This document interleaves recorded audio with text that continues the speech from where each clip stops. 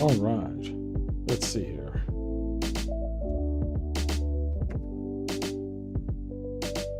Okay. Man, I'm hearing. Okay, that's a lot better. Because, man, I was hearing everything. It was kind of wild. It was a bit wild hearing that much all at once. But it's all good now.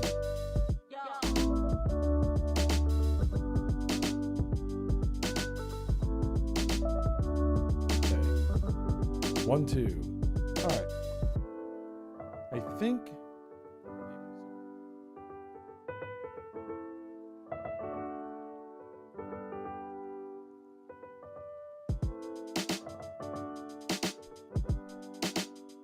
All right. I think things are where they should be now. Okay, cool. Yo, what's up, Mike? How's it going, buddy? Yeah, I just doing a New Year's kind of setting things up, test type of stream, seeing how things work here in 2023. Hopefully everything is looking good and is solid. How do you like this? I just made this little just chatting setup. I just put it together real quick.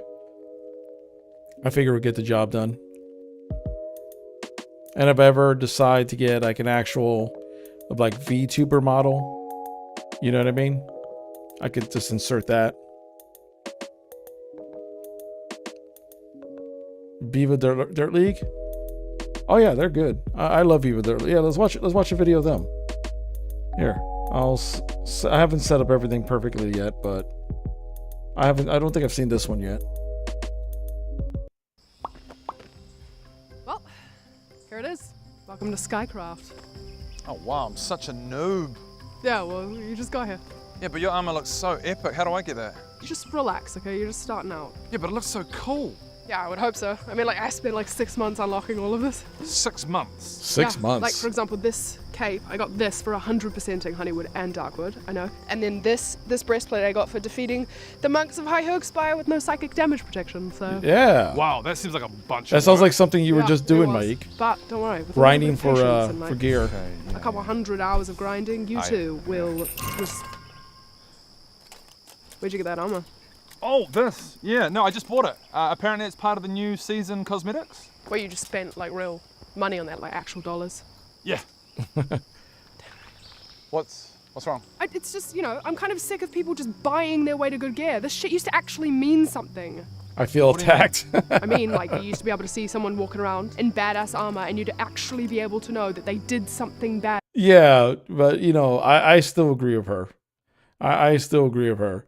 Like, you know, people just buying gear and armor used to like earn that stuff, even though some of these games make it way too hard or you got to grind too much to get the stuff. But yeah. Badass. But apparently now anyone with a credit card can just buy their way to the top. And I personally think it's fucking lazy. Whoa, calm down, buddy. No, I'm not going to calm down because I busted my ass for this armor. Oh, and you think I didn't? No. What do you think that you did? What did I do? Wow. What did I do? Let me think. Oh, that's right, yeah. I applied for a job, and then I got that job, and then I spent like 40, 50 hours a week grinding away at that job until I leveled up, and I unlocked a pay rise, which allowed me a very class-specific perk called, get this, disposable income. A small fraction of which I figured I could allow myself to spend on a little treat for myself, a little cosmetic item in a game that I'm learning for fun. Yeah, the cosmetic stuff, like, for me, I'm always. May your road lead you to warm sands. Hey, Rinslayer, thank you so much for resubscribing Prime. 58 months with Prime. I'm up and down when it comes to cosmetic stuff because for a couple reasons. I get it when it comes to like pay to play or, you know, how years now. Yeah, I know, years. Rinslayer. It's been years. It's crazy. That I'm super appreciative by far. But I also feel that a lot of this cosmetic stuff has become almost like psychological warfare on people who can't handle like a lot of the stuff for children, so it's like compared to the other things out there, just being cosmetic is probably the least offensive of it all. If you gave me a choice, I'd be like, yeah, 100% cosmetic, go right ahead. But ignoring what it could do to kids, because I mean, like I found out recently that an insult for young kids is calling a kid default skin. And what they mean by that, they mean like the default skin you get when you play Fortnite. Saying it's basically a way of calling a kid poor, which is wild. And I think that's one of the reasons why now Epic, I noticed in the last couple of years, last year or so, Epic was giving away a bunch of skins. Like you log in, you'll get like cool stuff. Like, and it's still part of the whole thing of getting people like excited for skins and whatnot. But I think the reason why they did those skins was the point was to get these kids away from the default skin. So that way they could just be like, oh no, I just like playing this thing. You know what I mean?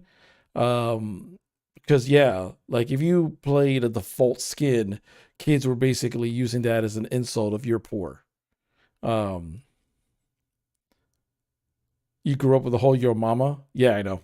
Everything, your mama jokes were just a thing back then. I knew a few your mama jokes. I was never good at them though, but I knew a few of them. Why not? Why shouldn't I allow myself just a little bit of happiness in this limited time that I get between work and sleep? Surely one little in-game purchase couldn't hurt. One tiny little indulgence before I'm forced to clock back into reality and rejoin the endless pendulum of diminishing returns that is this late-stage capitalist dystopia that we seem doomed to endure Wow. until the bitter end. What a But yeah, speech. I guess I'm just lazy. My bad. I'm really sorry. I don't think I've ever thought about it like that. No, it's okay. I mean, it's just cosmetic, right? It's not like it really matters. Yeah, It it's doesn't just like affect gameplay or anything, so. Yeah, exactly. Now let's go, because I can't wait to try out this new arcane sword of destruction that I just bought, $100, plus 30 to all stats. Apparently, this can one-hit kill a dragon. F you. What? I listened to the whole f***ing monologue. yeah. There you go. See, they made that distinction right there of like all the other stuff he had was cosmetics, right? And he made this big speech, and at the very end, he pulls out that sword of that basically is pay to win. But part of that, I believe, is the fault of the developers. See, that's when you cross the line. It's just like no pay to win. I'm 100% anti that. Pay to win for sure. What's that? That's my fuck you sword. Exactly. That's my fuck you sword. I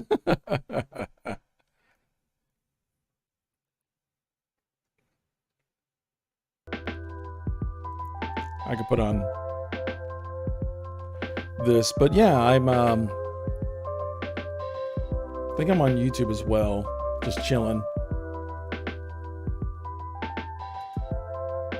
Yeah, the good old fuck you sword. I also like these guys, the One for All folks. They make like I'm literally surprised they're not bigger than what they actually are because of the production value they put in their stuff. Like they like this is a full-on musical they put together, and a musical comedy they put together, and I think it just hit 1 million views. But it's been like over a year. but it kind of just for at least for me, it kind of goes back to when it comes to a lot of like YouTube stuff, people think that you got to put so much effort and make like YouTube videos that are like super high quality. I mean, yeah, to a point, but unfortunately, it comes down to a situation where there are people out there who make super high quality stuff that won't get nowhere near the views than the one who makes like something super low quality that's trending. It sucks, but you know, but also you have to look at the audience who watch a lot of these videos, which are mainly kids. And something super high quality may not be as funny or wacky as, you know, playing the monster, feeding the algorithm. Yeah, you gotta feed that algorithm, man. Eat up, maggots!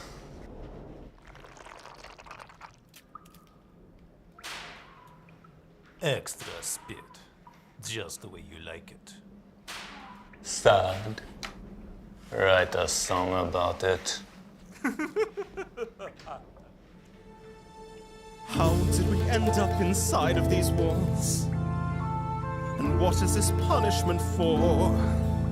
Apart from the murder and burning and pillaging, stabbing and slaughtering, sure. We just wanted glory and fame. A song of murder hobos. Now we eat from a bucket and poop in a bucket too. So much undone, what a shame. So many NPCs we haven't stuck it to. Yeah. But I will not die before I've loved. I can't deny the world my shaft. This jail's rather understaffed. I may not be brave like a fighter or magic or strong, but sometimes the key can be found in a song. Get it, key? Ha! I kill with charisma and cool captivation, belting out bars of bardic inspiration. What's bardic inspiration? Oh, it's this ability he got at first level, just hasn't used it till now. Essentially, he can improve your chances of success. That is the most true statement in this video. A level 1 skill that they have not used until just now. How does anyone stay imprisoned in game, really? Exactly. Like, they got imprisoned and then they immediately broke out. Within, like, they were like in prison for like what? Seconds? Believe it or not, some people actually find his music inspiring. I'm the hardiest, bardiest bard, aren't you a spring To be fair, you're salvation? the most- Timing and tenderness, I was the most sober drunk master in your campaign game. terribly talented, top with a bit of alliteration. Sorry. Evandra with her mighty strength of many men goes to any length. She throws a fist, she'll leave you in a daze. And Nixie says concerning things, then mostly ends up burning things, but that's still cool, she'll set the world ablaze. A fireball, surprising. Why do I hear harmonizing? Why is he on his back? Spontaneous heart attack. What? Spontaneous heart attack. Okay, we'll explain the fire. When you're Yeah. down and you're out and there's problems. The spontaneous heart attack joke is probably something that one of my characters I played would probably say. Probably my first character, Kelma, the monk. You'll probably tell somebody that someone got a spontaneous heart attack after beating the crap out of them. Plenty, you'll always come through with a natural 20, ready to face all the foes in our way. But anyone can be undone by anyone, but not today.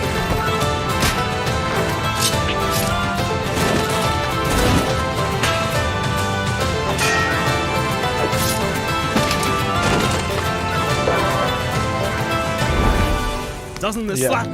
Damn. Best song I ever wrote. See, hoping my best my only worry about friends. doing this, Punch I'm a streaming guy in the YouTube throat. too, as So well. on our game, look at Hopefully, Moscow. hopefully I don't get No banned on I YouTube as well. There's an A though, which stands for Antreus. Fighting valiantly for our cause. If it's so, if we get metal muted or can settle something, that's no scores. big deal. Screams can sound so much like applause. Just close your eyes. Everyone dies. We're products of our milieu. We're sexy, but we'll kill you. Everything's broken and jarred. We're half elf, pink, and the bar. Yes. Half elf, pink and bard.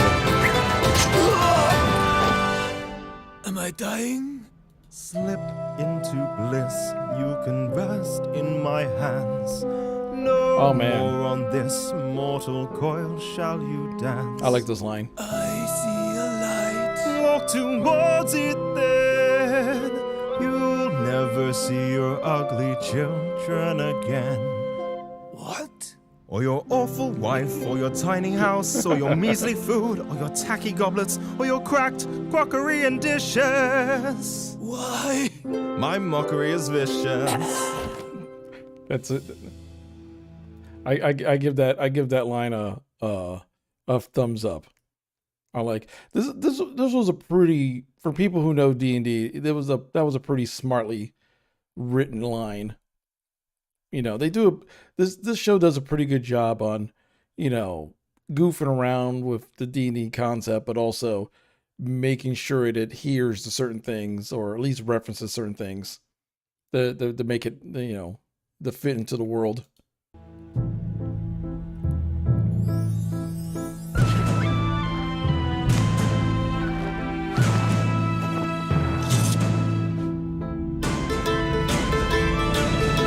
When you're down and you're out and there's problems aplenty, you'll always come through with a natural 20, ready to face all the foes in our way. But anyone can be undone by anyone, but not today.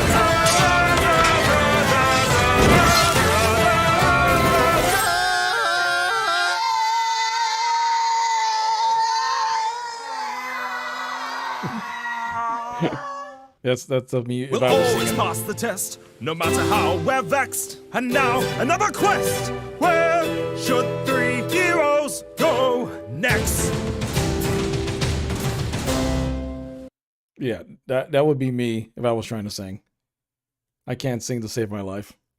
If the world was going to blow up and I had to hit a note, everyone should be able to be like, "Oh, well, guess we're all going to die." I hope everyone had a nice New Year's. Hope everyone had a nice New Year's and chilling out. I'm not too sure if you guys did anything for your New Year's, just kind of hung out. That's basically what I did. I just kind of hung out.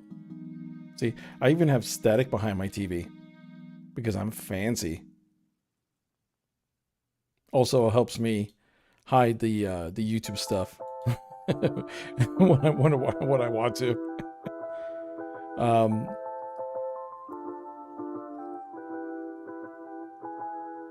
But yeah, like I said, I've been making a lot of like little changes. You tried to fix the family PC and slept through it, so I've been there. You know what's funny? Speaking of PC issues, I put it up on Twitter because I felt so stupid because of it for months, for literal months. After like I had that whole issue with the motherboard and I got everything fixed, every time I tried to set my motherboard, the BIOS, to XMP profile 1, which is usually the optimal settings for like RAM to make everything kind of run faster to the full capabilities, I kept on getting blue screens of death, right? I searched everywhere, high and low. I tried my hardest to figure out what the issue was. This morning, I woke up, I was laying in bed and go, let me check something with the RAM. So I checked something in the RAM again. And then for some reason, I just had an epiphany. I go, let me just open the case and see what's going on. I'm like, I mean, I built this PC in the middle of the night, half asleep, but I know how to build PCs, right? I go to check, looked at the motherboard, and realized that my RAM slots were the RAM was put in the wrong slots. And because most RAM should go, if there's 4 slots, they're usually labeled 1A, 1B, 2A, 2B. And the way you're supposed to do it is stick it into 1A and stick it into 2A. So that way the system reads the first RAM line and it communicates better, right? And of course, then the other 2 kind of work as secondary slots if you add more RAM. Well, my dumbass put the RAM into 2B and 1B. So that means every single time I tried to run it with XMP, the first thing XMP tries to do is read what's on 1A, the first slot, to try to kind of, boost from that point forward. But since there was nothing in 1A, the default, it crashed and blue screened the desktop. But since I wasn't running everything on max because I wasn't doing XMP, I didn't notice because everything ran under 2B because I was running off of the secondary. So not only was I not running my RAM and everything else at the optimal level, I was running it suboptimally because my RAM was in the wrong slots, was in the backup slots. I'm like, oh. So I popped it out, popped it in, restarted the computer. It restarted like 2 or 3 times, I guess, to readjust the voltage, And then after I let it run into Windows once, turned it off, I had to adjust some boot menu stuff to make sure that I could get my dual boot with Linux, because I still have my Linux boot and my Windows boot. And now I just have XMP. And it's night and day difference. Like, to give an example, if I was running,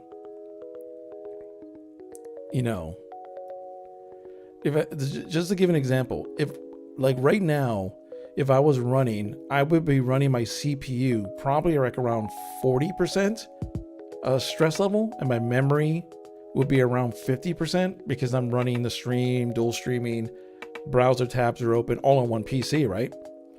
Now, because everything's running the way it should be, my CPU is around 20% and my memory is around 30. So not only is everything running faster, I basically had my computer just take a deep breath of relief of what's going on.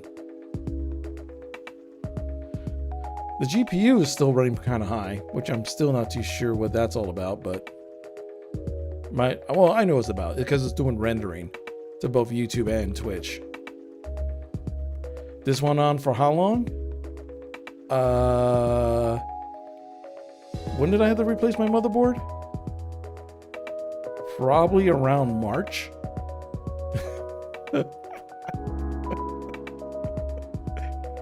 Maybe around March or April.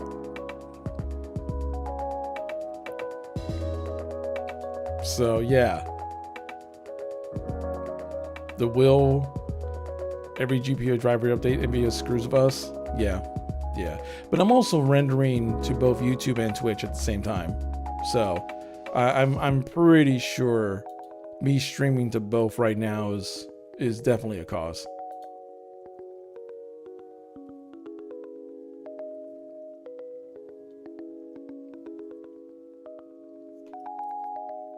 I bet you if I was just running the Twitch, I'll probably be running around like 30%. But I have 32 gigabytes of RAM, and most games, especially a lot of the ones I play, aren't going to be that GPU centric or heavy. So they'll be good to go. Well, yeah, right. Like right now, when I open up my task manager, let's see, let it calm down for a second. Yeah, right now when I open up my task manager, my CPU is running about 21%. My memory is 29%. My GPU is at 68%.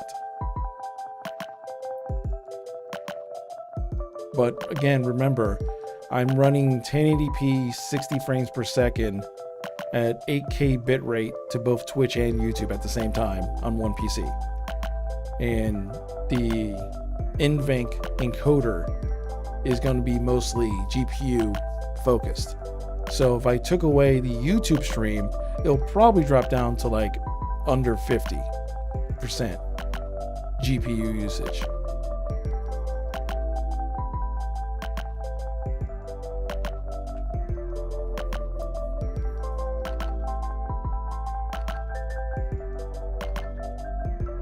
That's the only thing bad about running the stream the way I am, because if I use something like a restream, that basically I just stream the restream and then the signal gets split, it's less pressure on my computer, which is something I might try out. But at least with this, you know, I have full control of it. The only because with restream, I would have to adjust. You have to see how far you can push this new system. You could probably push it pretty far, to be extremely honest. You could probably push it pretty far.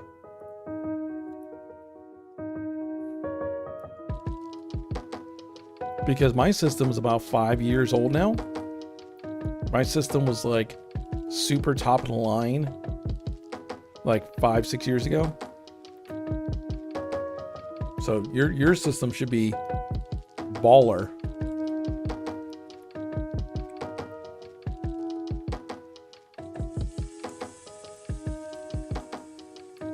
I'm drinking some tea right now. Just chilling out. I decided to do a little just chatting to see how people like just chatting. So to everyone who's on YouTube and Twitch, hi. I appreciate you guys hanging on out. Especially on this New Year's Day.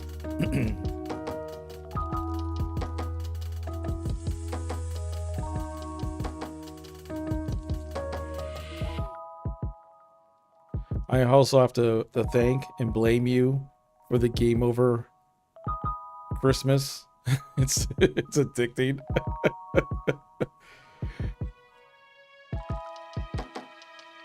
Yeah, not a problem, Dark Rider. I figured you'd get a kick out of that.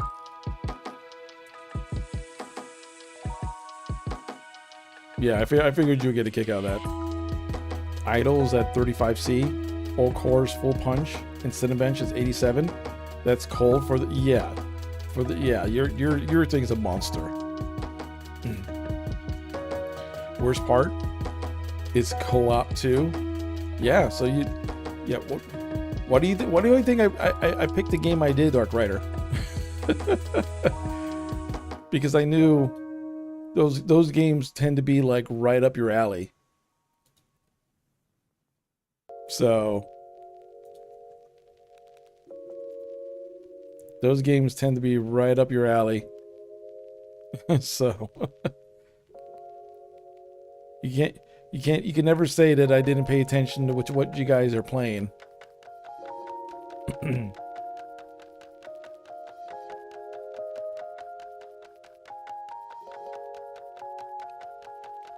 You bought yourself Medieval Dynasty?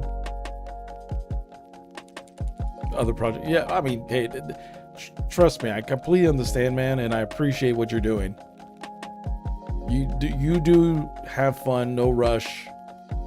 Yeah, as well as a thief and drug dealer sim. Yeah, there's sims for like everything nowadays. There's literally sims for like everything. It's pretty wild.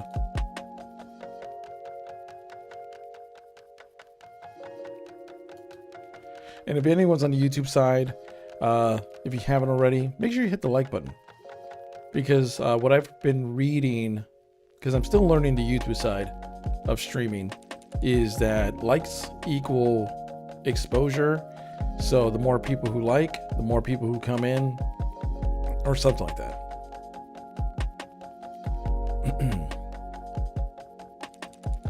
Better than Truck Driver Sim?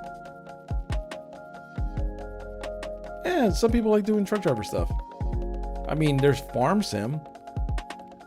And that's actually, people literally have competitions when it comes to Farm Simulator. And, you know, and I tried a little bit of it. It was very chill. It's not a game that I really want to play. I mean, I like Harvest Moon and Stardew Valley and stuff like that. But, you know, I'm talking about like full-on Farm Simulator. It's weird. Everything's got a scene, man. Everything's got a scene. You know what's a huge gaming scene, but you never see it on Twitch? It's the race simming and the flight sim people. Like, seriously. Like, there's like services in racing that you could sign up for, and these people are doing like hardcore race sims, and they might average 5,000 people at a time and get up to 25,000 people, and they got like full on like ranking systems. They got full on like you could get sponsored. They have decked out chairs and add-ons. Yeah, I know. My brother's one of those people. My brother has like 3 screens, racing chair, a souped up paddle and steering wheel. Like, he's got almost all of it. That's his thing. He loves it.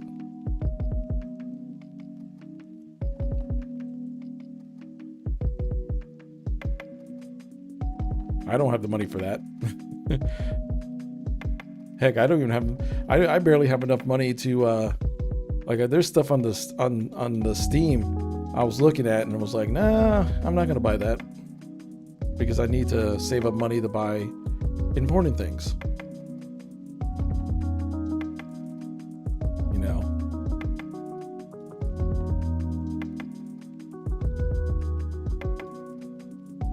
Plus, I have a lot of games in my backlog that I can mess around with.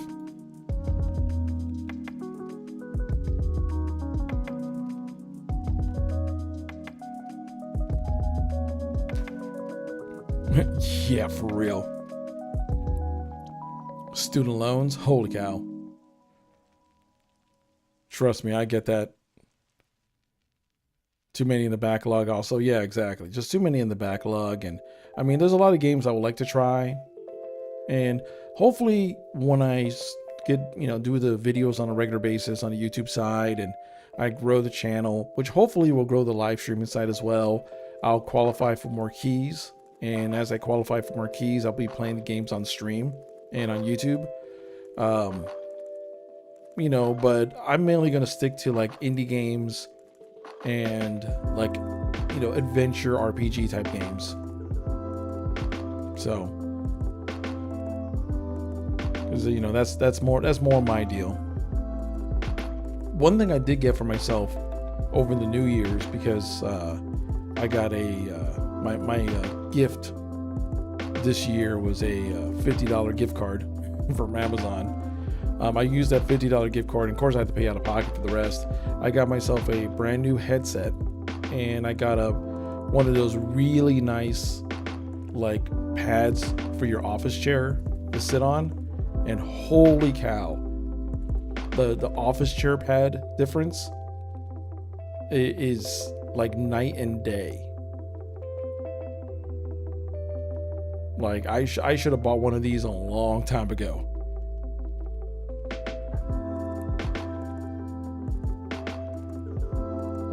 And the new headset is a Sony studio headset,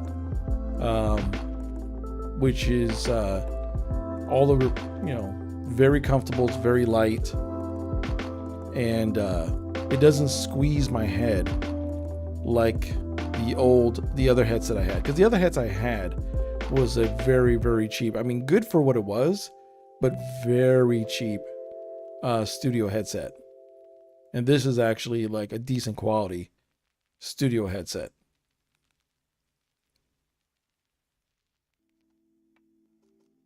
So hopefully that'll help with like my constant migraines and things of that nature.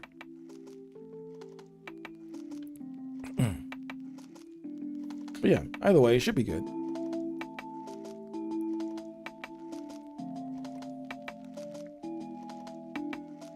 So anyone got any goals for 2023?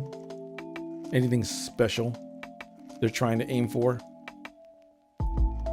For me, I'll say, I'm twofold, because I'm somebody who puts like a hard separation between personal stuff and the creator stuff.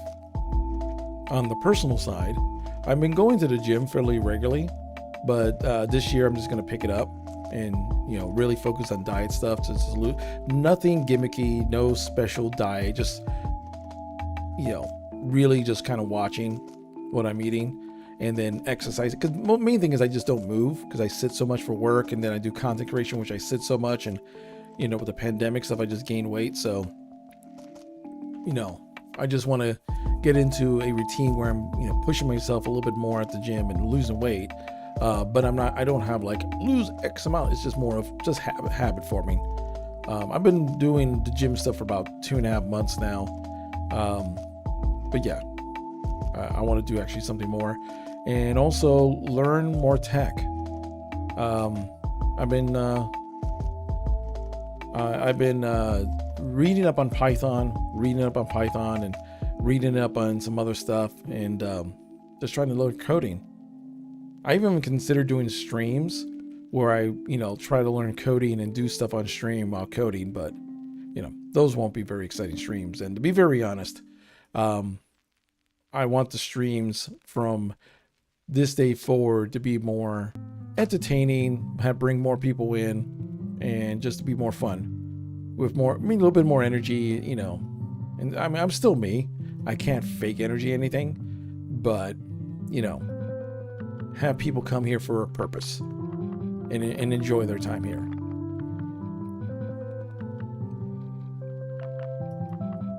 Even though I did see, because like streaming is weird. The world of streaming is weird. Like I just saw a video, what was that guy? Moist Critical. He talked about a channel that he came across on Twitch, and he was utterly confused because all the channel was it was like a hot tub stream, but the girl wasn't in a hot tub. Like, she basically, all you really saw was her arm and a timer, and she just kept on telling people that like she was gonna come out in her bikini in the hot tub, you know, if they did a bunch of stuff, and she's coming out soon, and it's like her just pointing at a timer screen the entire time, telling people that she's gonna jump, you know, be jumping this hot tub any minute now, and she'll do it for like 4 or 5 hours straight, and then just end the stream.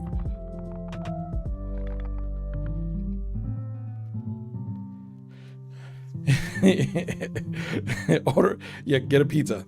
Yep. Then we're gonna diet after. But yeah, that was like the weirdest thing. Matter of fact, let me see if I can find that video, because it was super, super, super weird.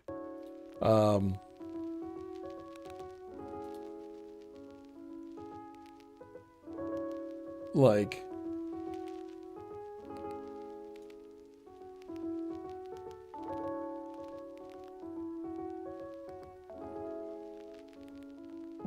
where was that?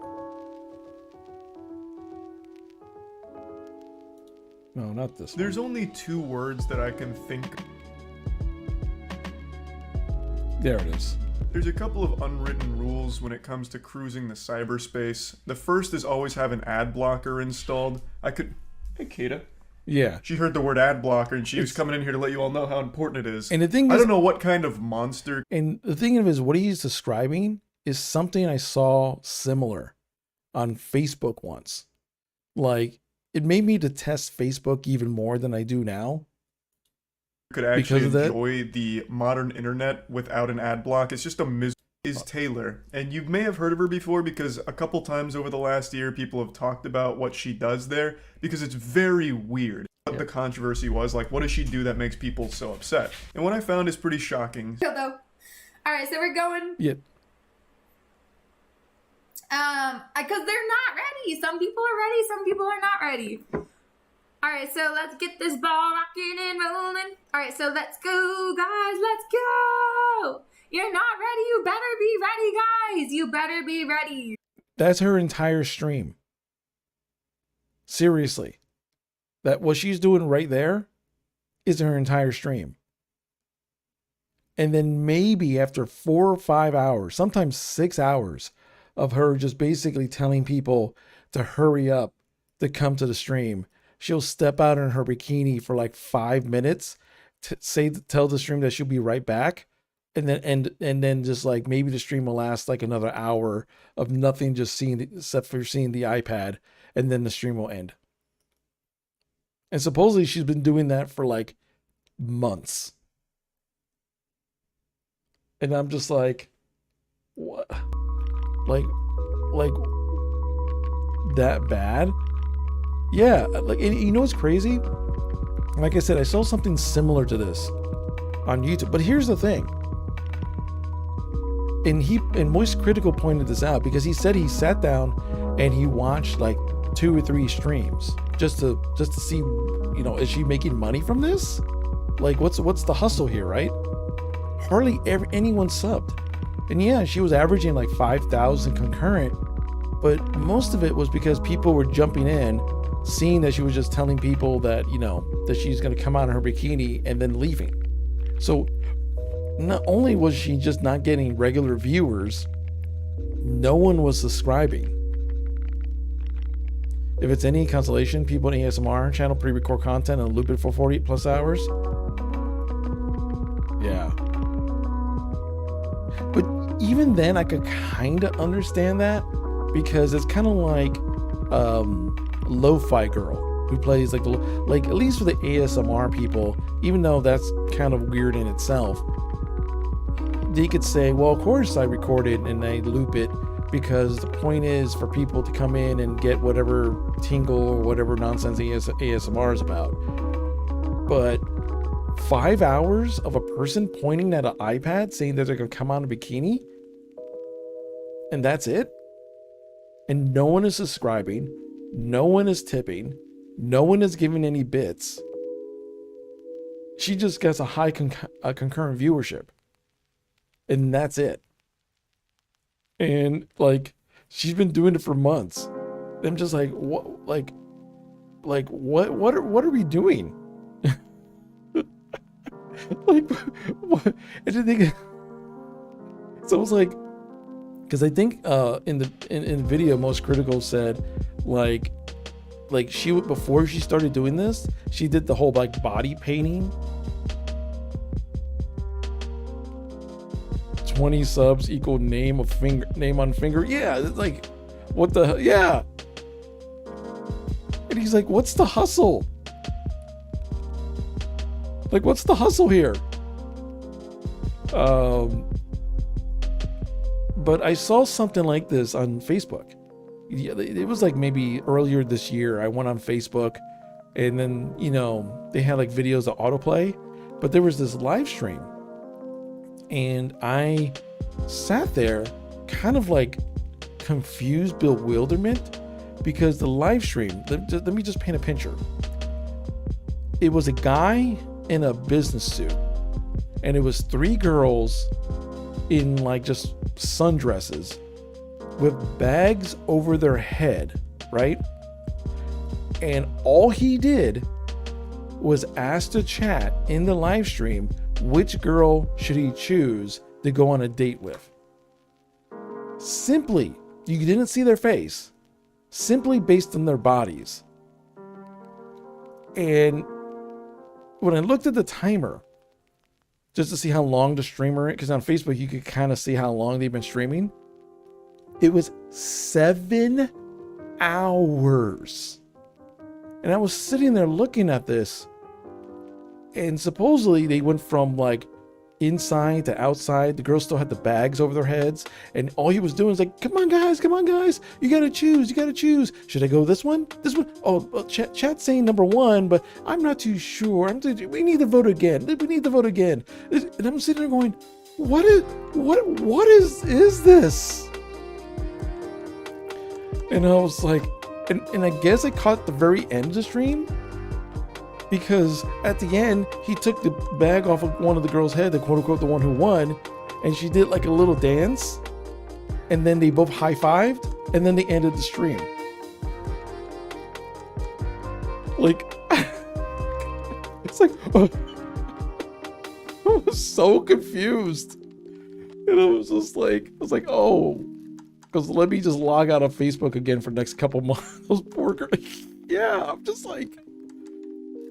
Apparently New Year's a bad time to order out of soda. Yeah, I went to my local supermarket, and I went to just pick up some small things, and they were out of everything too. Yeah, 7 hours of messing around with a bag. Yeah, they were just like, I was like, and then when I was looking at chat, there were people in the chat that were claiming that they were there from the beginning. I watched 5 minutes of it, just trying to figure out what the fuck was going on. And I was just like, are they getting money from this? Like, I was like, okay, this has to be a scam of some sort. But I spent minutes just trying to figure out what's a scam. And I was just like, I just, the internet's weird, man. That's all I gotta say. The internet is flippin' weird.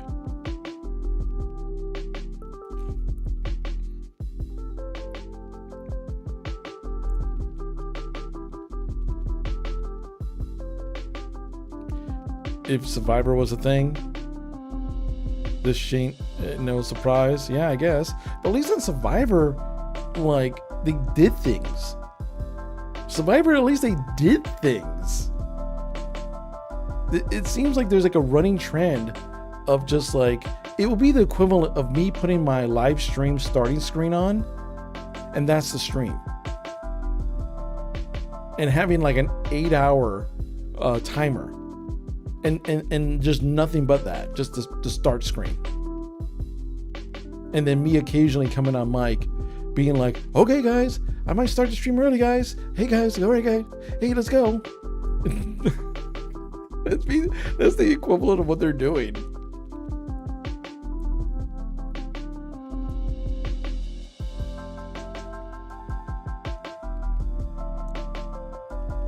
I just don't get it. I actually want to make content. I want to stream, talk with you guys, play games. I want to make YouTube videos, news and whatnot. Stuff that you guys might be interested in. I don't know. Oh, there was another wild thing I saw, but this was on TikTok, and I cannot show this. I cannot, for the life of me, show this. This, like, it just came on randomly. And this dude was just like, hey, I don't know what TikTok is doing, but like, what is this?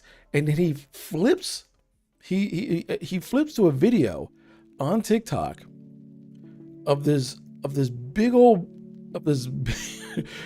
this woman with huge boobies, right? And one of her boobs were was completely out.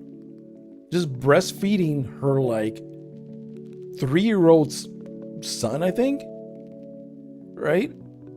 But not really covering up. She was basically just using her kid as a way to get attention on TikTok, just to show her boob off. And when you go to, like, I actually went to her profile going, there has to be something more than this, right? This might be just like a one weird off thing. And I was thinking, well, maybe she's just one of those people of like, oh, just normalize, breastfeeding. There's people out there who are like, no, she's not trying to be an activist. None of that. She's not trying to prove, this was not a stance of any sort. She was like, she's like, yo, here's my Cash App. He goes, if I should do the left nipple next. I'm like, one, that's like child exploitation above everything else. Just, she was using her kid as a prop so she could show off her boobs. And because her kid was biting her, was pretending to breastfeed, she was using it as a cover, saying, so if they banned her while she was begging for money, that she would say she could protest and be like, well, I was just, are you against, women breastfeeding? And there was like women in the chat being like, what are you doing? This world gives me a headache, man. This world gives me a massive headache. Oh, man.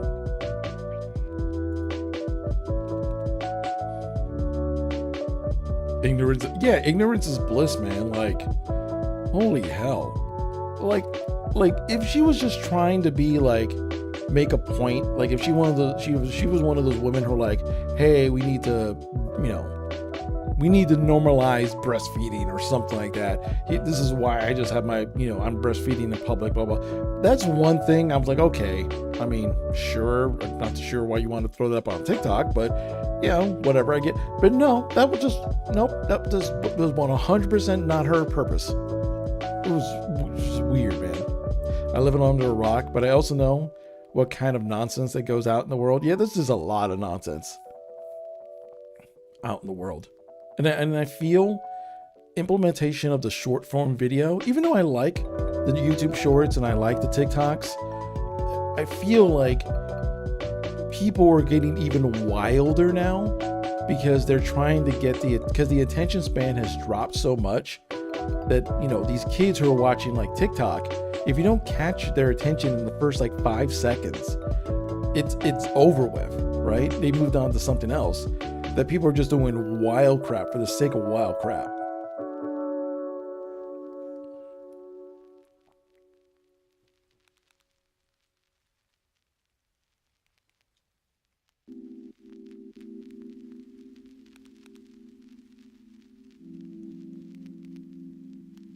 But yeah, it's wild, man.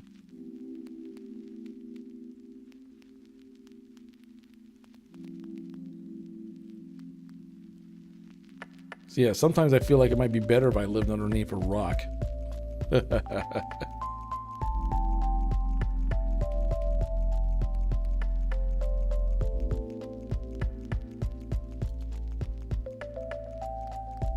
I can't believe there's still YouTube originals. Like, YouTube originals don't even see like, it's like YouTube originals used to be like specialized shows with YouTubers. Now it's just not.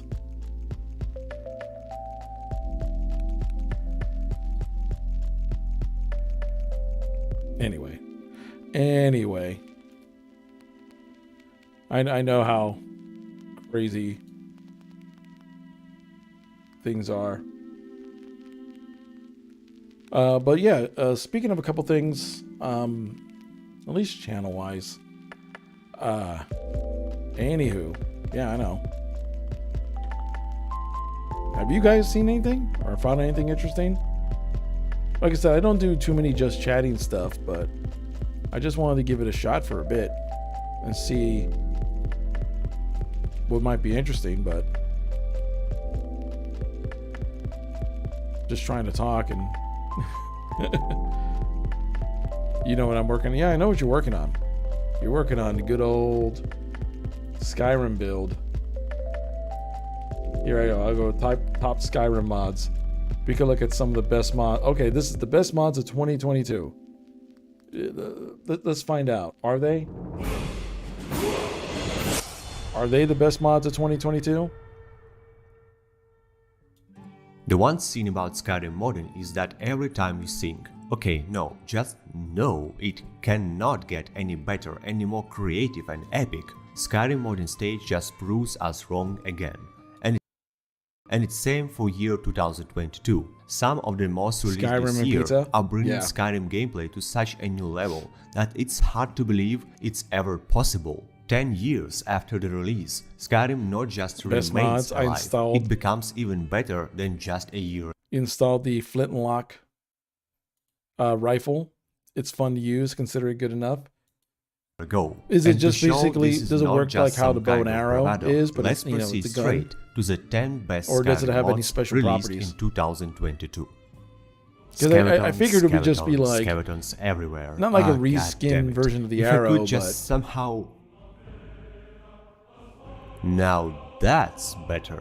Sometimes the most epic features lie in most simple changes. GS shout apart skeletons makes it so unrelenting force now instantly will kill weaker skeletons and send their bones flying. The more bones, the merrier. see, I don't know if that's a. I mean, I get it why the Fusroda will blow away skeletons, and you know, I kind of thought it was logical, but I also kind of feel that would defeat the purpose of fighting a lot of these skeletons, because you encounter a lot of skeletons in Skyrim. It works like the crossbow, but it's supposed to have special animation that I need to rerun Nemesis for. Oh, got it. Simple as that, but honestly, that's one of the most just satisfying mods I have ever installed in years. Mod is also highly configurable. It allows you to set the level of the shout to do this trick, 1, 2 or all 3 watts of power, and you can also easily include skeletons the immediately mod defied added skeletons physics. to the mod coverage. At the same time, it's balanced and various tiers So you of mean the high-level you mean the skeletons skeletons will not went be full affected by Skyrim. this feature, making it mostly a great immersion booster.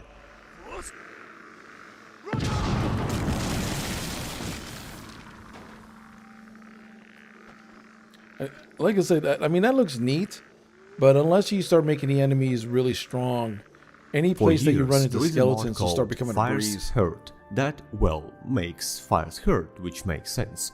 At the same time, Yeah, on that the looks like other fun side, for 5 minutes. why Exactly. rain, storms, I'm not and like frost poo spells? pooing on the mod, saying, "Oh, it's the most terrible mod in the world," but it just seems like short term interesting. So Were never able to put the fires down. Rain Extinguishes Fires mod does just that. During the rainy weather, city fires, campfires, and the giant campfires yeah, it just will seemed like now interesting stop for the burning, first couple being minutes. extinguished by the rain with the corresponding visual effects. Mod also allows to put fire out with their frost spells, but practically, at least currently, this feature is a little wonky. You can also burn the fires again by using fire spells. Isn't that one of those tiny but truly immersion Yeah, I think this one is more for burning rain mods? extinguishes fires. Here is how regular Skyrim combat looks that when is- fighting multiple enemies. That is basically designed for immersion. Like, but even then, you could still, like, depending on how hard it rains, you could literally have a bonfire in the middle of rain, and it'll still be a bonfire. At once. Your typical gang fight, yeah.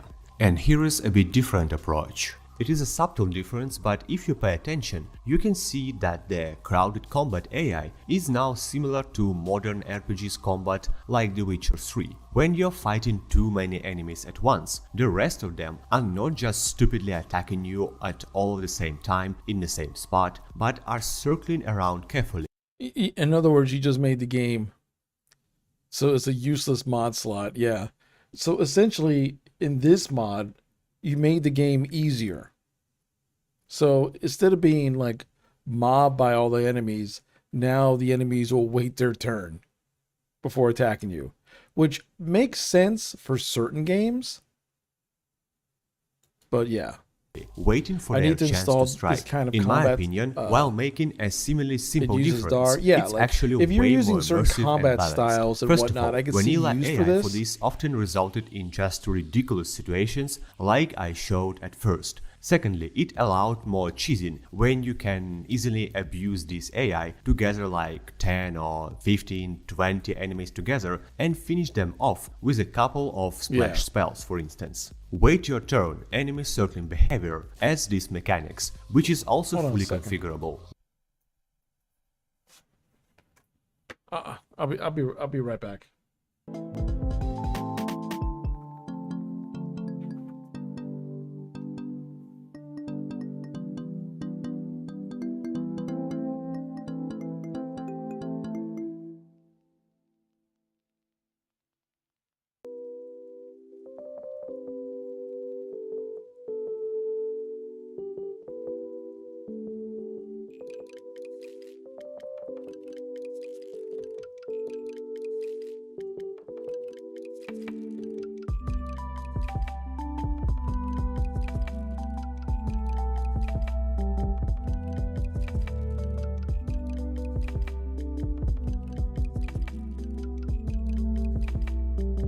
Okay, I'm back.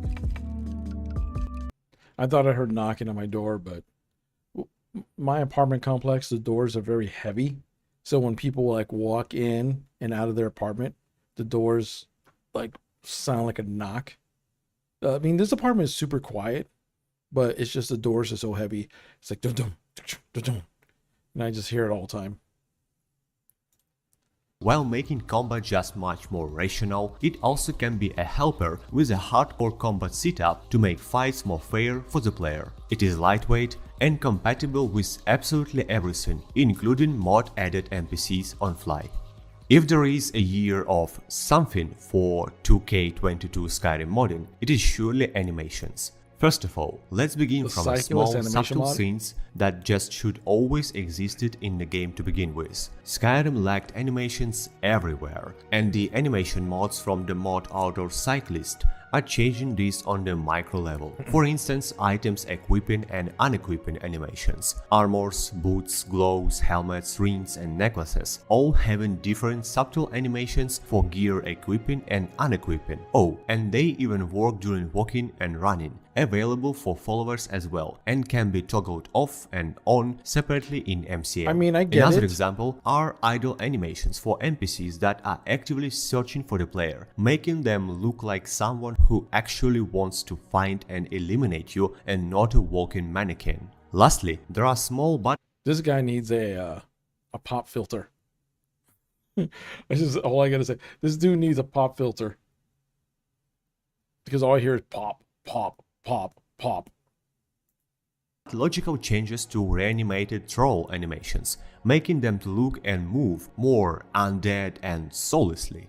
If we talk about immersion, it is also about how the Skyrim world looks. There are many mods that are changing look of the roads and nearby places, but this year a king of such mods was released. Lux Via is reworking main roads while still focusing on lighting, adding Poopity poppity. Yeah, exactly. You hear that too, right? And this guy has almost 90,000 subscribers. You know, it's just like one of those things of like, I mean, use what works, but at a certain point, get like a pop screen, man.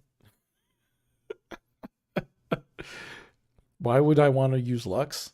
Yo, what's up, Big Fry? How's it going, man? Good to see you, man. Good to see you. Yeah, man, we're just chilling out. I've been testing out this whole just chatting thing and seeing, you know, what it's all about. JK does a good enough cities and art. Yeah, JK does more than enough. Distant light sources between likes towns and Lux, villages, man. improving or reworking from scratch many bridges, crossroads, and adding a lot of points of interest. By the way, guys, to make if you guys don't know Big Fry, Big Fry is a good dude, friend of the channel. If you want to know anything about like tactical shooters or first-person shooters and stuff, definitely give Big Fry a follow. He's a good dude. And also, on top of all that, he just hit 300,000 subscribers on his YouTube channel, which is amazing. And he's in the midst of making an indie game, which, you know, may come out in like a year or so. So yeah, give him a follow if you like. Interesting and believable. It also comes with a cozy installer that supports large amount of other popular mods that may conflict, offering patches for those. But yeah, Big Fry, I'm just trying to get used to more YouTube streaming stuff and setting things up, my alerts and all that type of stuff. Obviously, I don't have any like super chats or anything like that yet, but maybe sometime next year. GK Rojmal places overhauls. GK is probably the most creative and active author when How's 23? So far, so good, man. I fixed a long Big Fry is not a big guy. Exactly. What you call it? 2023 is doing all right so far, man. Doing all right. I finally fixed a long-term PC issue I had on my computer because I realized I was a moron. I had my RAM in the wrong slots on my motherboard, and it kept on causing a blue screen of death every time I tried to set up my my XMP profile for overclocking, and finally fixed it. And now I'm finally using the full use of my RAM to its full potential, and it's like night and day. You could tell how much better the computer runs, how much more consistent the computer runs. So yeah, I could say day one, I gave myself a little computer upgrade in a sense. it comes for improving the look of the settlements. His design approach and impressive productivity is definitely something to be put in today's list. Having already released over 40 mods in total, JK is mostly focusing on interiors, covering both so far, popular so good, man. and Like starting tomorrow, once locations the such as gaming Dragon news and stuff Street comes or on in, College of the I'll be Winterhold, doing or logically improving look a lot of of many stuff. locations usually forgotten by other authors, you such know, as today is like Sindarian's Field Laboratory, nothing going on Septimus day. Sinus So, Outpost, Sky Heaven Temple, and so on. He is also sometimes covering starting tomorrow, exterior the partially news and reports and all lately that stuff will released start a coming large in, overhaul of a pretty whole regularly. area around Whiterun, which makes the place just so much more looking like an actual city outskirts and simply alive. Yeah, those JK places overhauls are pretty nice. Is this the way, Rin? Is this the one that you've been? No, we are installing the other JK, right? It's not this one, but it's the other JK, if I remember right. Oh, by the way, Big Fry. I would never think that I can play Yeah, I've been installing the JK cities. Yeah. Also, by the way, Big Fry, because I've never done like raids or anything with YouTube, I added your channel as a redirect. Is that what it's called? Redirect or something? So if I ever see you online while I'm online, I might shoot you a redirect. No idea how it works, but I might do it just to test it out. Mainly a simple model and texture replacer mod into the list went full of JK? 10 best Nice. mods of the year in 2022. But just take a look on this masterpiece yourself. Security Overhaul SKSE Lock Variations is an SKSE mod, meaning it doesn't take a plugin slot and doesn't affect performance I know we got at that all. one. That is replacing overused lock models If with JK unique made it, lock we have it. variants Nice. based on the blaze the Reshade lock is belongs basic to. enough, I Dwimer find. chests Yeah. and doors now have Dwimer-looking lock models. The Falmer Yeah. caves and ruins chests will This is the one that we got, right, Ren? The lock overhaul, because I think that's the one we looked at. We're like, oh yeah, that's kind of neat. have locks that are made from chorus shells and so on. But there is more. It has extra add-ons that expand this even further. For instance, adding regional locks for every hold, which makes so much sense, by the way. So Chilling locks out, in drinking some tea. Whiterun, Solitude, Windhelm, Ravenrock, Telmetrine will all look different. And not just randomly different, but having a look that actually Dude, this guy fits them seriously needs a logically. pop filter. You want more? Holy crap. How do you get to almost 90,000 subscribers? He's almost at 100,000 subscribers, and it sounds like he's eating his mic. And you know what? He's not, and like I said, I'm not like knocking the dude or anything, but I've seen so many channels like that are way bigger than I ever was, but they just like, I don't know. Like they're great when it comes to like, you know, what they're offering, but the pop filter stuff will just drive me nuts after a while. The occasional pop I could get, I completely understand, but at a certain point. Some of new locks will even have new sounds, like the Falmer lock here.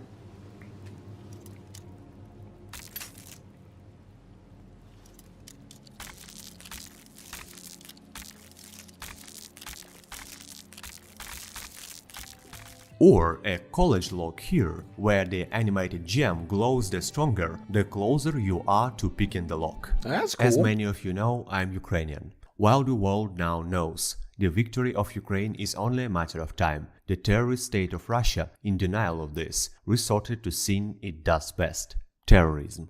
It launches dozens of missiles not at our military bases, but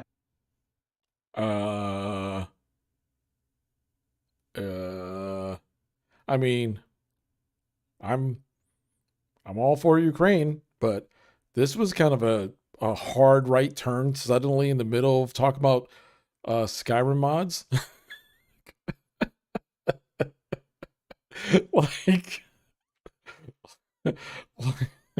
like you know, good old fuck Putin and all, but that was a hard left turn. I almost thought I accidentally clicked a different video.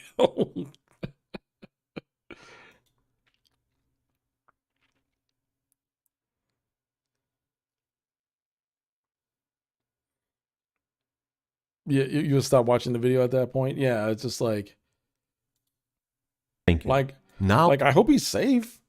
I guess he's safe and all. Hope he's safe and all that stuff. But he's been pretty vocal. Can't blame. I mean, I can't blame him at all. But yeah, I'm just like. Let's get to the finalists. Though, of course, this may vary personally for some people, depending on what kind of mods you see most important. So make sure to watch the first part of the video as well, if you just skip to here. One of, well, many scenes that was always a lackluster in Skyrim is ironically dialogues. I mean, I don't even need to get started with the main quest dialogues where you have no practical choices whatsoever, or the idle dialogues and comments of NPCs, be it bandits or Civil War soldiers. I got 2022. I can't deal with his puffing and puffing and puffing and puffing into the mic. I like that I used to live 20 miles away from Ukraine border and most of my family is there, but still dude is talking about mods. Yeah, I know. Exactly. Like I'm 100% on his side. You know what I mean? But it's just like, but like if I'm sitting there like watching a video or I'm like listening to a video as I'm like cooking dinner, I would be like, the hell just happened? It's like, and he's seen some rock. Oh yeah, I bet. I honestly hope he's safe and all that.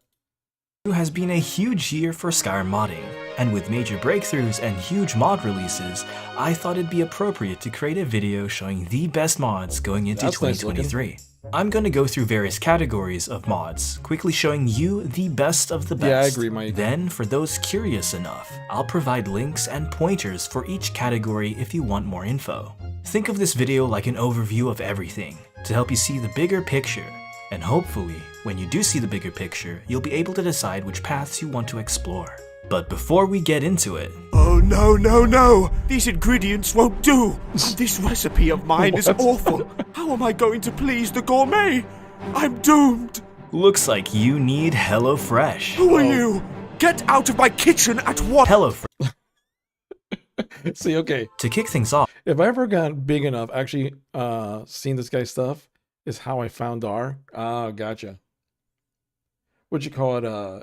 If I ever got big enough that I could get like HelloFresh or whatever, I would do my best to make it like, I don't mind if someone like, oh, what's his name? He did WoW animation parodies, but he did Final Fantasy animation parodies. Pint, I think his name is. Like, he makes super, yeah, that's how to do an advert. Yeah, no, you do whatever, you make it fun. You say, because there's certain things you have to say, you know, in an advertisement to fulfill your obligations, but you could still be fun with it. You know what I mean? What did you do today? Well, I spent the first half of the day modding Skyrim, making videos, spent the other half in a bomb shelter during the air raid. Yeah. Yeah, that's, yeah. But yeah, I appreciate. Let's start with combat mods. I appreciate MCO has completely changed how we approach third-person combat. It modernizes combat, giving all weapon types their own unique movesets, and you will no longer slip and slide while attacking like in vanilla. and it caught you off guard and got you laughing. Yeah, exactly. Like that's a very good advert insert. Too many of these adverts are like, okay, here now we're gonna be talking about, I don't know, NordVPN, and then they just read the ad verbatim, and then they go back to the video, and I'm just like, you could probably do more. You don't have to make a giant production every time, but you can at least be somewhat interesting with it. Pair this up with Scar, an enemy AI will be able to take advantage of movesets and actually appear to be somewhat intelligent. There are also additional mods you might want, like no recoil to make combat flow better, Vanguard to improve bashing, Precision to add accurate melee collisions, and DMCO to be able to dodge up to 8 directions. You'll also probably want to try out Valhalla Combat. This mod overhauls stamina and blocking. A friend of mine recently got, that has a bigger channel, he recently got offered, he turned it down because he knew it was going to fit his audience. But he got the clippers, the ones that are supposed to be like, so you can shave your balls. And he was just like, he appreciated, I mean, they're a respectable company and all that stuff, but he was like, I don't know if I just want to talk to my audience about shaving balls.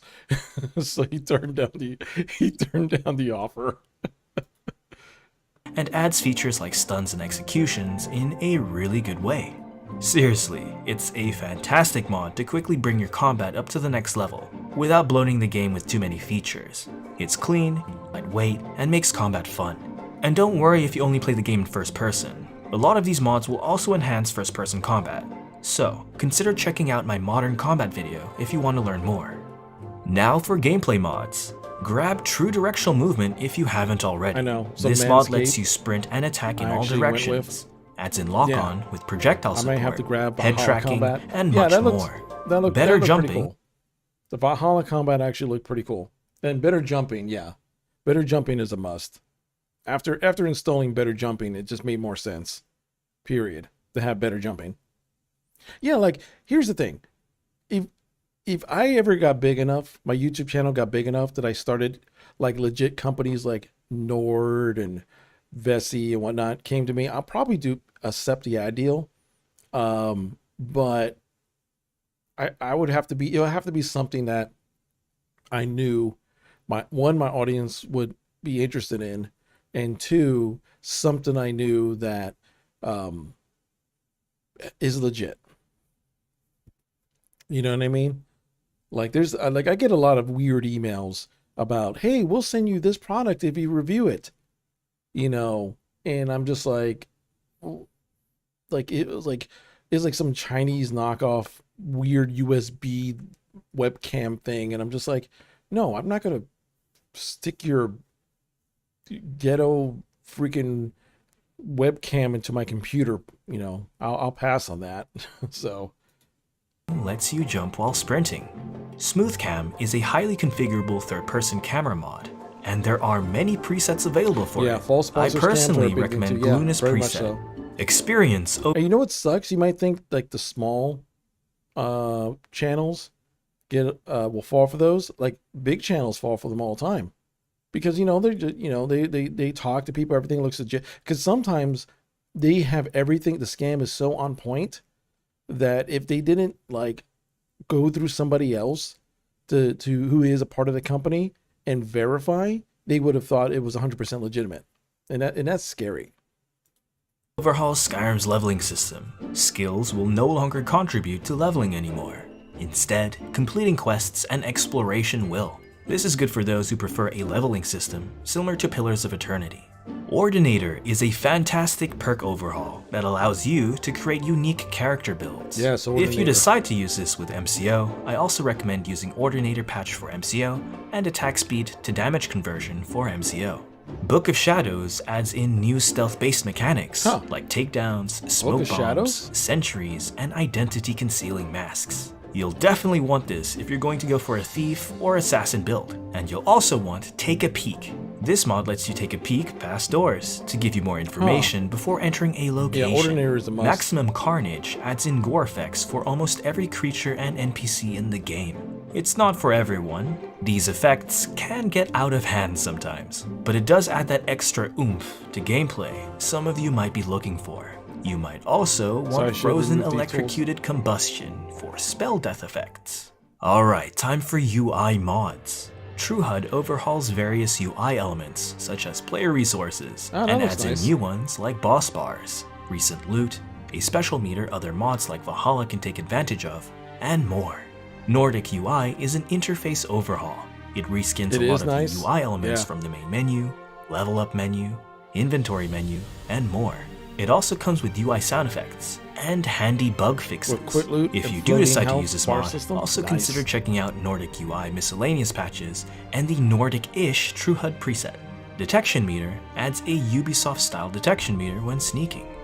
Compass navigation overhaul displays useful information on your compass, such as distance to locations and altitude information, as well as quest marker information, so you know which markers belong to certain quest lines. The Deer Diary is no longer will you be pondering which marker belongs to which quest line. I can't remember the dark mode. I think I got the highly recommend the one that Elden looks like a Equip. sketchbook. It is an amazing hotkey system, which has taken inspiration from, you guessed it right, Elden Ring. You're able to cycle through spells, weapons, shouts and powers, potions, and you can even have pouch slots for extra favorites you may want. I seriously cannot recommend this mod enough, because the less time you spend in menus, the more time you spend actually immersed into the game, which is also why you'll want Quick Loot EE. This mod adds in a Quick Loot menu, similar to the one you see in Fallout 4. Better third-person selection lets you interact with items and objects when let me see.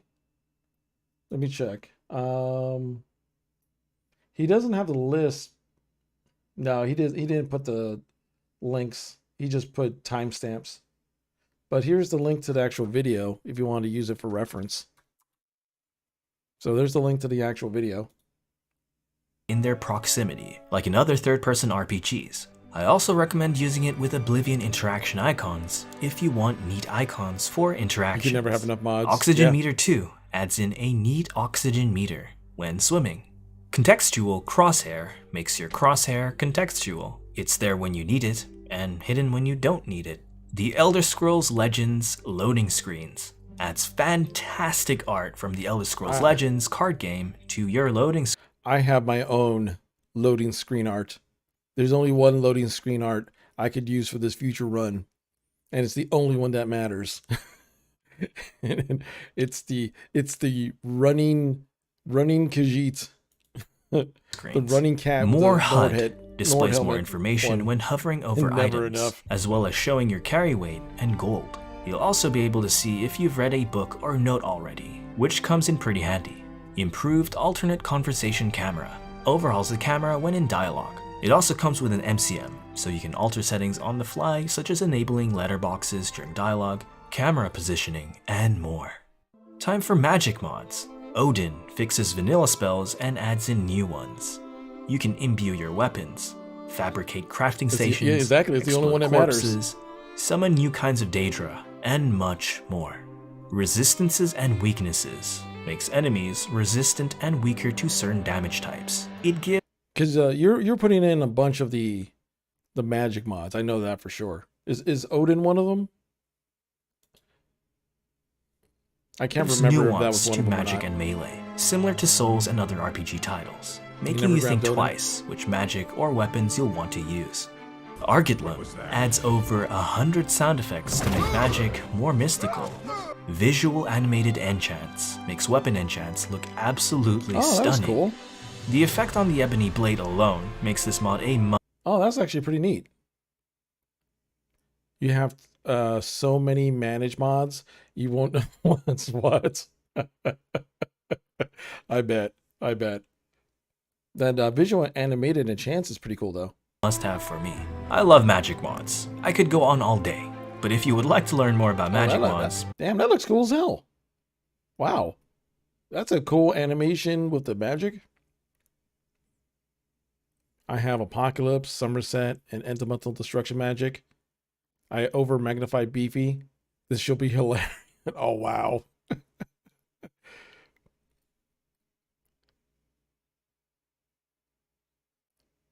There's one.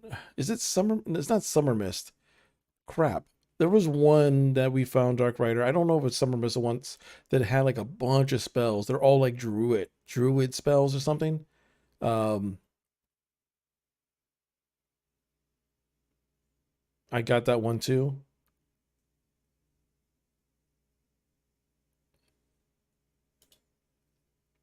Please watch my best Skyrim Magic mods video. Graphics and atmosphere. I got silly mods. Okay, here we go. I highly recommend interesting NPCs and citizens of Tamriel. If you want to add in new, well-written, high-quality voiced characters to your game. Interacting with these characters has been a breath of fresh air, and coming across some of them has genuinely put a big smile over my face.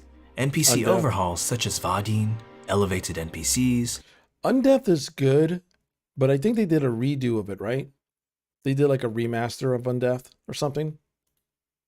Sons of Skyrim, Bosmer NPCs of Antlers, Bidgen NPCs, and Beast HHBB really help give NPCs more identity and character. If you're looking for a weather mod, I strongly recommend Cathedral Weathers. It also goes extremely well with Rudy for Cathedral. We're at 700 mods, and I think you're thinking of Triumvirate. That's the one. But yeah, Dark Rider, look up Triumvirate.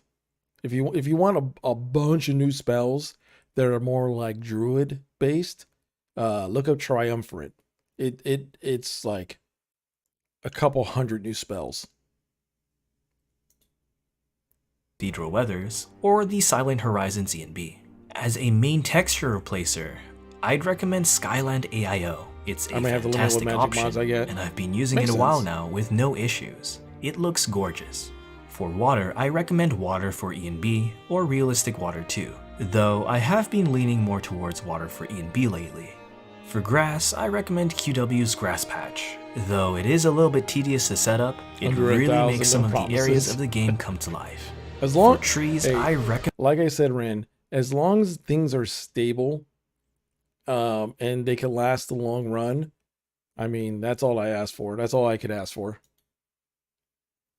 Recommend Nature of the Wildlands. It's beautiful, but sadly very performance intensive. So if you're looking for something a little bit more performance friendly, I'd instead recommend Happy Little Trees with Skyrim 3D landscapes. If you're looking to overhaul cities and towns, I strongly recommend using Cities of the North and the Great Village and Town series. These mods massively change the questing and exploration experience for the better.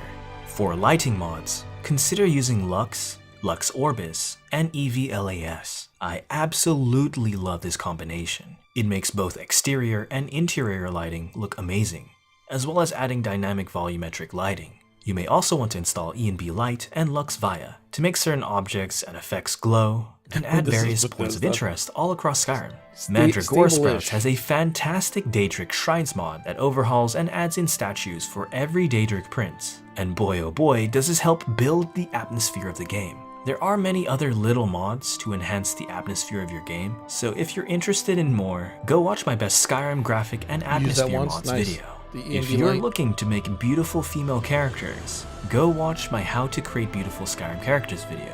I'll warn you now though, it's a pretty big rabbit hole and a little tedious, but I do a lot of hand-holding, so it should be quite a straightforward process. Many high-quality armor mods have been released recently. Definitely take a look at the sets Forth Unknown have put out. They've made unbelievable sets ranging from Hey, what's up, Unanimous? How's it going? Happy New Year to you as well. Happy New Year. From Nordic. We've just been kind of, goofing around, talking about nonsense, and looking at Skyrim mod stuff. To Dwemer, to Daedric sets. For those interested in Dunmeri armor, looks great, take a look at Armors of the Velothi Part 1 and Part 2 from Polcham Solace. Especially the super nice So ones. much love and care have been put into them, and they're perfect for a Dark Elf character. If you're looking for female armors, I'd highly recommend looking at Rectus Market, Sung Jung's website, or Imi Needs Cake's website. You'll find that the choices are endless, and you'll definitely find some hidden gems there. It wasn't too much. Rin, the EMB hit wasn't too much when I streamed it, but we weren't really using a super in-depth EMB. We were using a very light EMB, if I remember. We weren't using any of the big ones. Because there's some out there that will just like completely tank your your computer if you try to run it. Best mods. Skyrim Extended Cut Saints and Seducers has been an absolute pleasure to play through. It overhauls the Saints and Seducers DLC content from the Creation Club, and I cannot recommend it enough. Identity Crisis is a hidden gem I don't hear many people talking about, but it deserves way more attention in my opinion. It's a short, but extremely polished experience. Clockwork is probably the closest mod that actually gave me a proper horror experience in Skyrim, so if you enjoy getting spooked, you have to try this mod out. If you haven't already, also consider trying out Vigilant and Beyond Reach. These two DLC-sized quest mods are absolute masterpieces and in my opinion, are the best DLC-sized mods available for Skyrim right now. They add in dozens of hours of new polished content for you to play through. Seriously give them some attention. You won't regret it. If you're interested, please go watch my Beyond Reach review. I also plan on making a review for Vigilant down the road. And I think this goes without saying, but if you haven't played Beyond Skyrim Bruma, go play it. It's really good. The animation scene has exploded this past year. It's been absolutely insane, with mods like animated traversal adding in animated traversal? Like, wait, let me go back. She actually climbed up? It's been absolutely insane, with mods like animated traversal adding in traversal prompts to read the room, allowing your character to dynamically equip and unequip their helmet, to animation packs for MCO, to animated eating, to new movement idols, and so much more. There's a ladder in Riften you can climb using this? Really? Oh, that'd be awesome. Yeah, I really like some of the animation stuff. Experimenting with animated traversal now? Oh wow, awesome. Because that'd be cool. And by the way, anyone filing in, I hope you guys had a very nice New Year's. You know, let us know what you've been doing this New Year's. Did you do anything fun? Or, you know, hang out at the house. Either way is cool. I can tell you what I did for New Year's. I went to sleep. It's honestly a bit too much for me to cover in the scope of this video, but if you're looking for good animation mods, please watch Sin Gaming's Best Animation Mods video and Heavy Burns' Skyrim Modding Animation Revolution video. There are so many cool animation mods out there. Also, big shout out to Levy Fusion.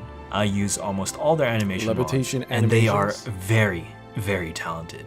But if you're just looking to improve your performance and stability, consider following my stability guide. I guarantee you it will help you fix and avoid crashes. Because, let's face it. Wait, that is a very loaded statement.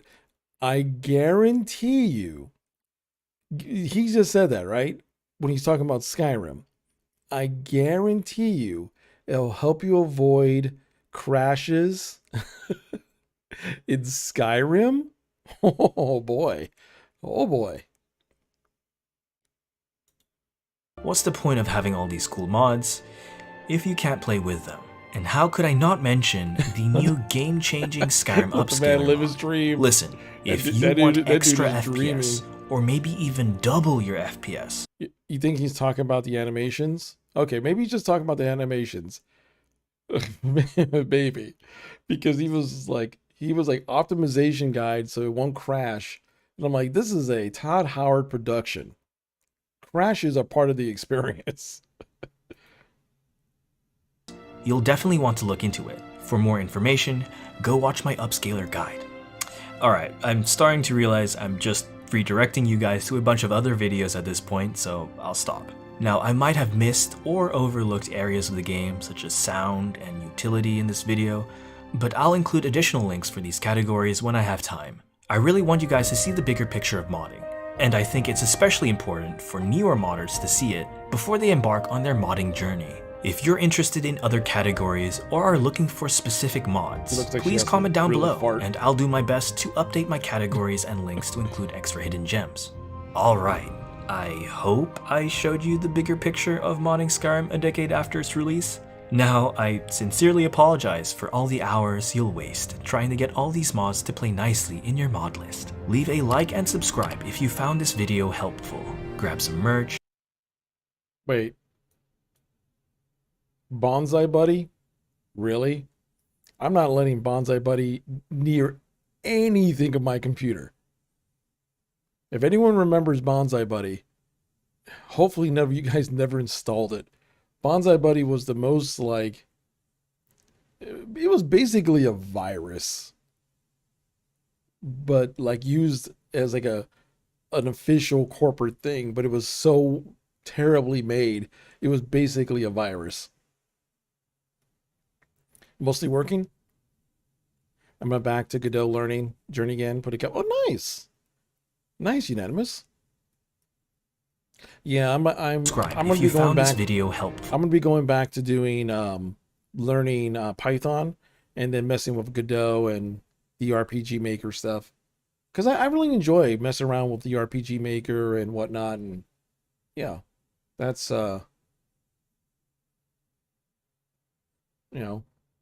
that's what's fun.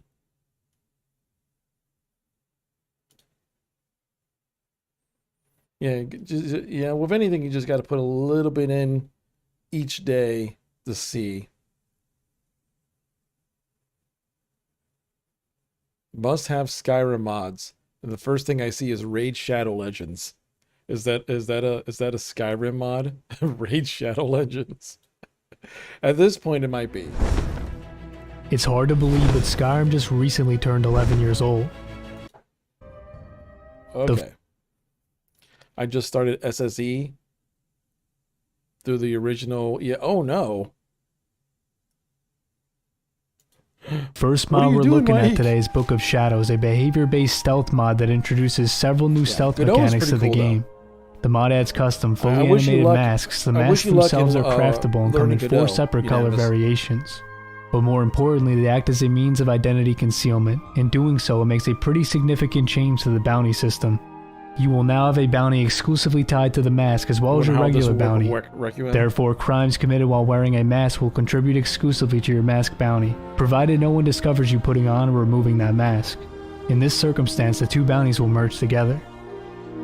It's quite similar to the mask system that exists in Red Dead Redemption 2. When equipping and unequipping them, there is a sleek indicator icon that pops above the player's head. Book of Shadows also adds stealth takedowns. The way these he spent 300 plus days in jail.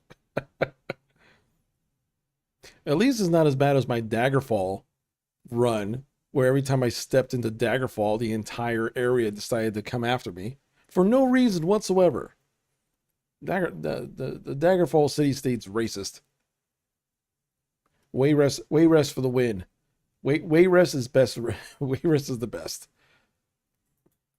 Work is if your right hand is free and you're directly facing an enemy's back, you can now choke them out. Oh, I can't. Oh, yeah. This will incapacitate them for a set amount of time that can be configured within the MCM. An hourglass icon will appear above the knocked out NPC's head to indicate how much longer they will remain unconscious. 41,000 gold. These takedowns are a welcome addition to stealth that adds another layer of approach to any given situation. For instance, let's say you would like to pick someone's pockets but don't want to run the risk of being caught. You can opt to first incapacitate them and then run their pockets. It's also useful for those of you that would sometimes like to take a less aggressive approach to a situation and knock someone out rather than outright killing them. With this mod, certain NPCs have been assigned as sentries. These NPCs can be seen carrying war horns and are tasked with alerting nearby allies if the need arises.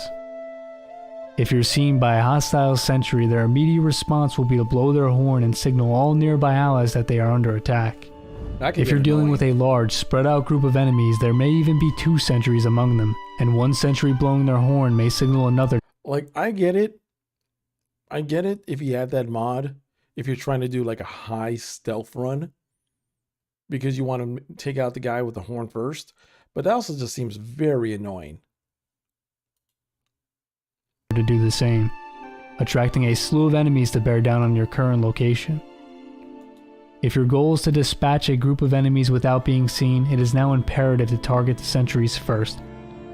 Killing, staggering, or choking sentries will prevent them from sounding the alarm, but so will pickpocketing the war horn from their person.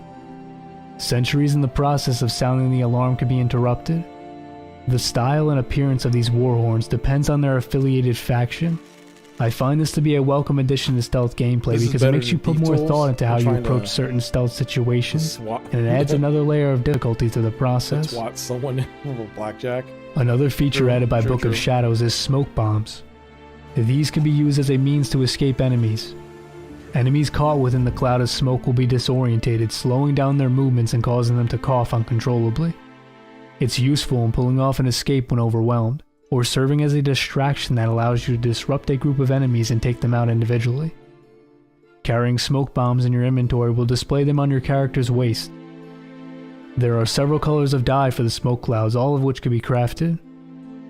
The Book of Shadows is a lightweight mod that doesn't make changes to any pre-existing stealth mechanics. It only adds new ones. Therefore, it's highly compatible with any other stealth mods you may be using, so it should be easy to integrate into your current mod setup.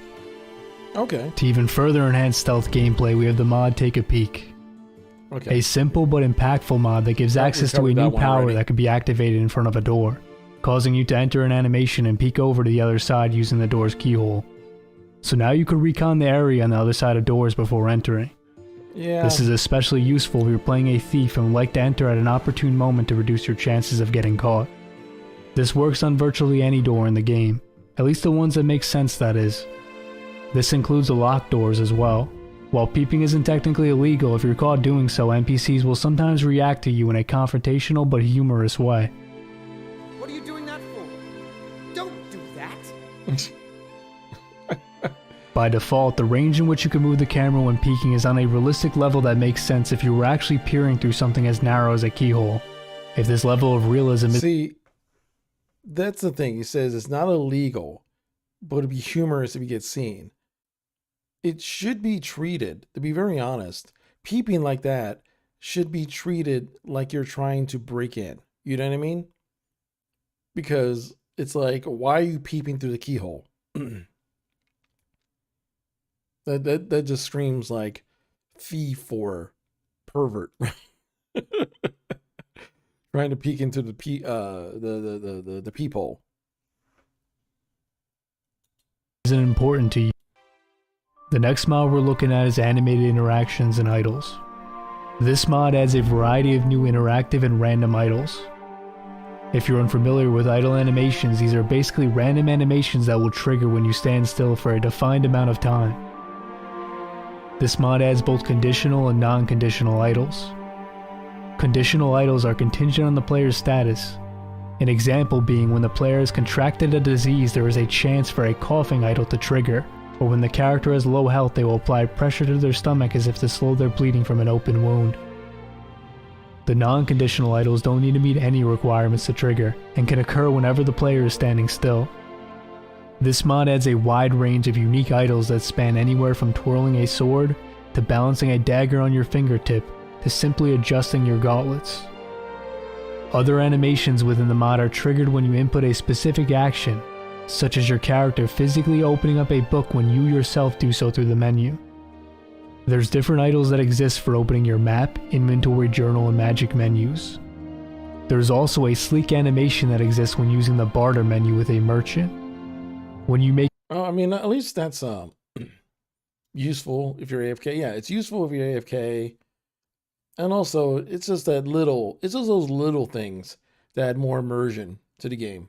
I give this a thumbs up. A purchase and animation plays that shows the player handing over coins to them from your pocket or coin pouch.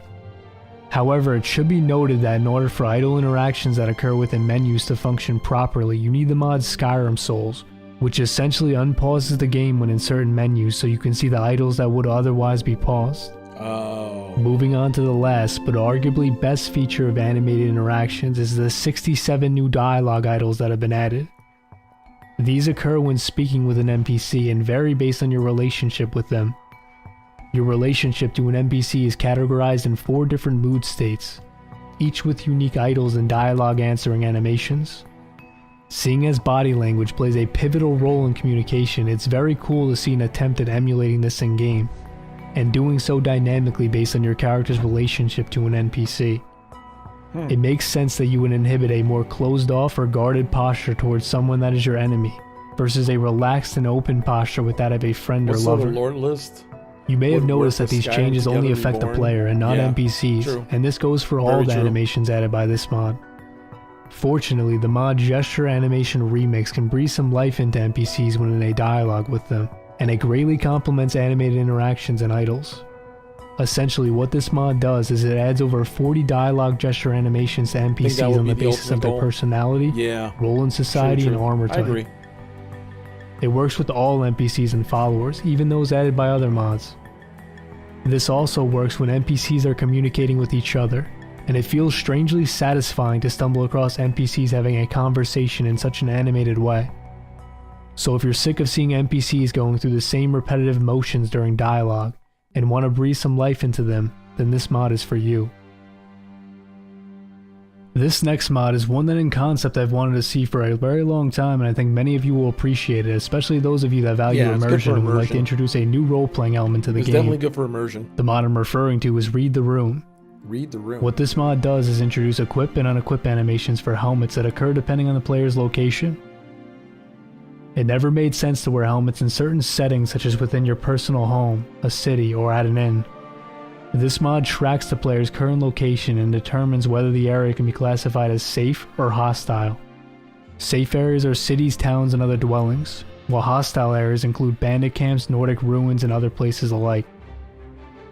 When you enter a safe area such as an inn, your character will automatically remove their helmet and place it on their hip. The That's opposite cool. can be said for hostile areas. When you enter combat or an area that's dangerous, your character will equip their helmet accordingly. If you would rather manage equipping the helmet yourself, you could simply disable the automatic equip feature and toggle the helmet equip with your desired hotkey. The mod works with any modded armor, and the position of the helmet on your hip could easily be adjusted. Read the Room currently only works for the player, but the author has expressed interest in getting this to work for NPCs as well, specifically for wearing my followers, helmet so and keep an eye out sunglasses for that. indoors. The next mod, Compass Navigation Overhaul, makes some major improvements to the overall functionality of the game's compass. It does so by making a few significant quality of life changes and additions to the compass in both a clean and minimalistic way. The compass now displays some useful information when facing the direction of markers. This includes the name of the marker as well as its distance. If your destination is at a lower or higher elevation than you're currently standing, that was the last one that he went over. So yeah, that's cool. Cool. Yeah, I dig it. Yeah, there's so many good mods out there for Skyrim these days. It's they're good stuff. For sure. But all right guys. Let me take a short break. I'll be back. If you guys just want to chill and listen to the music, you can. I just want to get some water or whatnot, and then I was gonna pop on a game. Haven't decided what I was gonna play. What do you guys like to see? You guys like to see more of the Chained Echoes or Daggerfall, or maybe I could start up playing my Final Fantasy 2 or 3 Pixel Remaster. You know, I haven't played those yet on stream. You know, whatever you guys might find interesting. Matter of fact, I'll do something I haven't used in a long time. Are you in an RPG mood today? I could do an RPG today. Just chilling. Should I play? Daggerfall.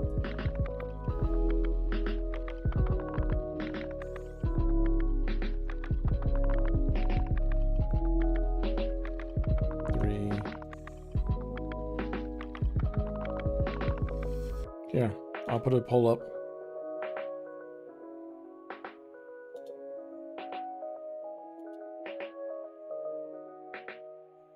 There you go.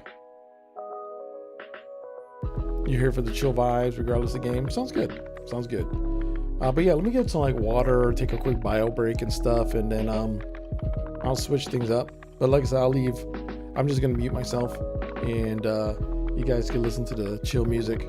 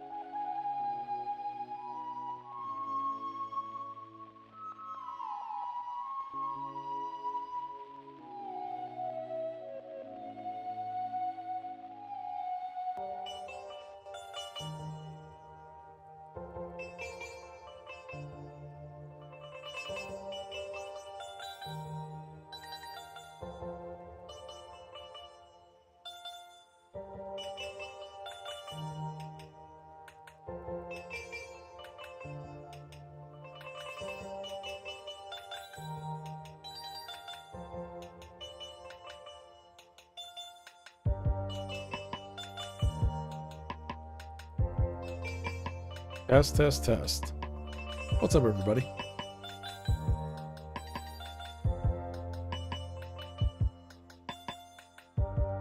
All right. Hey, thanks everyone for just chilling out with me. Especially the people who stayed while we chill out. So according to the poll, looks like Final Fantasy 2 or 3 has won. So yeah, let's play some Final Fantasy. Some good old retro fun time stuff. Because I think I have them installed.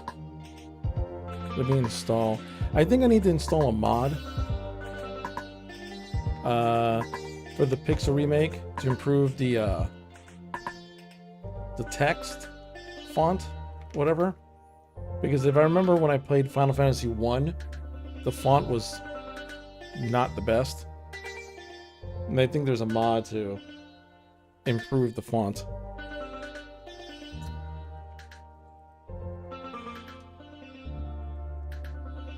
I'm a lurking, doing some line art. Oh, that sounds good. Well, you can enjoy and chill, Steambub, and enjoy your line art. Make sure all your line art is clean. Clean line art. Unless you're trying to make it look dirty. Which is also a artistic choice. So let me open up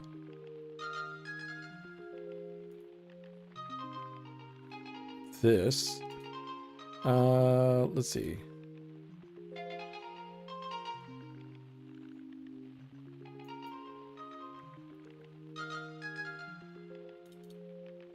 I'm opening up. I don't want a guide.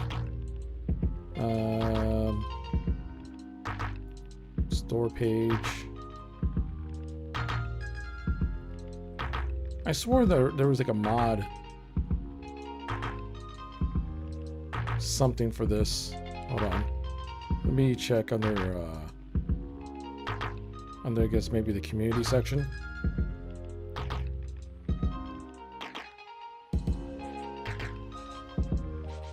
Discussion. Maybe it's under guides.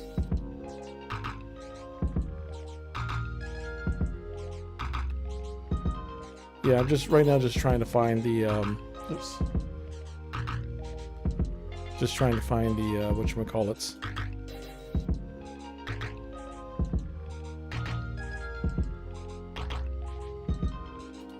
The mod. Let's see here. I knew there's something.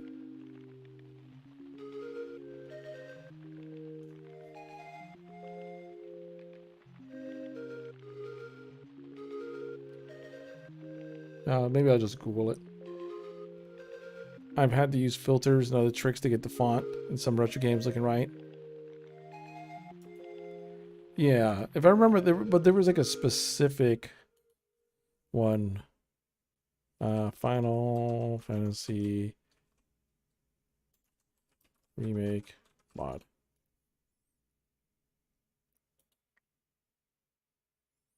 Okay.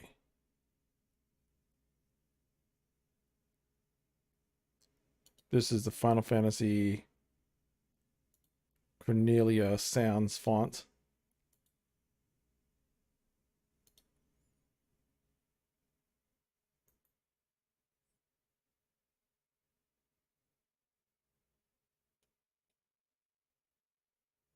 Oh. Let's see. Downloads. What is this? Final Fantasy Pixel Keeper. What is this? The mod replaces the 12 classes with modified Oh, that's for Final Fantasy 1. Excuse me.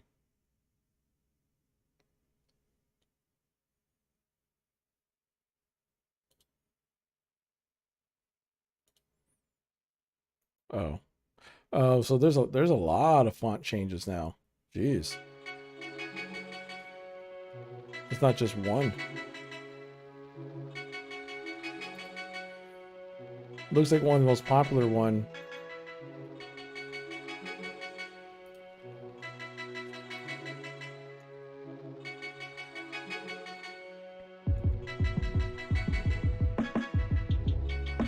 Actually, maybe because I googled the wrong thing. Final Fantasy.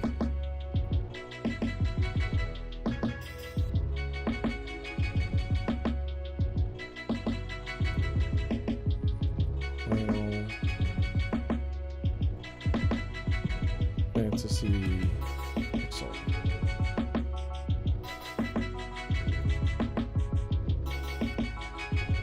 Maybe I just do it like this.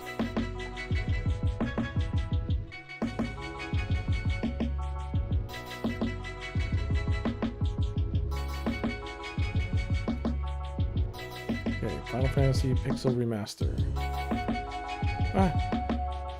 It looks like they're more for Final Fantasy 1, but let's just change things up. I'm gonna stay in just chatting because I don't care. All right, so let's start up Final Fantasy Pixel Remaster because that should be fun.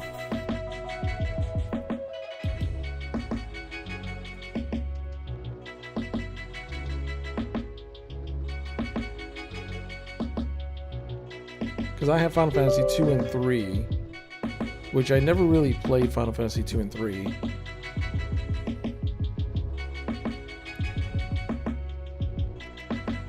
So let's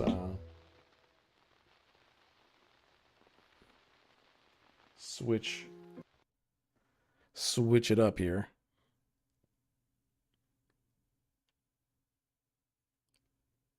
Why is it taking a while to launch? This should not. This is a almost 30-year-old game, Steam. It should not take you this long to launch an almost 30-year-old game, regardless if it's a pixel remake. There it goes. I just had to yell at Steam real quick.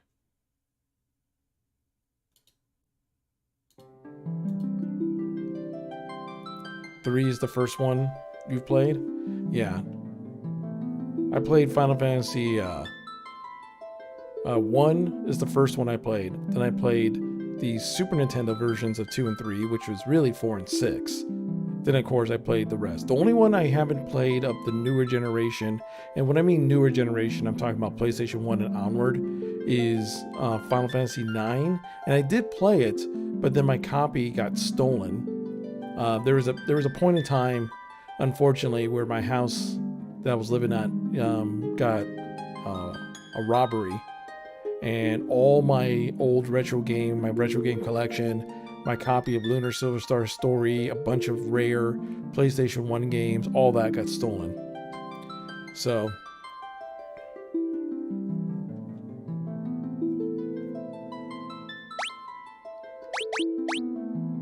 let's see. Confirm, back, menu, auto battler.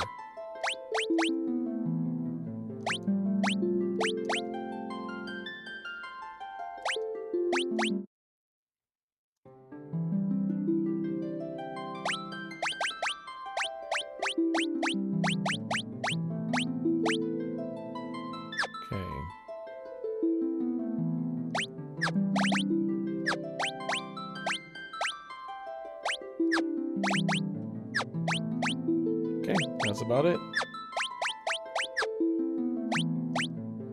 That's just music player. Yeah, it sucked. It was terrible. Okay. I forgot we get to name people. Alright, so this is gonna be fun.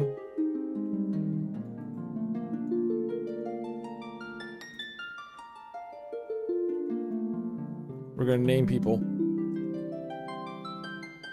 Enter. Yes.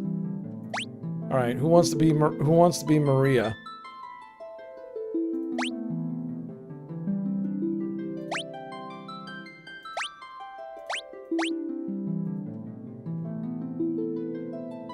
Who wants to be Maria? The first person speaks up could be Maria. If not, I'll make Zarek Maria.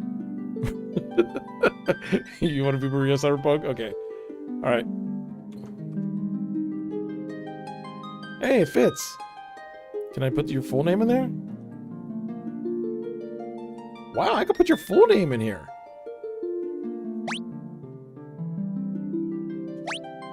Oh, see it. So maybe I should just put down Cyberpunk. Zarek works. Go. Yeah, you've become a corporation, Cyberpunk. You're now Cyberpunk Co.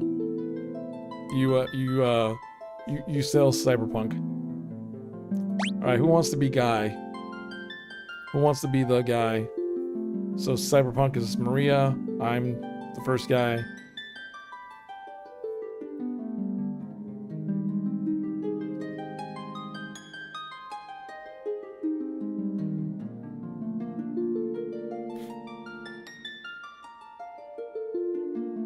If no one claims Guy, I'll put in Zarek.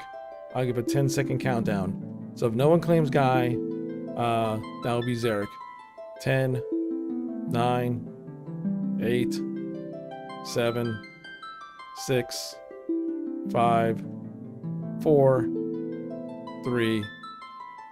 Mike will be the guy.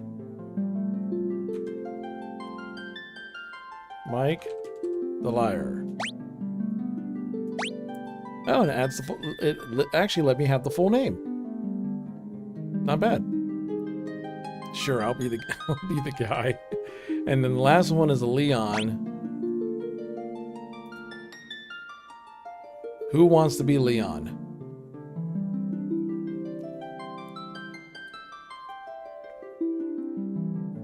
Who wants to be a character in Final Fantasy II?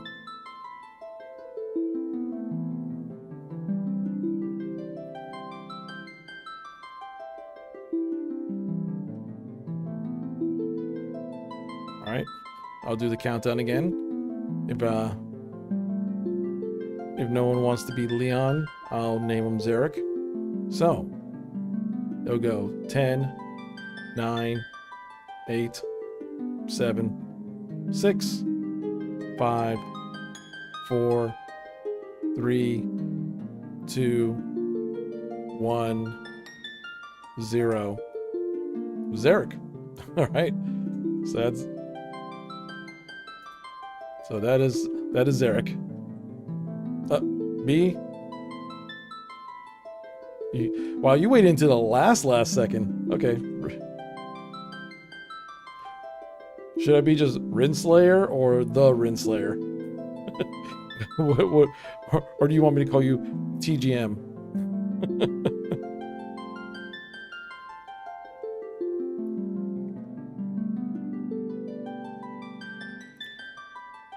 The Rin.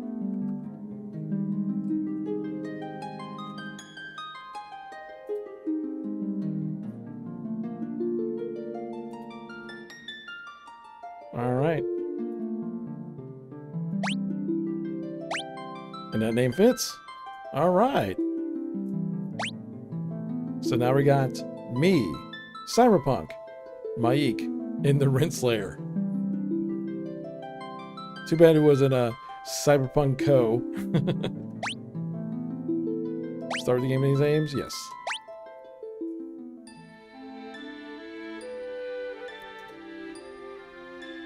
A long-lived peace.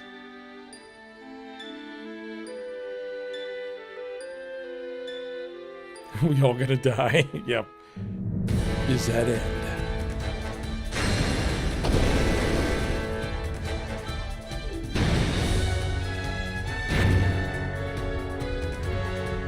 Oh man, he just threw firebombs everywhere. The Emperor of Polynesia and has begun his campaign on the world conquest. The Emperor of Polynesia. A rebel army arose in the kingdom of Friend. That was too fast. But the rebels' castle fell into the all-out assault by the Empire.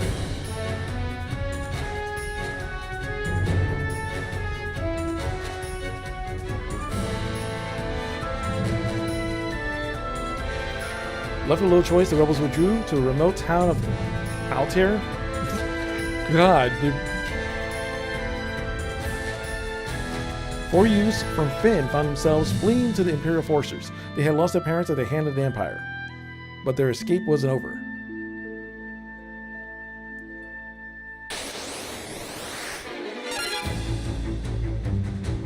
Oh. I like the remixed theme. I like the remixed themes. Actually, I'm kind of digging it. They have like a deeper cello. This feels a lot more orchestral.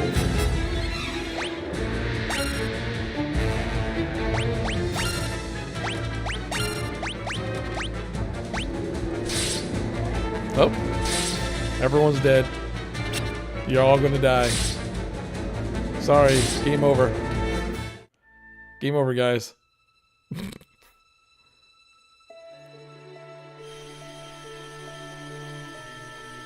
That was a fast. I know. Will he live? He will. I sense a strong life force within him. He should regain consciousness soon. We found them like this on the escape from Finn, fallen from terrible wounds. By the time we brought them here, I feared it was already too late. His life is not in danger. The sigil will strengthen his life force. We shall let him rest for now. Of course. We best be off to the meeting. I imagine they're already waiting for us. If the Empire is allowed to complete the dreadnought they're building in Basque, their attack will be in earnest. Phoenix down. Get back to work. We cannot sit idly by and watch. We must act. So I guess that's the former queen or something.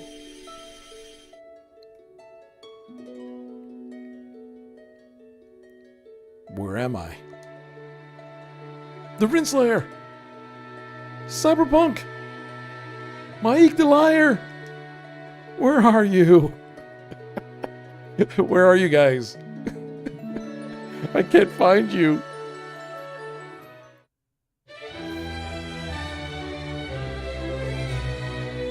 DBFig, you're alive. I thought you'd... I'm fine, Cyberpunk. You seem alright too, Mike the Liar. But wait, where's the Renslayer? Princess of Finn, save us. But the Renslayer's not here. I see. Don't worry, I'm sure he's okay.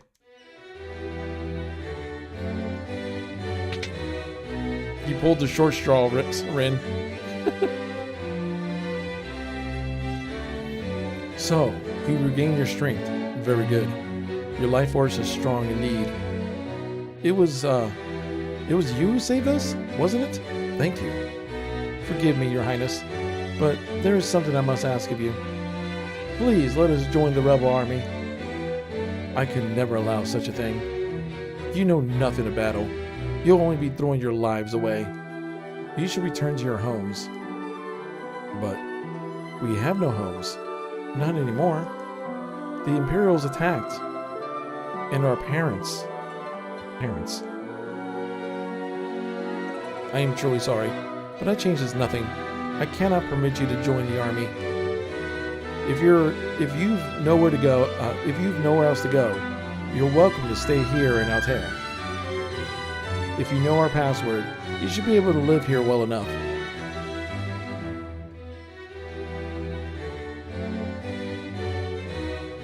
FYI, it's not the Renslayer, it's more like Therenslayer. All these years, Ren, I've been calling you the Renslayer. Literally, we've talked on Discord. And now you're saying Therenslayer?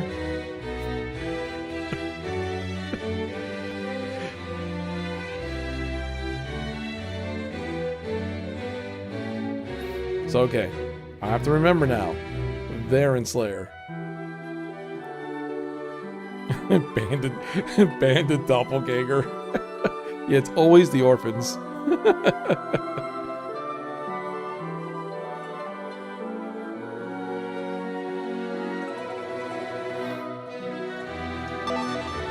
The password is Wild Rose. I felt like New Year, maybe correct someone for once. Yeah, you should have corrected someone like a couple of years ago, nerd.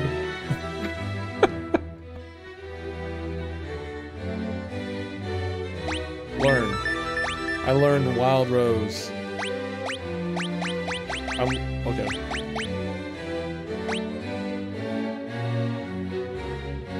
Switch party member left and right. So that's where the Wild Rose came from? Yeah. I see your destiny clearly. The future it holds seems closely entwined with my own. You will begin by journeying to Finn. That is the first step towards realizing your fate. You wasted no time using the password. Heed well the information it will bring you. You can learn much by the value by listening. I'll offer you one more piece of advice before you depart to Finn. Those who have fallen in battle can be revived at a sanctuary. Should one of you fall before you reach Finn, go without hesitation to the nearest sanctuary.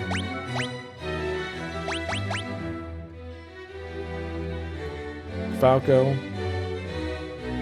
is the only one who ever got it right from the start anyway. Also, that music is a tad loud. Oh, it is? Okay.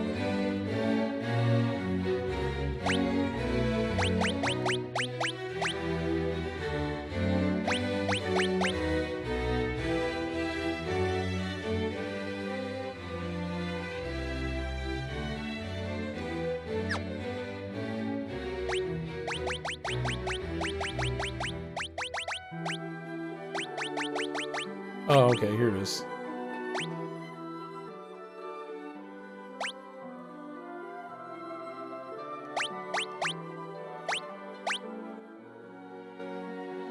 There you go. I think that's... Is that better? Is that a bit more balanced sound-wise?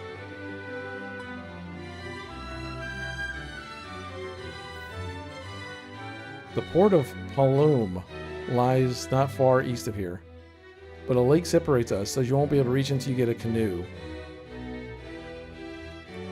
That's it. Heading to Finn, are we? It's not my place to tell you what to do, but I reconsider if I were you. It's a dangerous place to be, you see. The city's crawling with the Empire's monsters. To the north lies a small village called Gathra. Judging by the look of you, you'll be lucky if you make it that far. Before you go anywhere, I suggest you visit the room with the sigil that saved your life. There you'll find people who can teach you a thing or two about adventuring. I think you're going to need all the advice you can spare. Windows wants me to reactivate because new hardware. Oh yeah. Yeah, I hate when Microsoft does that.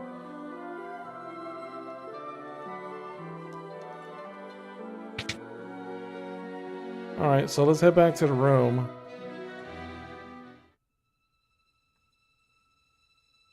Nothing happens.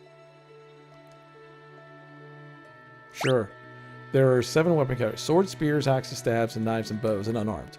Swords and spears and axes and stabs are one-handed weapons and can be equipped along with a shield.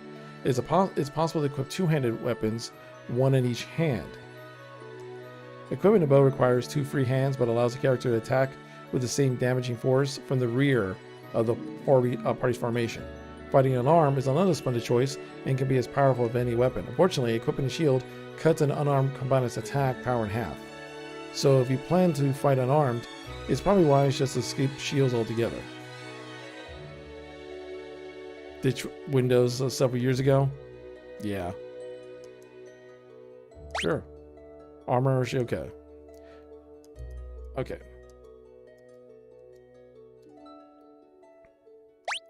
Skill levels can be divided into 2 broad categories, weapon skills and magic skills. But wait, there's more. Weapon skill levels are divided by each weapon, such as sword and axes. Similarly, Magic skills are divided by spell. Spells like Cure and Fire each have their own skill level. Attacking with a given type of weapon improves the corresponding skill level. As your levels rise, your attacking accuracy with those type of weapons will likewise improve. Casting a given spell improves the corresponding magic attack. Spells become more powerful and effective as their skill levels rise. In other words, use the skills. Sure. Contain items to gill, blah blah blah. Some have some monsters in it, so sure. Some monsters are vulnerable to certain type of attacks. For example, undead are weak against fire, and aquatic monsters are weak against lightning. However, there are monsters that absorb. Okay, that's normal. Key terms here. In the course of conversation, someone with a particularly important word may come up. When this happens, 3 commands will appear: ask, learn, and key items. Select learn to commit the term to memory. You could then use ask to ask people about the terms you learned. Keep in mind that only certain words can be learned this way. Okay. Sure. That's black and white magic, healing and support spells. What? No blue magic? No red magic? What is this game all about? Blasphemy. No blue or red magic. How dare this game do that?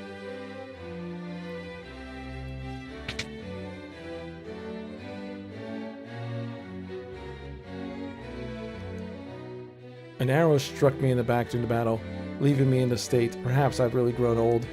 My daughter Hilda now serves as regent. You should speak with her. What? How does an arrow to the back mark that you're old? I don't care if you're 18 years old in top physical health or like 70. An arrow in the back will probably put you in the hospital. Looks like a cradle. Yeah, it kind of does. Looks like a cradle, and he's wearing like a crown. Why is he wearing his crown in bed? I guess I mean, I know is so the people playing know that that's the king, but still, it's funny.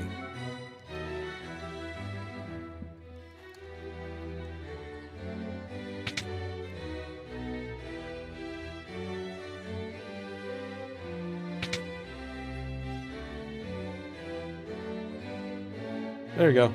Now I'm in bed. There really isn't much here.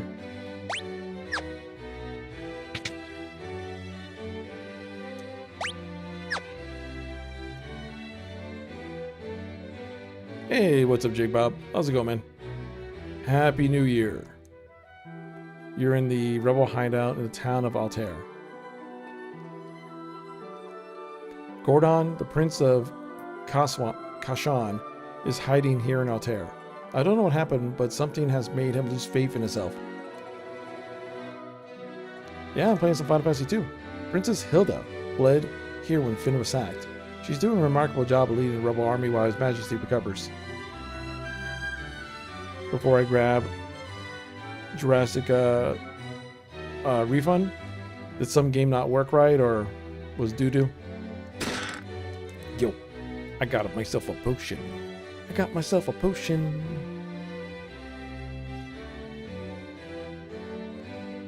Is there any other chest around?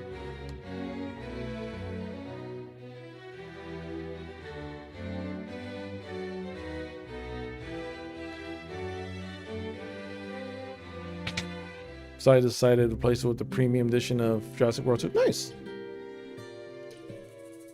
I'm Paul, greatest thief in all the world.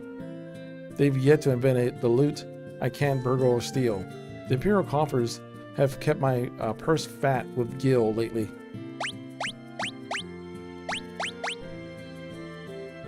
Wow. I'd never steal from the rebels. You can be sure of that. My home was in Finn too. I can't even go home now that the Empire has occupied the city. This is the town of Altair. The Imperial forces haven't been deployed this far out yet. I suppose it's only a matter of time, though. So that's the inn. This is the main house. My name is Gordon. I was once a prince of Kashan, but now I'm nothing but a coward. When my brother Scott fell in battle, I abandoned my kingdom and fled here.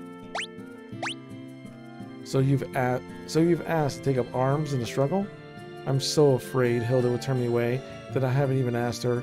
I've been stalling here. I'm such a spineless coward. Go ahead, laugh. I deserve it. Pussy.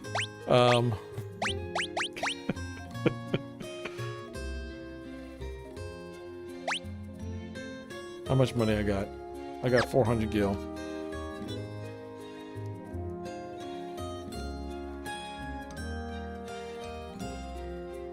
That's like a big house. There's like white magic here.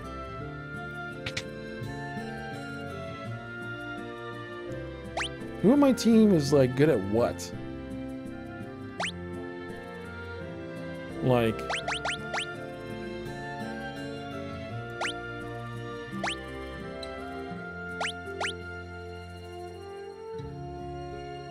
I'm assuming I'm the jack of all trades guy.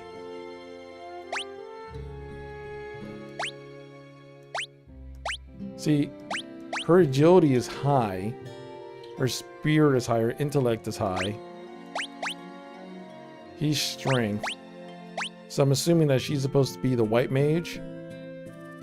And that means Theron Slayer is supposed to be the black mage. And he's maybe like the fighter, and I'm just the dude. What can I do for you? Fire Tome, Blizzard Tome, Cure Tome. White Mage seems like a good fit. Yeah, I think White Mage for her.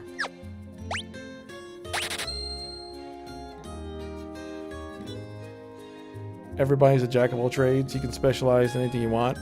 Though they're based on actions in battle. Okay. Okay. Maik bonks people in the head with a stick.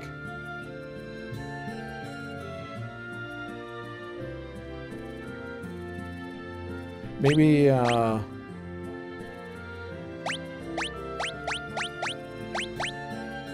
so, I can't remember, because, like I said, I've barely played 2 and 3. Because I played the others. I know 5 was the first one that you had the job system, right? So in 2, it's not really a job system. It's just more of the skills you get, right? This is like the prototype to what became the job system in 5, right?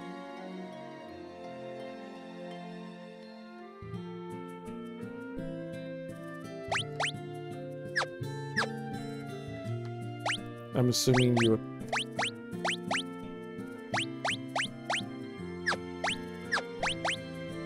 It uses some Elder Scrolls-like system where you individually level the skills. Okay.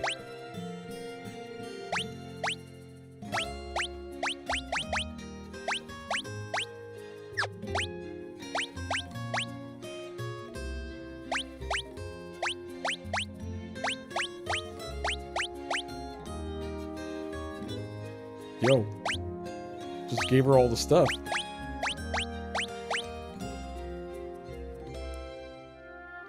You tried an action-based stat system that would get touched up in the Saga series. Okay. But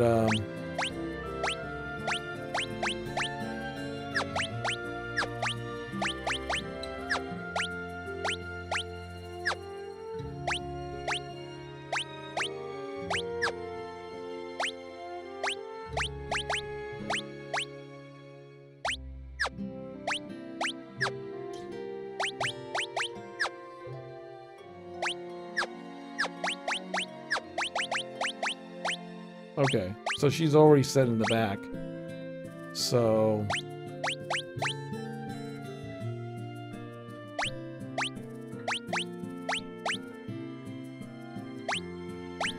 I can't change the order of them. I can only change their front and back. Okay, I mean, it doesn't really matter. So I guess in this one is more like whoever's in the front matters more. Okay. Alright, I'm learning little by little. What's configuration? That's like the options menu. That's like, you know, cursor memory, continue auto battle, graphical display. So I could do it standard or classic, which tries to emulate the scan lines. Which, I get what they're trying to go for here, but I think if I was playing this on a different type of monitor, yeah, it's not a great filter. I mean, I understand why they did it, but I'm sure there's a mod that does better.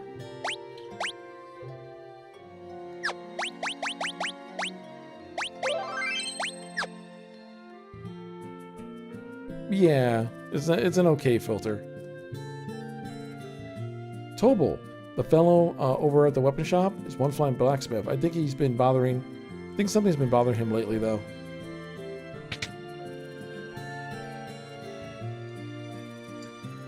What could you want from me? I'm just an old man.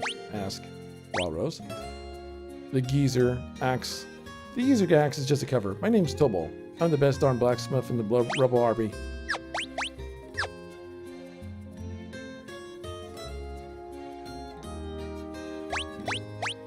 Okay.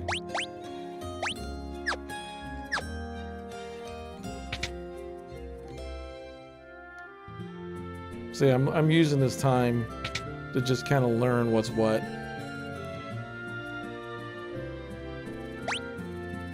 I think everyone could use a leather cap.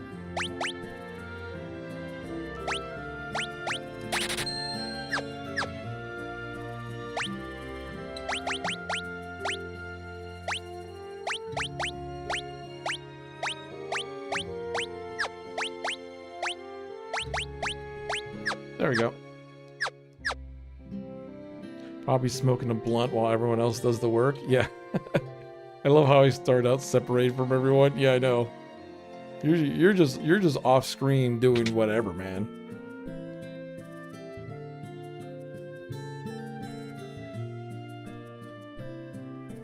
All right.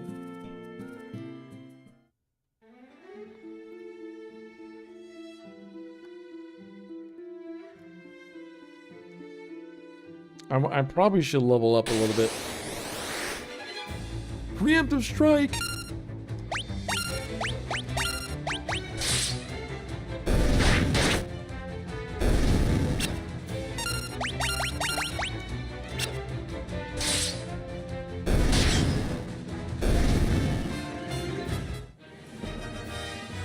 Yay! 9 gil, 18 gil. Let's see.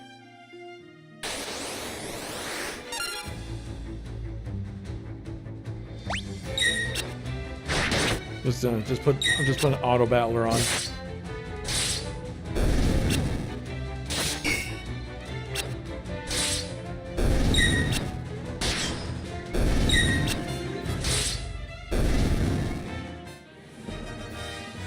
Yay! All the stuff leveled up. My strength went up. My ink strength went up. Nothing for Cyberpunk? Cyberpunk got nothing? That seems unfair.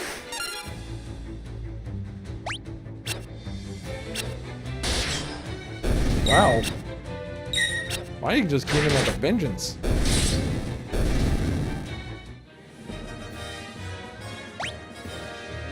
Cyberpunk. Your strength went up to 6.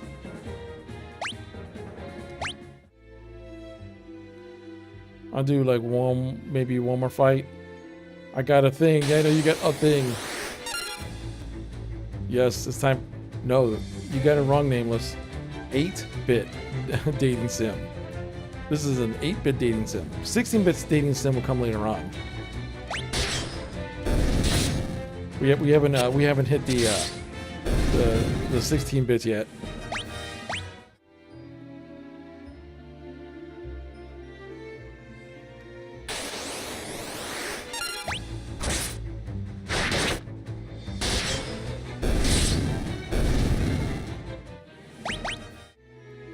Okay. Huh. That was cool. Just a random ass airship flyby.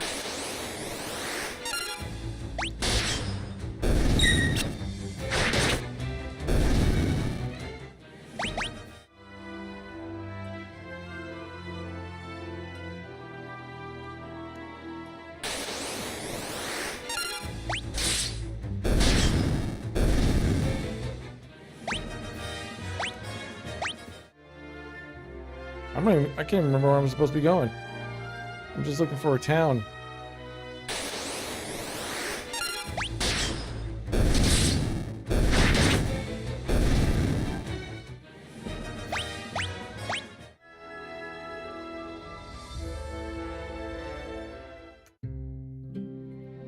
Okay, so we're in Gatrea. This is the village of Gatrea. Finn is just over the, Finn's just over there across the lake, see? Even sexier. Half the variables to worry about, exactly.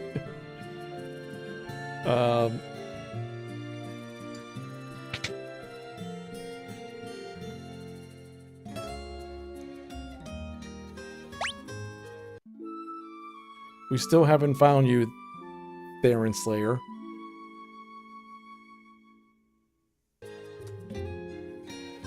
If that's your real name.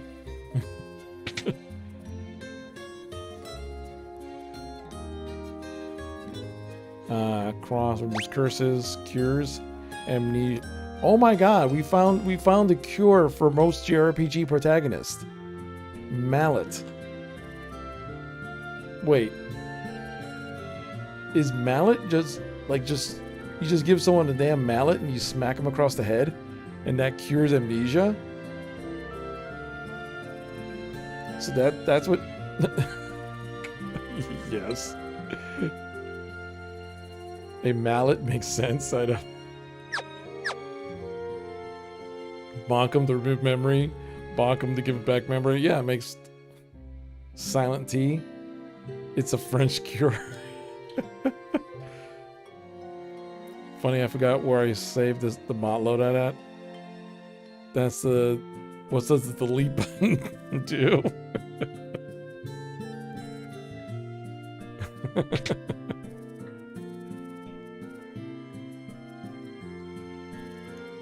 The Imperial forces have occupied Castle Finn. The gates are drawn and no one can enter. And with the Imperial troops and monsters roaming the streets, the city isn't any better off. Gatera and Altair have fallen into the clutches of the Empire. But once the Dreadnought is complete, nothing will be able to stop the Empire. I could always take over from good old Rin. You should have spoken up, Dark Rider. You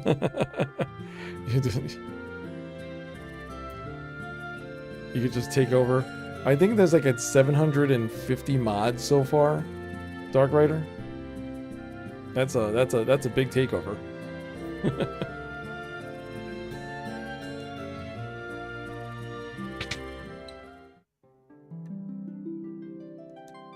Nothing happens.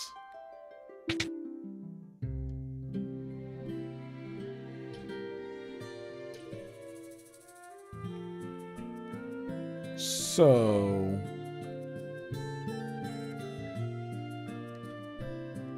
Am I supposed to be doing anything here?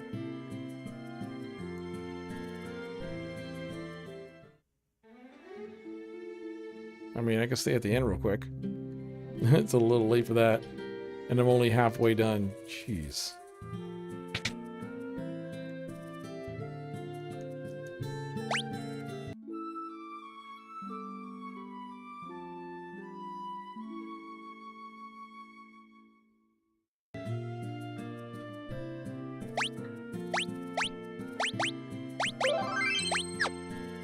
You gotta download all the mods though, Fig. So you may want to take the weekend off. That's a lot of mods to download.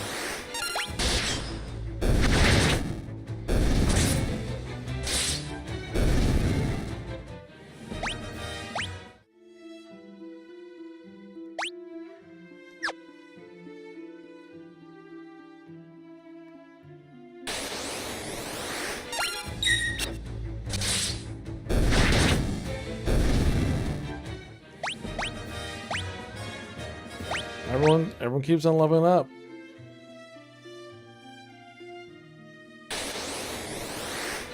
Oh, oh.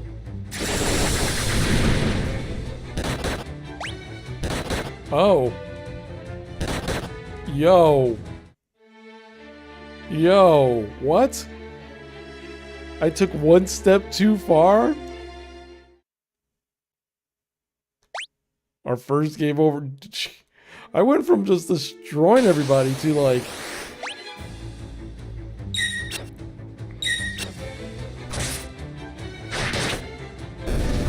$250 gigabytes?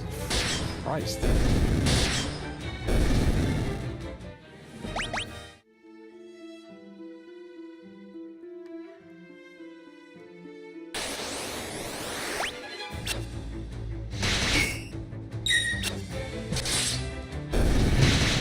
You're the only one left alive in another land. Pretty much.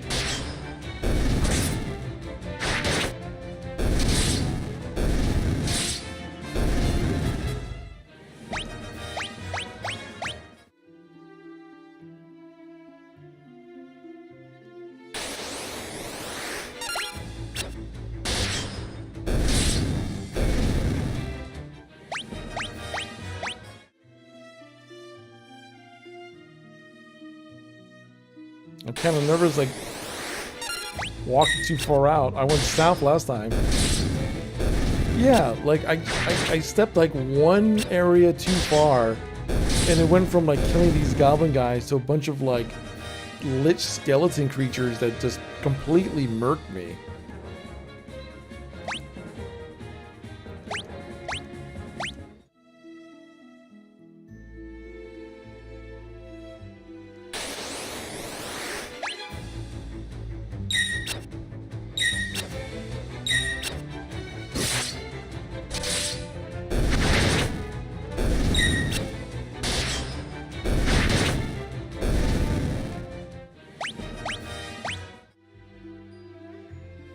We need to find a town.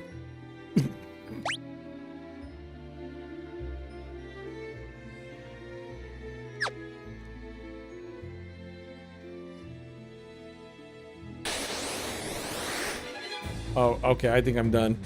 I stepped... Yeah. We need to flee.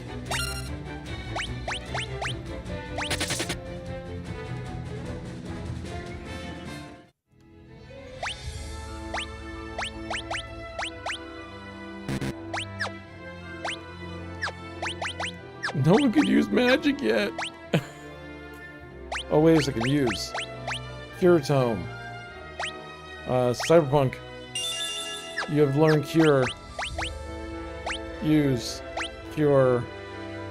On Mike's down. Heal me. Eternal land. So dangerous. We're making our happy ass back.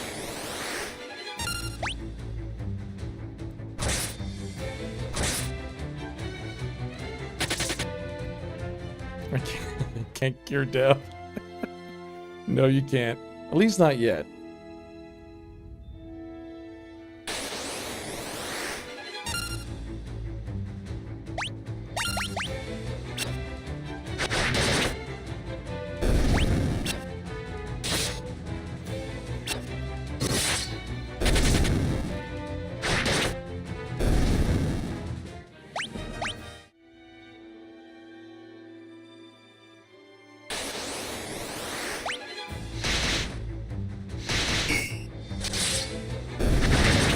Mallet your heart back to a beating rate.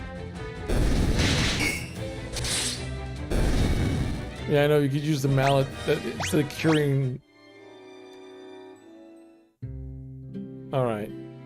I found like a church thing up here. Maybe that's for revives. I don't know. We're gonna find out. As you pray, a warm light suddenly envelops. Overflowing with compassion rings your ears. Wandering soul, return now from that distant land where your sorrow and darkness hold sway.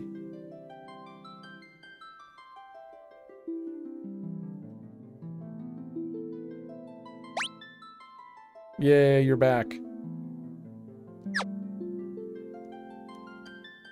Cool.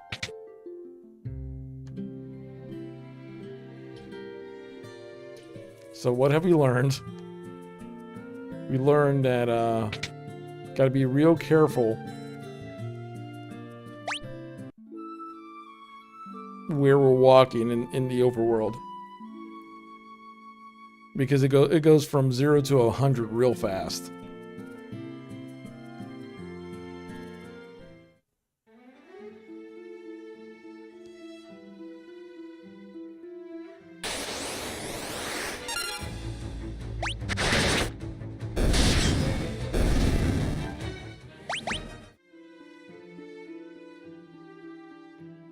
Okay. Is here where those liches were? I can't remember.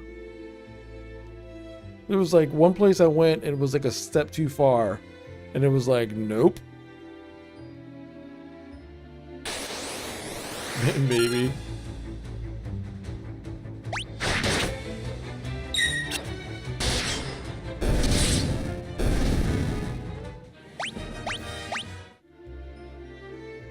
I hope when I finally get you, Thorn Slayer, that you're not level 1 still.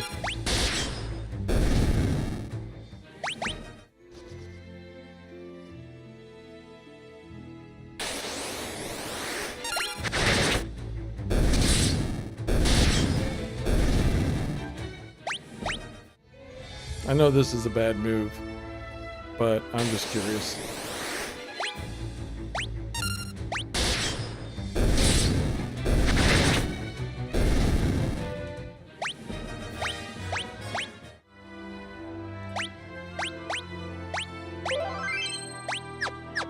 It'll be your luck.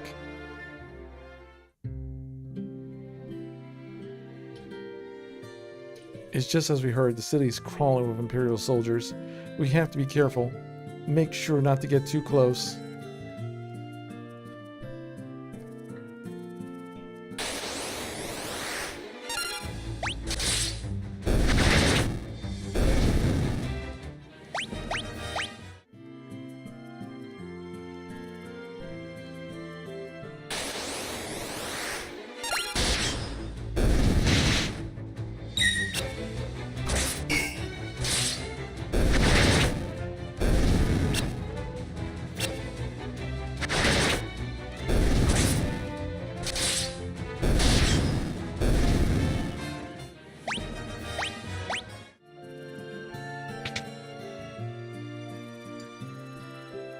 Okay, so we're in this house.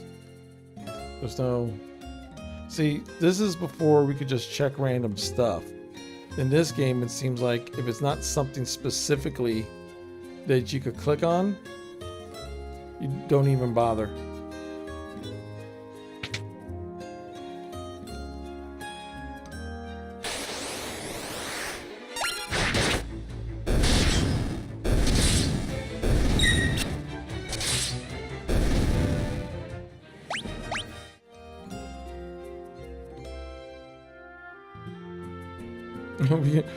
We could buy armor? The shops are still open?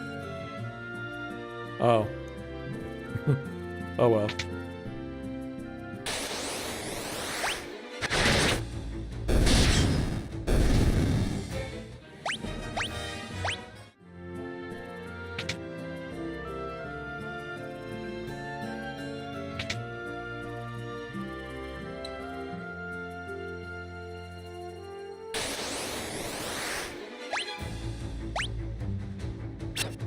Come on.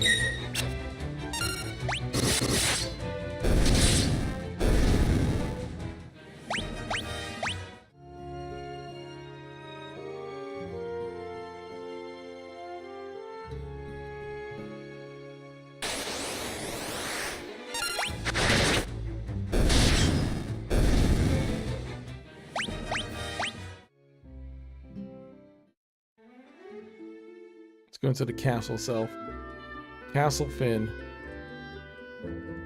Oop. The gate! Let me in. All right. So, was there anything else in this town? Because I think I went anywhere I could.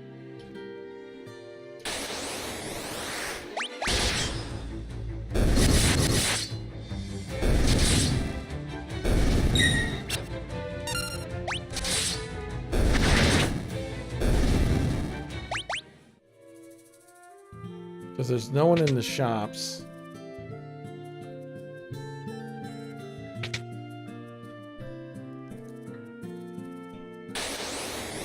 Jeez. Good thing I have this auto battler. There's like a inn or something on the other side. I guess I could.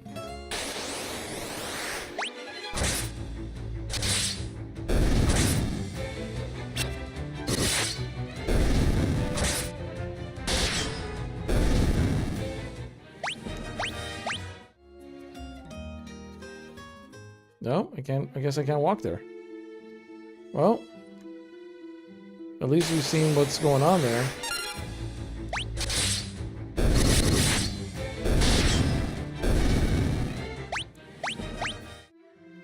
I'm just trying to think of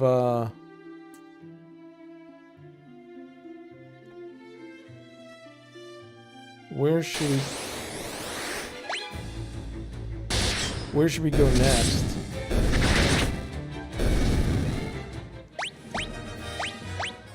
We're definitely getting our leveling grind going on. And luckily we're strong enough to handle it.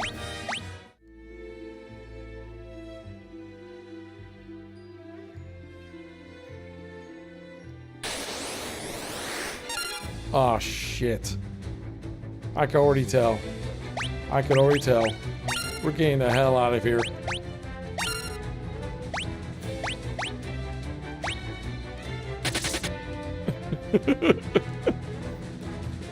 I can already tell. Let's get the hell out of this spot. That's just bad news. How did... That's like 0 to 100. I swear. Oh, damn it. I didn't mean to run from those guys.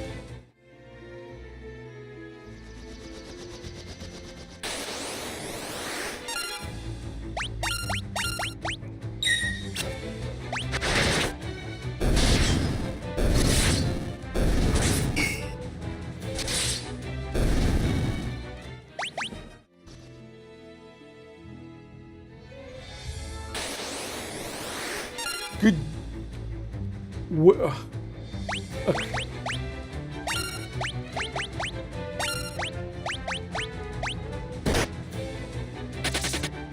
Cyberpunk goes down. We lost our healer.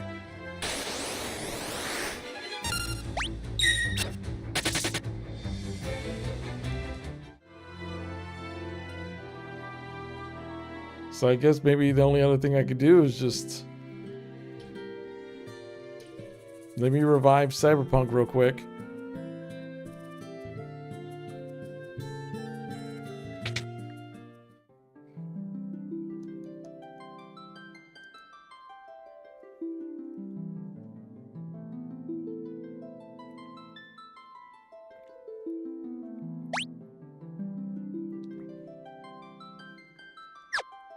Okay.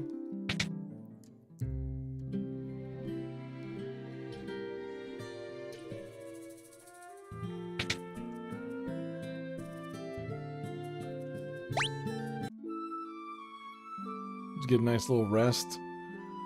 Let me head back to the other town then. Maybe I need to tell maybe this guy something?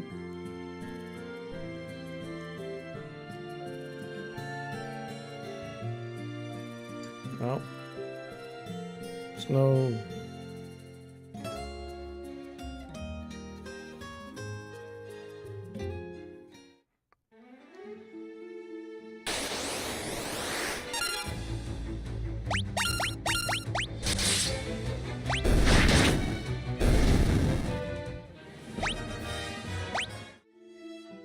Alright. How much money I got? See, I got 1,400 gold now. Which, I mean, even though we're dying a lot, I guess it's still a bonus. Because we're getting levels and getting money. Cyberpunk's always crashing. I think that's the time I just came from.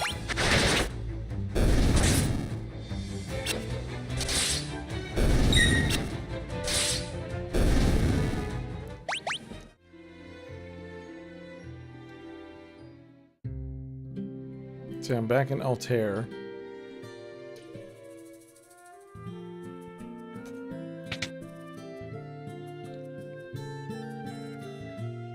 Okay. So, let's get everybody some leather gloves, I guess.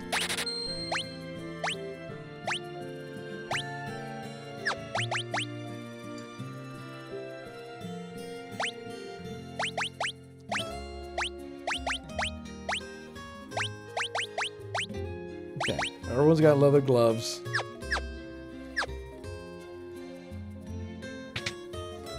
I care more about armor than weapons right at this moment, because I think armor-wise I'm not really all that bad off. Fire.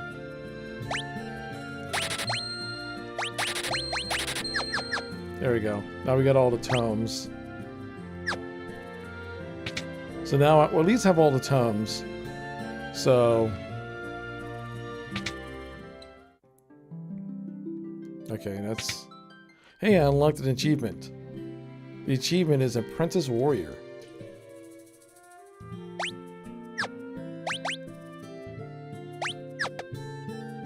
We'll talk. That's just a weenie.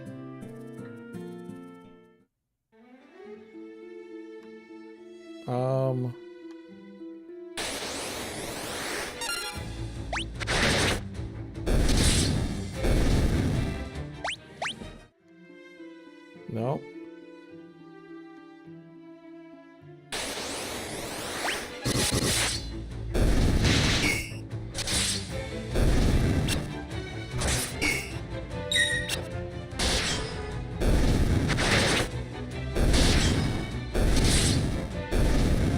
Like, at least when it comes to these enemies, I'm killing them pretty well.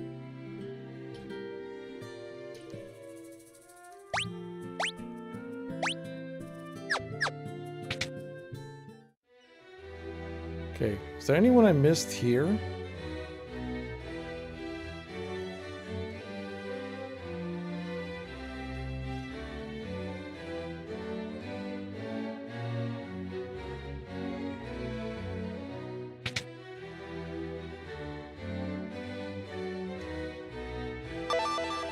Our pass, remember it well.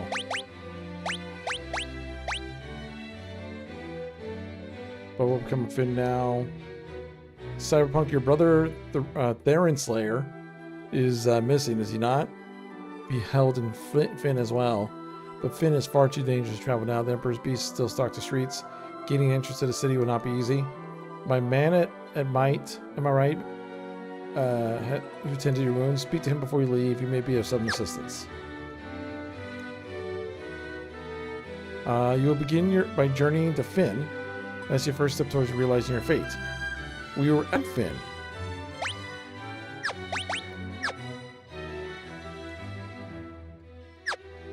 Okay, I guess we're going right back to Finn.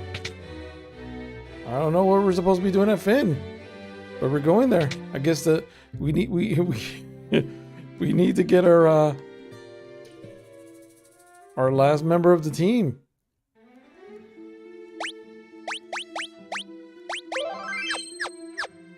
I swear, by the time we get there...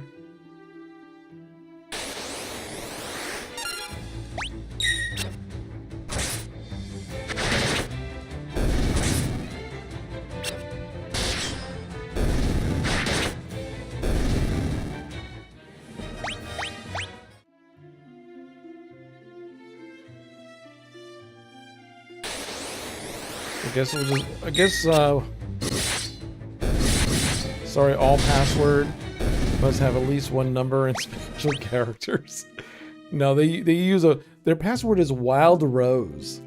Like what some basic ass password nonsense is that?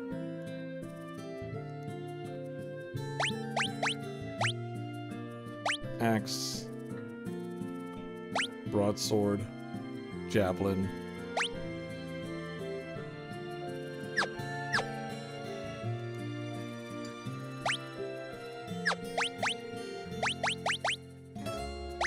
Got a potion, got a couple fire tomes.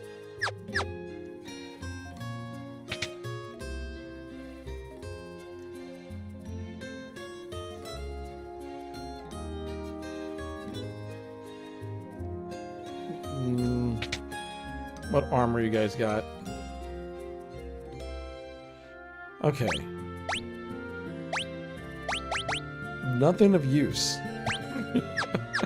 They don't got crap that I need. I guess I don't even think you even have healing potions. Cures stone, cures the toadstool, cures amnesia. I'll buy 2 of these because I don't know when those are gonna come in handy. Oh, so they have like why did you have to separate them like this? Yeah, you're the person to talk to.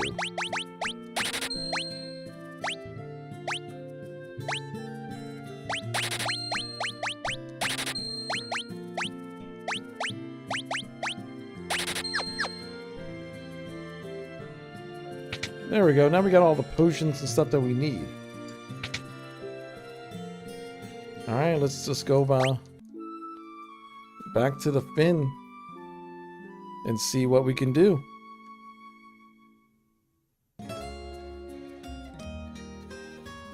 Now that we know where it is,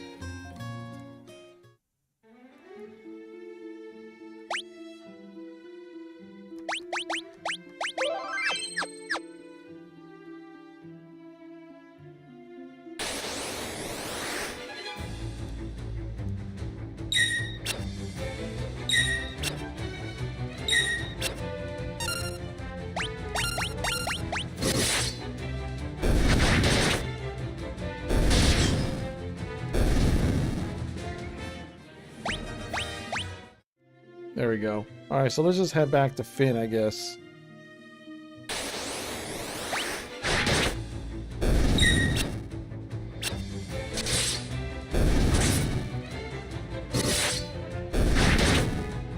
You know what I'm happy about? The poison doesn't carry over. Or does it? No, it doesn't.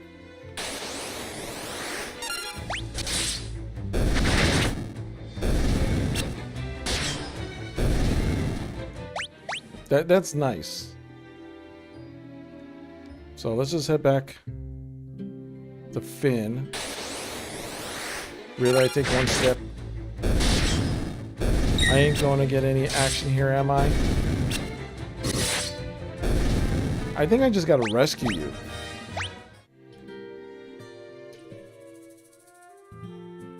Maybe I got to talk to... Hold on, let me talk. Quick save. Ripple curse.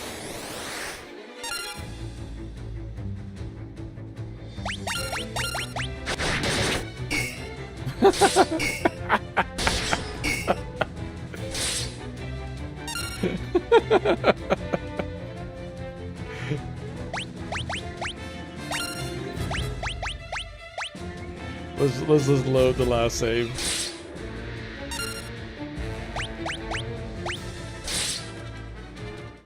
Good thing I saved it. So much damages, I know. Yes. Yeah.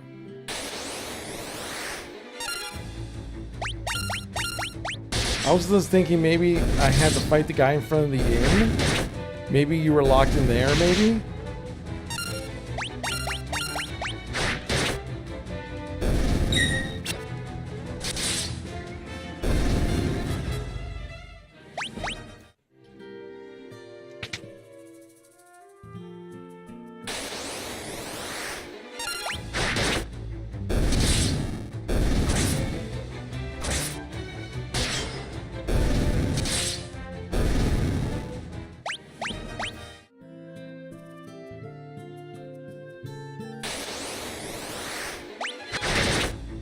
I saw a house on the other side.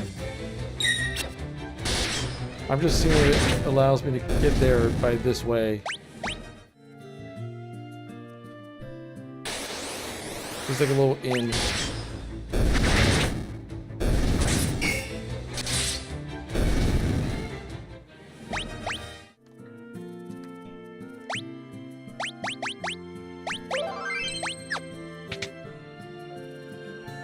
Oh God.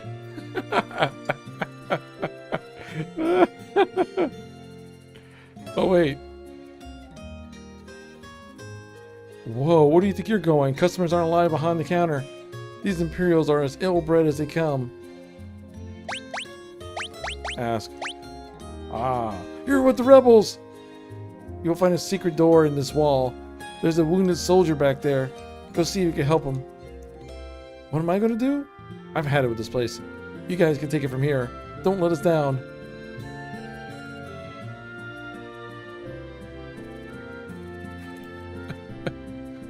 Okay.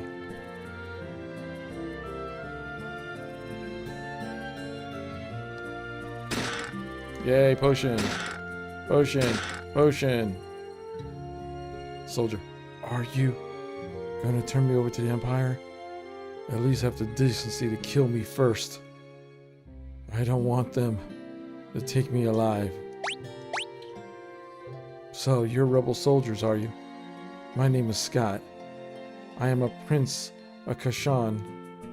Prince Scott? We were told you fell in battle. Thank goodness you're alive. I am, but not for much longer. I'm afraid I must ask you a favor. There is something you must tell my brother, Gordon. Tell him I know he has great strength. He must learn to have more faith in himself. I also have a message for the king. Tell him the reason Finn fell so quickly is that Count Borgin betrayed us. He's been made a general in the Imperial Army. There's one more thing. Tell Hilda that I love her.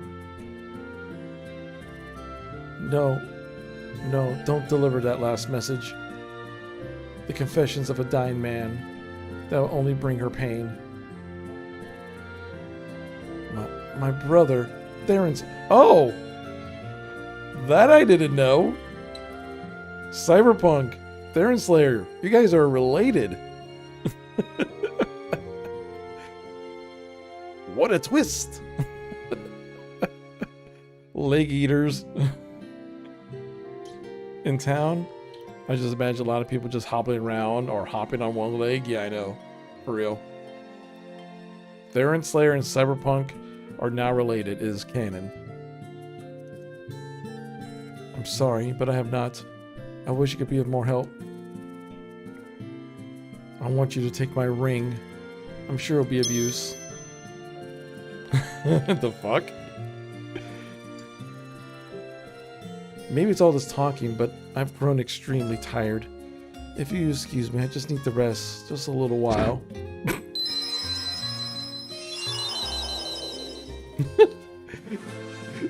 Why did they take him out of the bed? They could have just been like... He's like, I just need the rest. Face plants and then disappears, and then we get a victory charm. Then we get like a victory ring because we got the Scott's ring. That seems extremely inappropriate.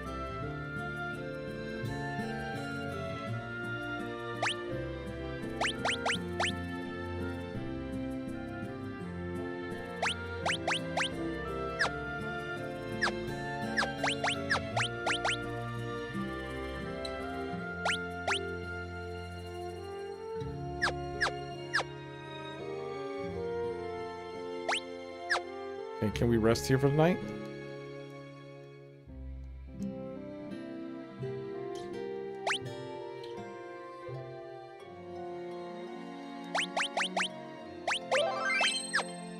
Such a drama queen.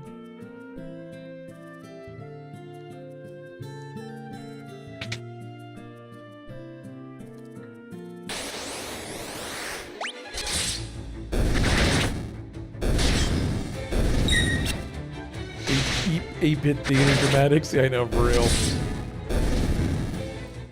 I still think it was funny. He was like, "No, don't tell the queen that I love her." And he gets out of bed, says, "Oh, I'm too tired," face plants and dies, and then we immediately get a victory, chime because we got his ring as an item.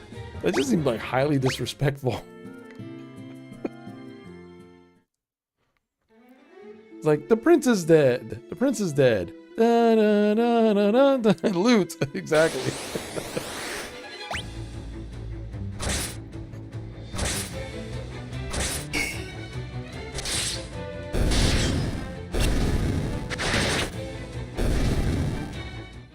You defeated the dying man. Level up.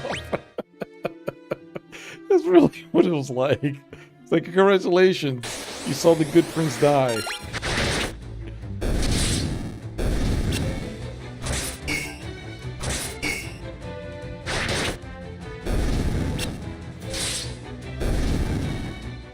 Yo, what's up, Faith? How's it going? We're playing Final Fantasy II, Pixel Remaster. This is like literally the very beginning.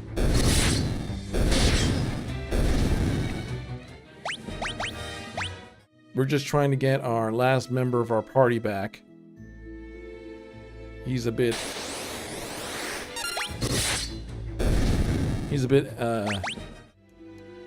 AFK at the moment. Well, we have to find out where he is.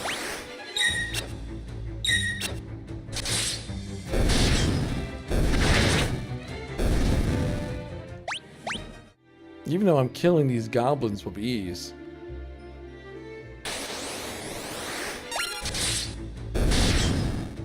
But it's like I'm in this weird thing of like, yeah, I go one direction, I could kill all the goblins and monsters, and then I step like 5 feet to the left in the wrong spot, and then something's like 20 levels ahead of me.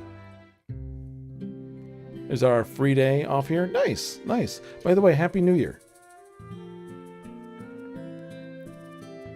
So I'm glad today's your free day off.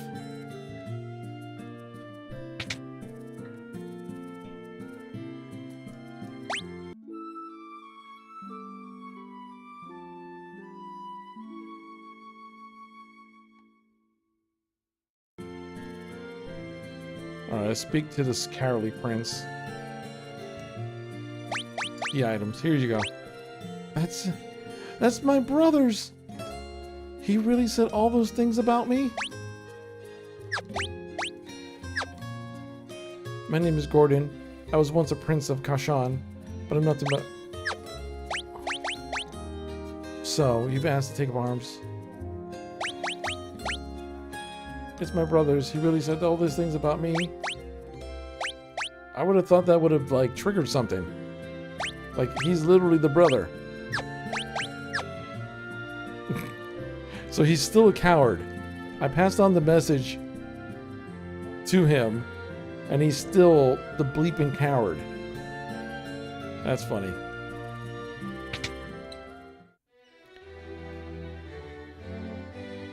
How much are days usually? Happy New Year to you and everyone chat. Yeah, very much so.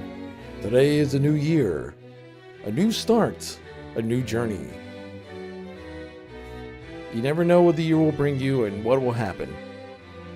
That's one thing I've learned in life, is that you would think everything stays the same, and good and bad, things could change in your life. Like this year, you might end up moving to a different country.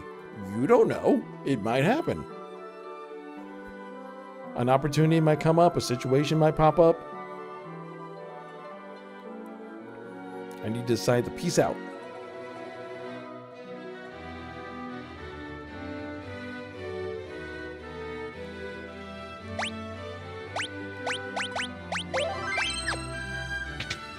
Okay.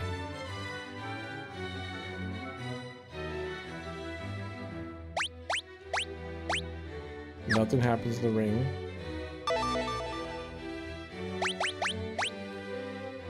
That ring belonged to Scott. Is he still alive? He gave us this ring and fin just before he lost the last of his strength. Did he say anything? No, nothing. Your Highness, please, the ring belongs with you. No, keep it. It suits a personage of your courage. You infiltrated Finn and returned to Tale. You've proven yourselves quite capable. I don't know how to tell you this, Queen, but we just kind of like walked past all the guards very easily and walked around the corner. Like, no hiding was involved, nothing. We just like walked in town like we owned the place. No one bothered us. We even... It would seem I underestimated your strength. I would have to lend that strength to our cause. There's a magical metal known as mithril, and we need strong warriors if we are able to attain it.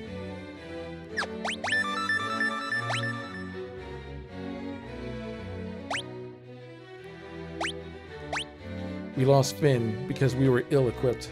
The Empire fought with weapons and armor made of mithril. I have charged Joseph, a man living in Salamand, with the task of finding a source of mithril. 22 too bad was bad year, but I enjoyed the near end 22. A lot of hilarious drama happened. Yeah.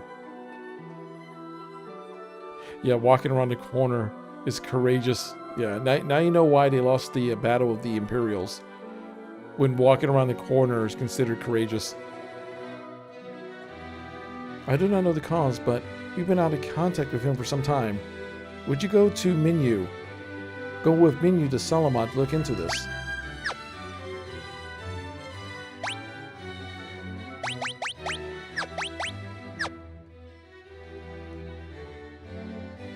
I heard your Highness' words and I've waited here for you.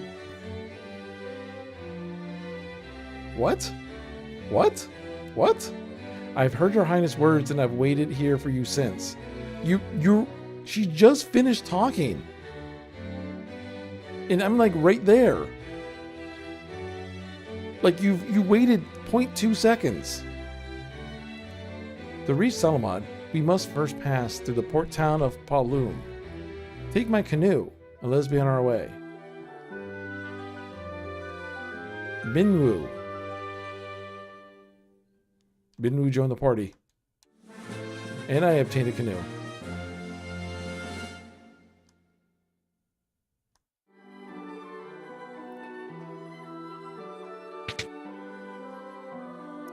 Did you change the font of the game? Or is the font just like that in other Final Fantasy games? No, I didn't change the font.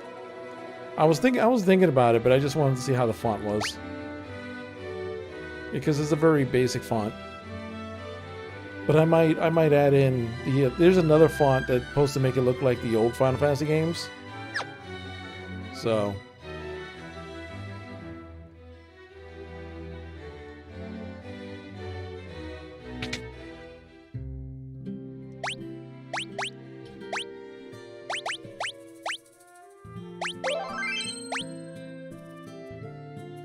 Minwu's way higher level than us.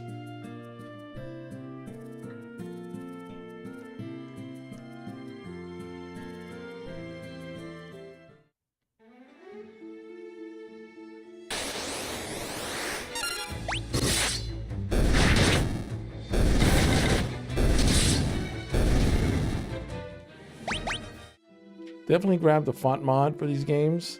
They did something weird with the default font for the English language. Interesting, okay. I tried looking for it when I first, I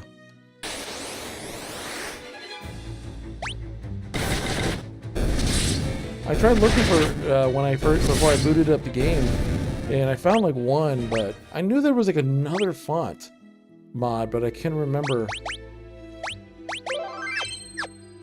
exactly.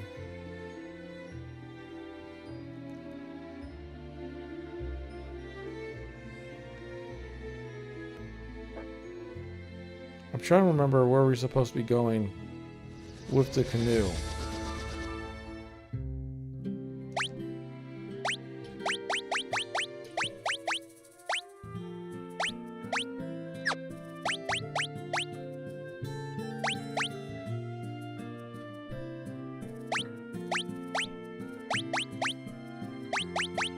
Square Enix could at least give us a player option to change the size of the font.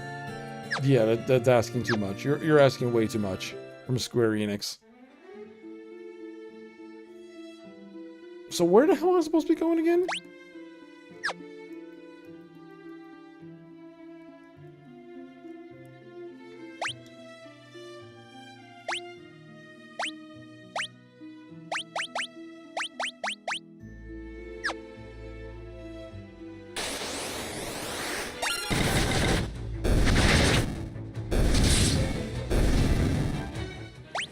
You said I had to go south, and then to get the canoe. A small boat that controls lakes and rivers.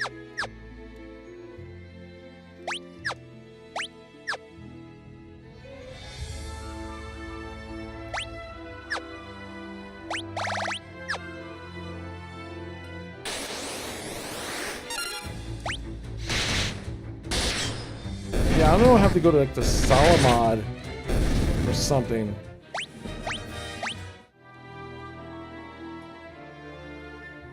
Is this Salamad maybe?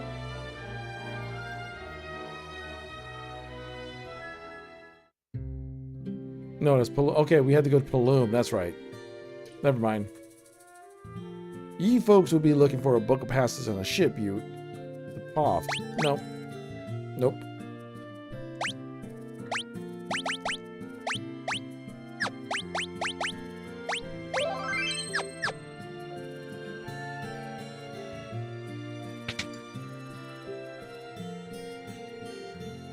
It costs 0 gil to rest up and heal. 0?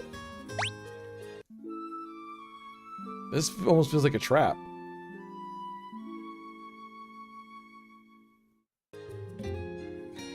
It wasn't a trap. Okay. It was just straight free. This is a free in. That is a fine lass. How about me and you go for a drink? Cyberpunk.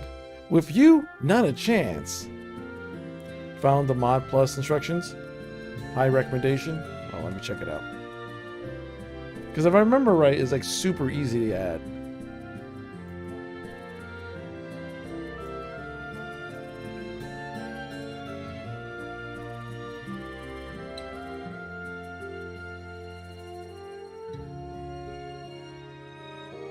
How to install the Final Fantasy SNES font.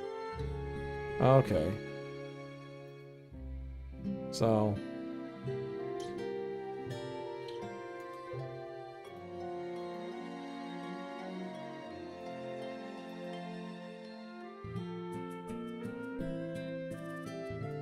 Okay. Replace the bundles. Okay, I can do it. That's super easy. Yeah, because I remember it was like super quick. I can do it right now. Hold on, let me do a quick save. Actually, let me go outside and do a regular save. And then...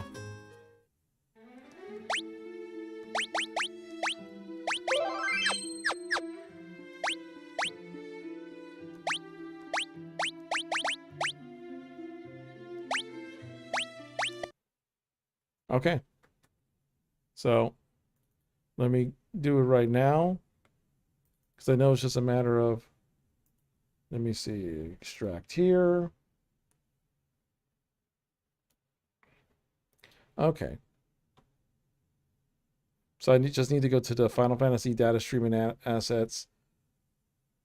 With different name based on the blah, blah, blah, blah, blah. Copy to extract the files.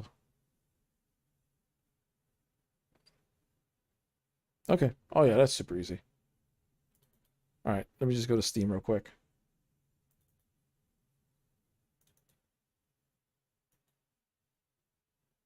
Let's see. Final Fantasy 2, Final Fantasy data, streaming assets.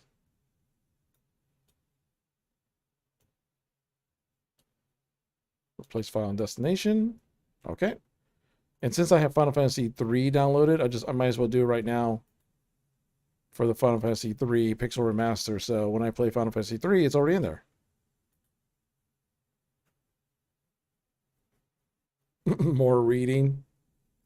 Yeah, you don't need to read. Reading's for weenies.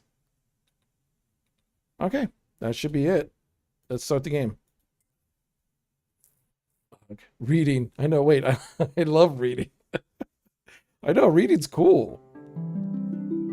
Ah, yes. The Onion Knights game. Yes, very much.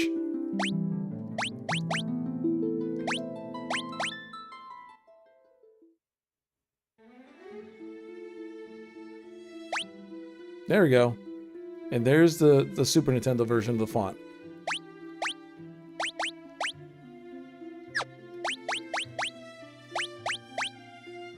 And just like that, you like it a lot? Yeah. It feels more old Final Fantasy that way.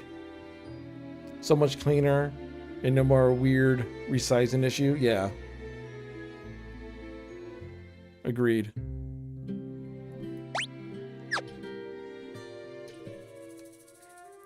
Okay. First things first. Let me... Solomon, once you pass Pomp, they say all the cities are under the control of the Empire. Alright. Let's look at the armor here. Bronze.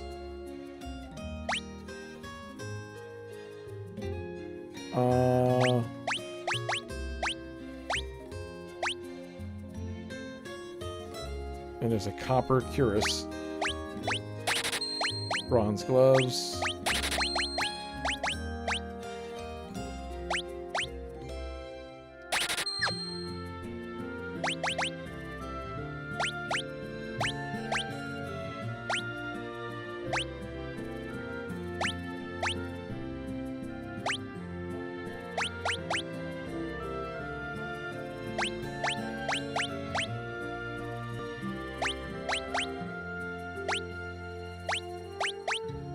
Yeah, you can wear a leather cap.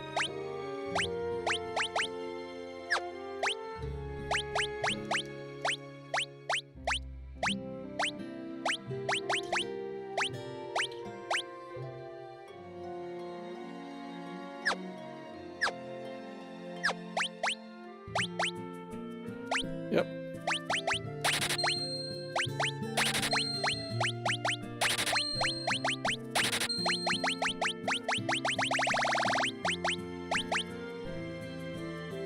I'm holding on to that broadsword just in case.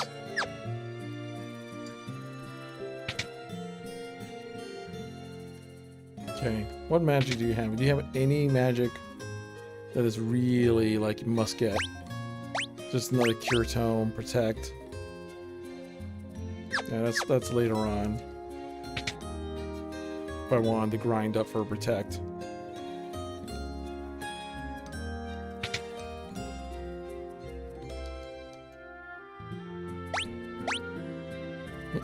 Dagger is better than what my characters are using right now? Mace. Axe. Like he's literally using a dagger is better than a sword?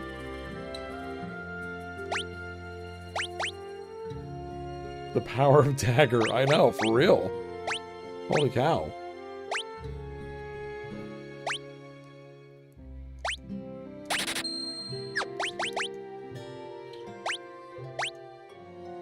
No, but the stats, oh, the accuracy will go up, but everything else goes down.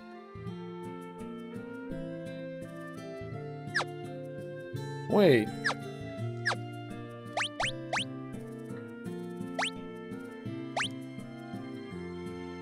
+7 attack.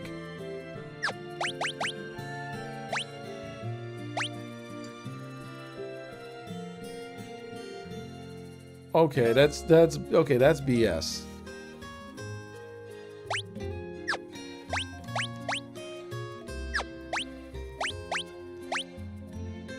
No, you can hold 2 broadswords in each hand.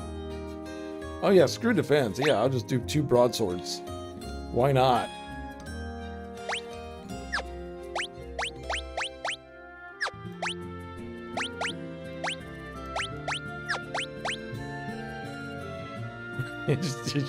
Optimal. Optimal's axe in one hand and a dagger in another. Oh, you could use a buckler? Sure.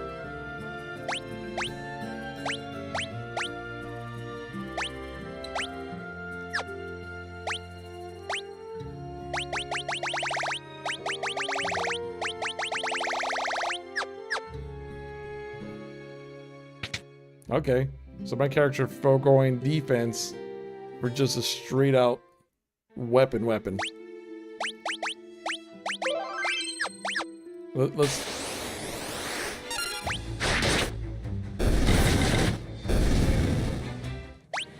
Of course, the two people who didn't swing a weapon.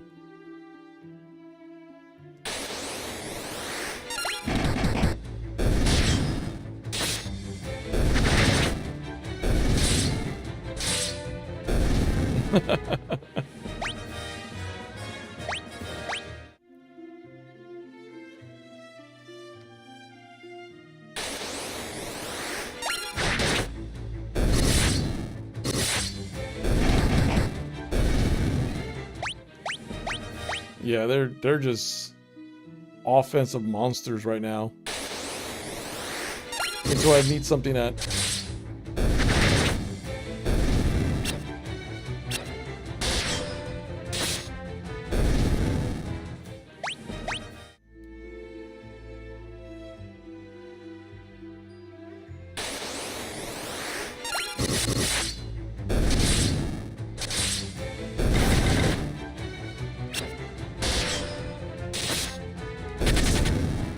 See, now they're beginning to run. Because the power of the dagger. Uh-oh. Goblin Guard.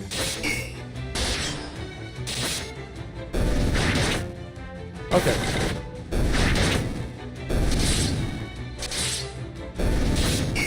They're not too bad. Yeah, they're...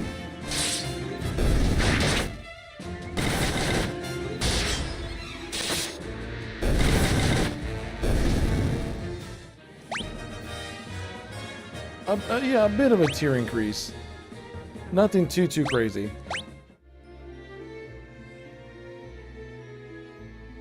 But before I get too brave, let me save it. Because this game I've already learned.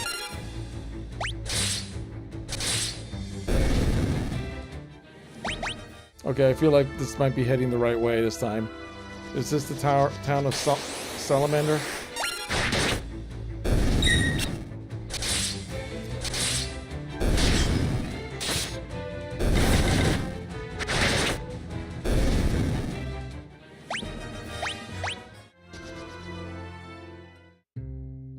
No, this is Poft. I didn't have to pay money. I just walked up here. Way faster. This is the port of Poft. Solomon is to the north. And to the east is Poft. Okay, so if I go north... Sorry, but the ship's already left for Paloom. Alright, so if I want to go to Paloom quick... Did you hear the ride the airship? If you got cash, there's no place I can't take you.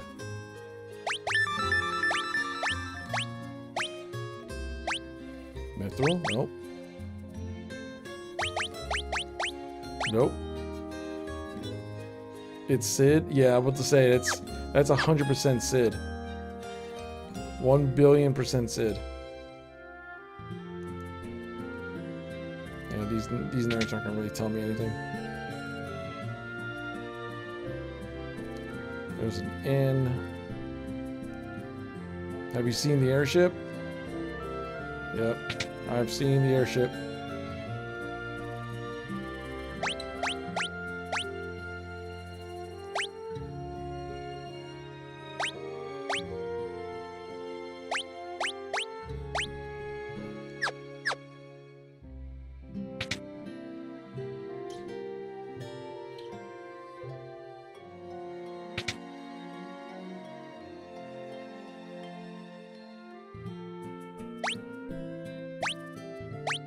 Okay.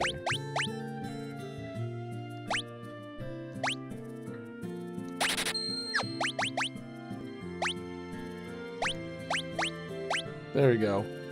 Now she's got a bronze helm.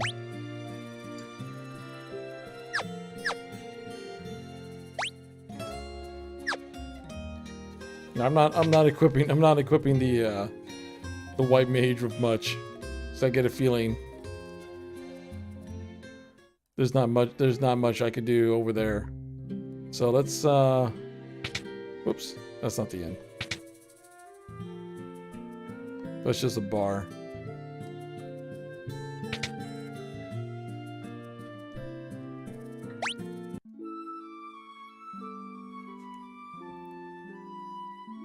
Alright, then let's go north. The Salamad.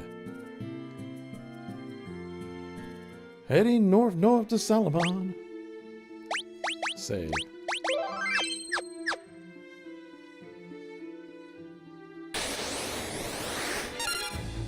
Oh.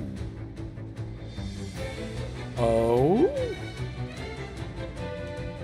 Good thing I saved. I just realized when games highlight the keywords in red, it's a pretty cool feature. Yeah. It's also nice so you know exactly what to pay attention to. I appreciate it when it does that.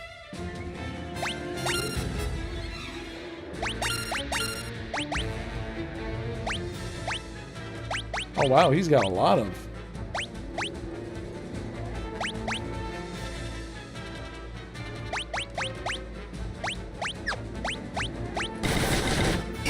Oh. Hey! We beat the soldier. Hey now.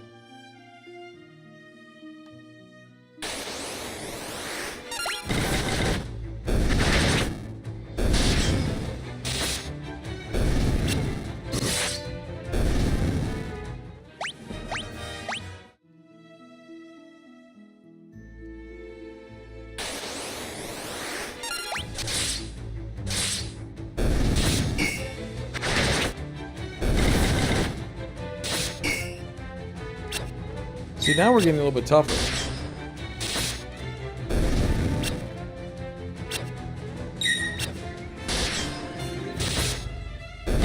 I think me being lost has made me unintentionally stronger, by far. Yay, Cyberpunk gains a level.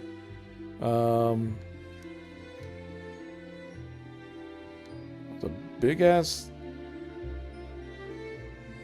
airship, but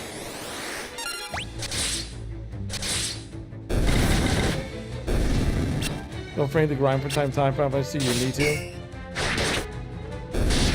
Yeah, like in Final Fantasy 1. In Final Fantasy 1, if you don't grind that area when you first reach the Elven Town, it gets very hard.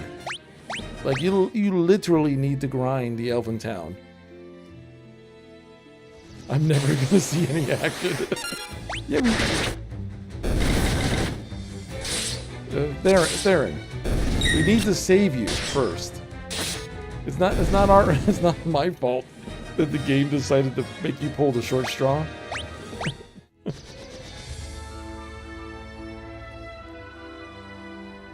Oh, that must be Salamander.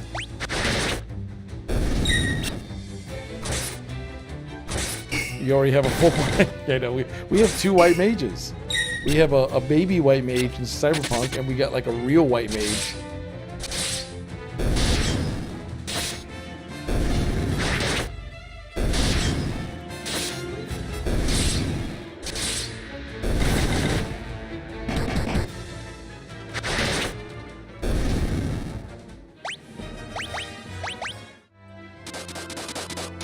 Oh wait.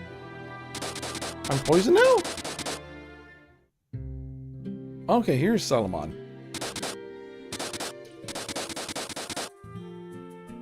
I could probably sleep. I probably don't need a potion. Does this game allow you to sleep off poison?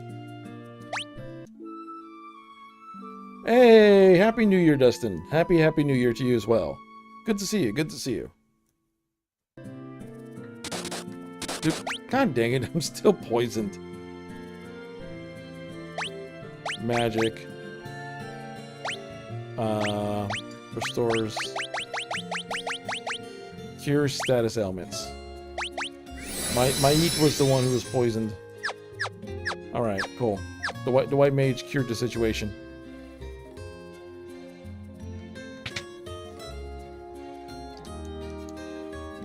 Mace, longsword, battle axe, longbow.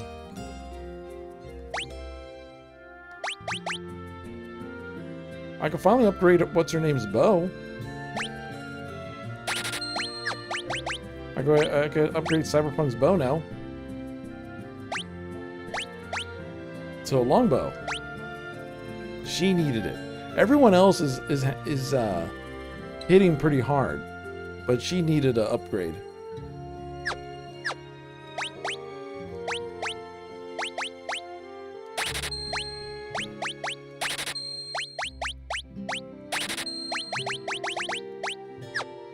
Sweet. Yeah, you got yourself a nice bow. Let's check armor. What do you got? Bronze armor. Don't I have like copper armor? I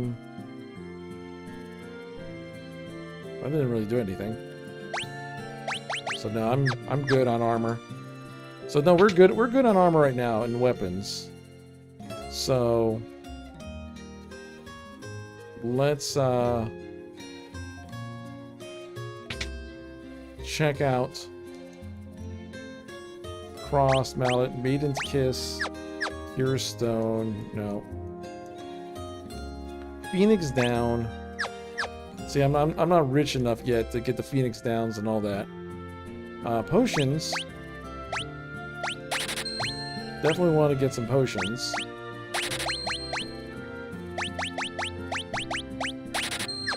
There we go. And a couple more antidotes. Because we're running into a bunch of stupid, whatchamacallit, poison creatures. Life Tome. Wow, this early? For only 1,000 gil? We can have the life spell? Reduces MP when used in battle. Warp Tome. Yo, everything here is useful. Everything here is useful. I gotta come back to this place. Usually, like, revive is something later on.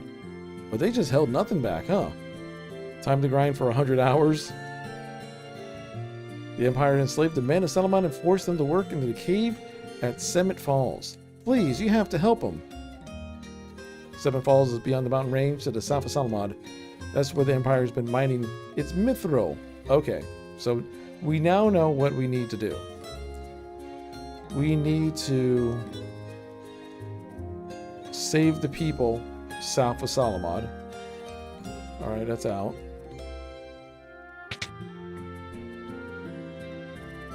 Is anyone here worth talking to? You have business with me? Ask. Mithril. Mithril? I haven't found any yet. I do have a few leads, but I don't plan on sharing what I do know with a bunch of perfect strangers. I'm gonna need you to do a little something to prove that you are who you say you are. There's a bunch of people from Salamon who are being forced to work in the cave at Semet Falls. Rescue them, and then we'll talk. Rose. You're here for Princess Hilda? And a little short in the tooth, aren't you? You kids can't fool me. There is a man who knows all about airships, but why would I tell you who he is? I know who he is. He's Sid.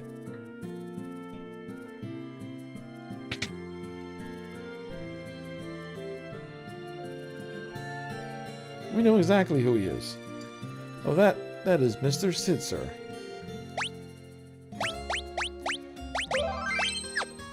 Okay, let's go out.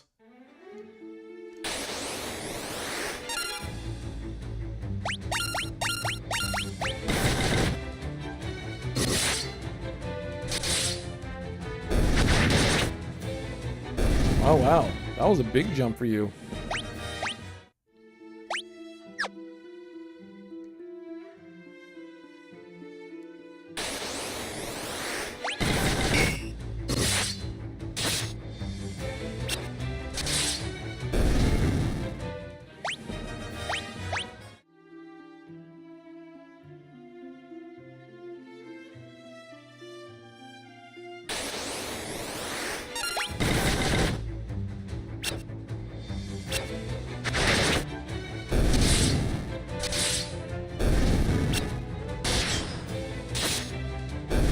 we go. We're doing pretty good now.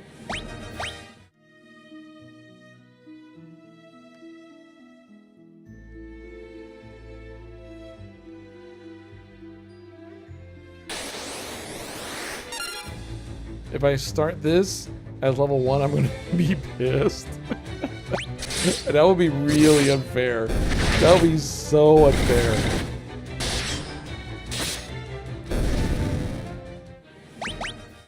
Because by the time my characters get to you and save you, we're all gonna be like level 20 something at this rate.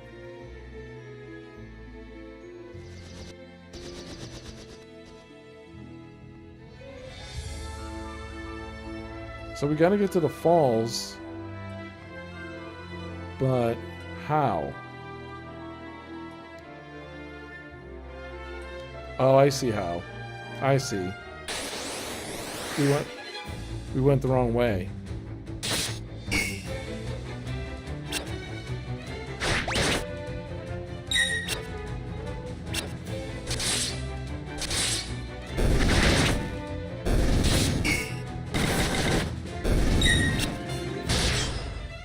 Yo, these goblins are like nothing to us.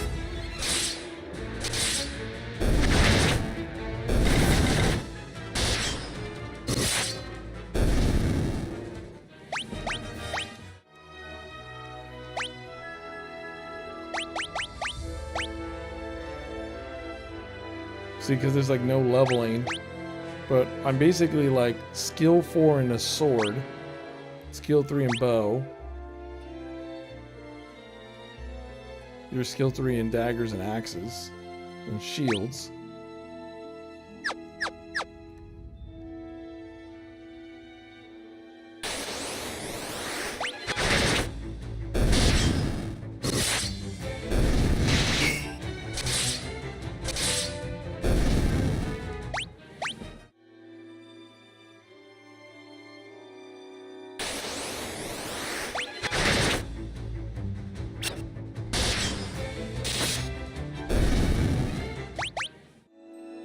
Dude, we're just kicking ass now. We're on a roll. I can't wait until we reach that one character that kicks our butt. Because there's always going to be that one monster that's going to get someplace and they're just going to just wreck us. That's just how Final Fantasy works.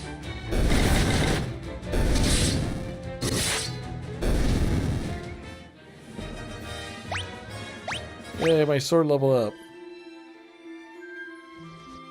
Alright.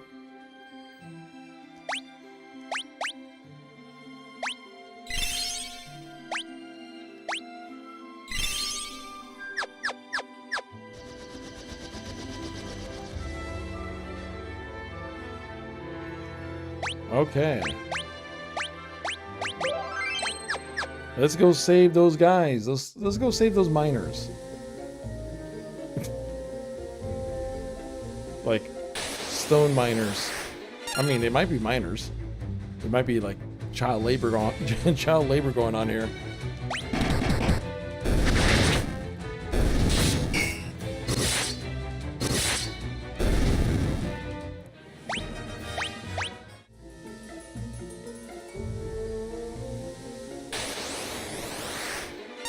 Oh.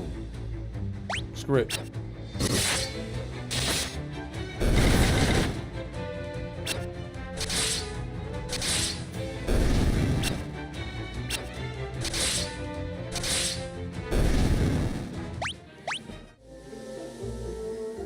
Oh, I guess that is nothing?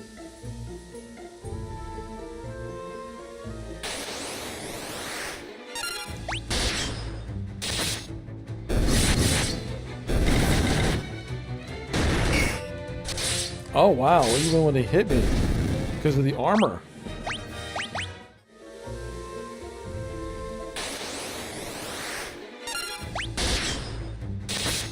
Just some blue crystal? Yeah, no, just some blue crystal. No big deal. I'm sure it means nothing.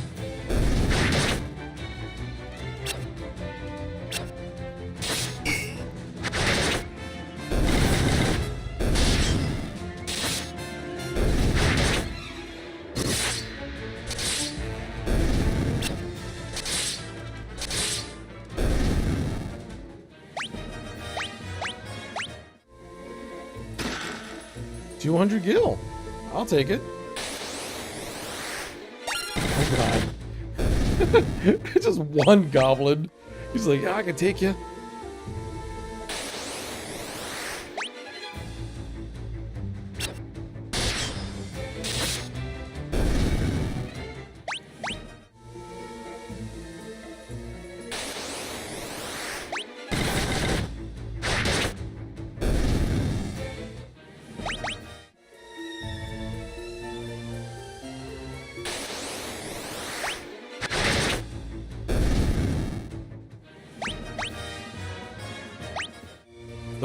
One thing I gotta give credit for 100 gil. Nice. This game has like a fast pace to it. Like we're just going at it.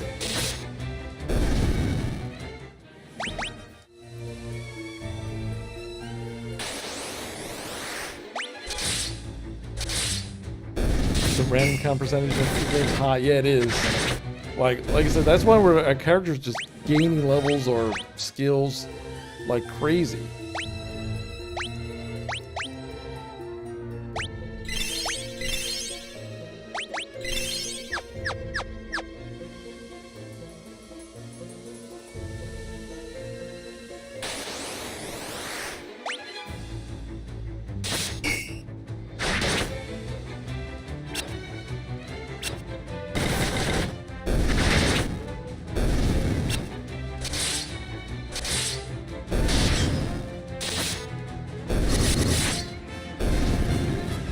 I feel like I accidentally over-leveled.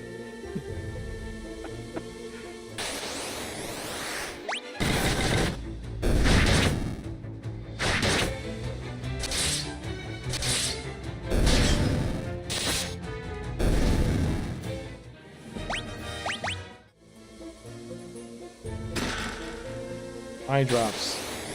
Jeez. Let me walk more than like 5 steps, game. We can do this game, maybe. Nah, you seem about where you should be. Oh, really? I'm assuming that there's gonna be a big jump.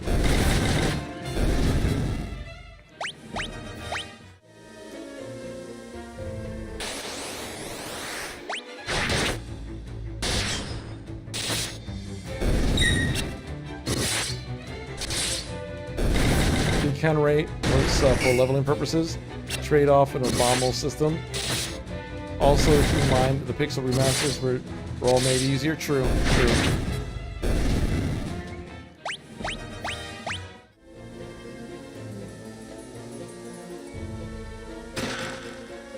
Chests contain a high potion.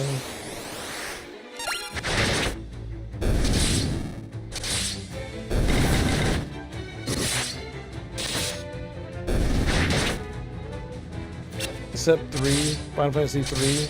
Is the hardest of the set, but not like, oh my god, this is hard. Yeah.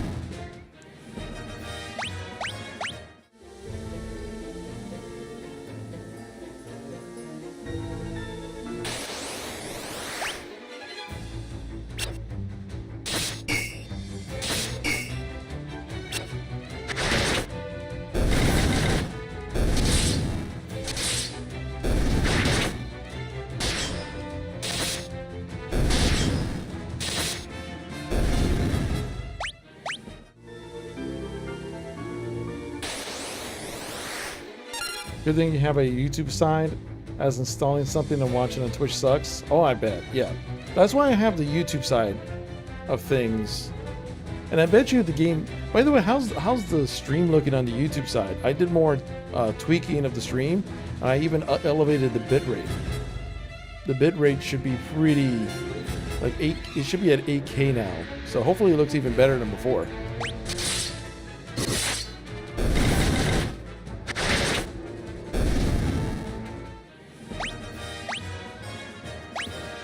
Nice and crisp. Nice.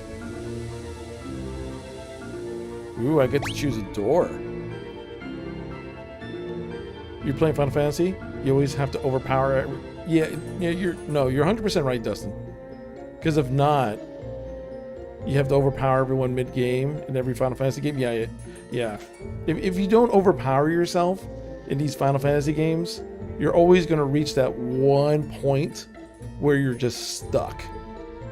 And it's like the worst boss fight you ever encountered. It's like something with Final Fantasy games that always seem to do that.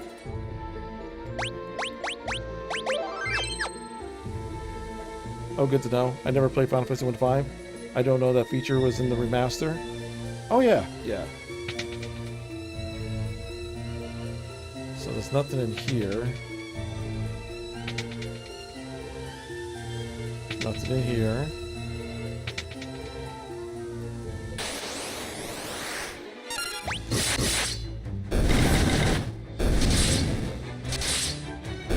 Yeah, I love the old Final Fantasy games. Because like with these type of games, I could talk to you guys, talk about the game, the series, and just kind of chill while just playing the game.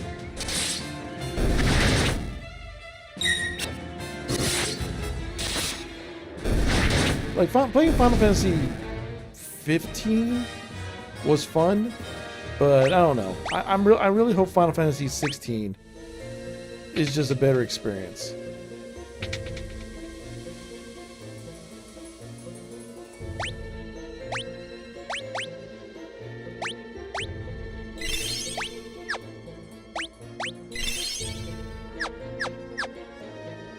Six, 9, and Tactic? Yeah. Tactics was great.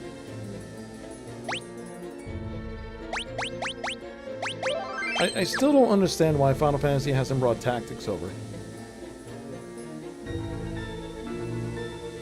Your favorite Final Fantasy is 8? You're a rare breed. Like, I like Final Fantasy 8, but it always seems like Final Fantasy 8 gets dunked on a lot. But I thought Final Fantasy 8 was perfectly fine. I need to play 9. I will be playing 9 on stream soon.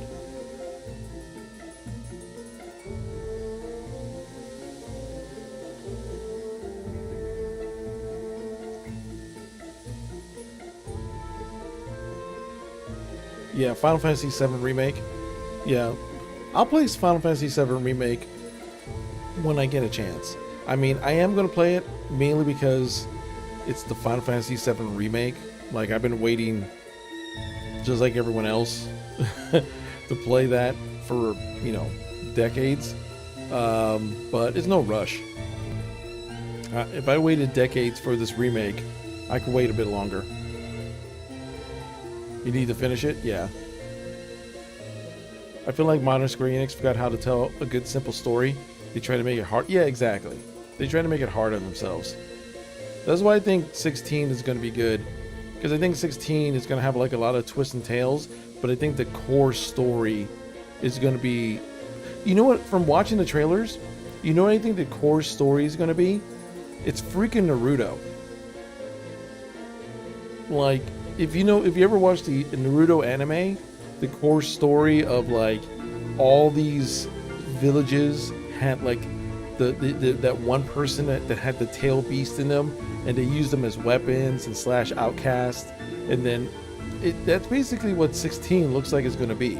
It's going to be a story based, you know, firmly with that type of scenario. So that's a pretty straightforward storyline.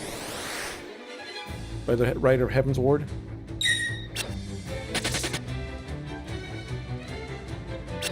Yeah, the story of 8 was fine. I'm honestly not too sure why people don't like 8.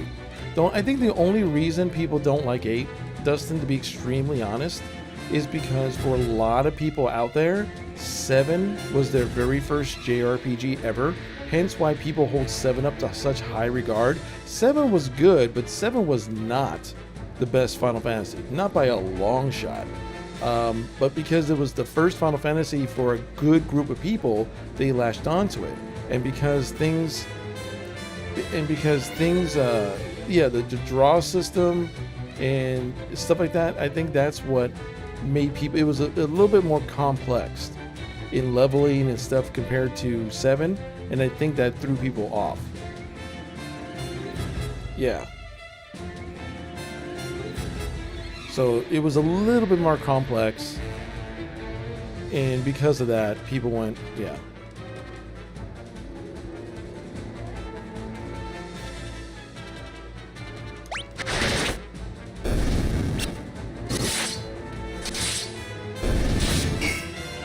I can see that, Zero. I've heard nothing but good things about 9, though. I've heard nothing but good things about 9. 9 is like I heard like the last traditional like Super Nintendo era feeling Final Fantasy game. Like I think it was like made to be like that. I heard that 9 was literally made to be like a throwback to the Super Nintendo era style Final Fantasies before moving on to something different with 10.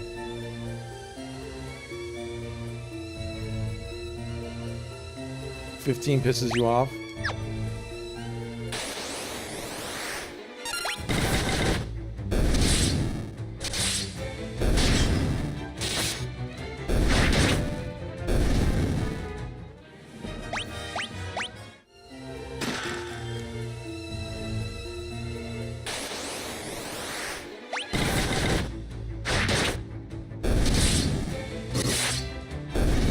Yeah, 15 people. Here's the thing, people like 15, and to be very honest, you know what made 15 famous and why people like 15 is because it was the first game that the female audience really latched onto because it was a bunch of pretty boys.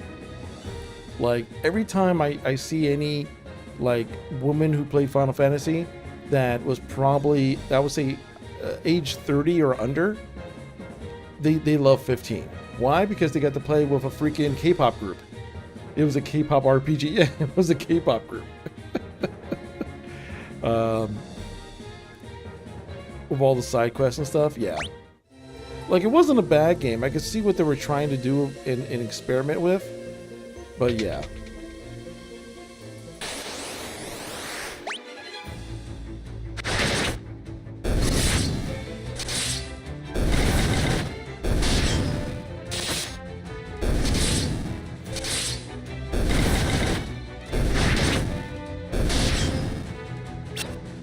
Dude, we just murdered them. Was meant for new players? Yeah.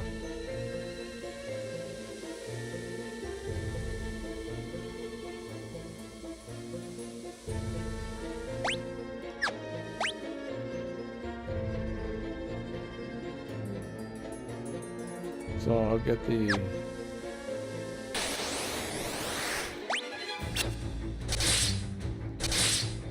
Yeah, there's no way to please everybody.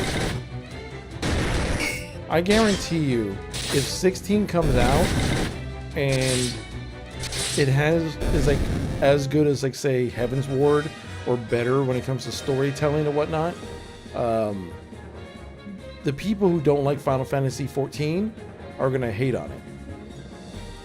Because there's people out there who just hate Final Fantasy 14 for some reason, even though they like the other Final Fantasies. So they're not gonna like that style.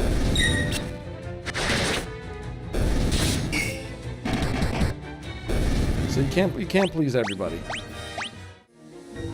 It's a impossible and bit of a fool's errand to even try.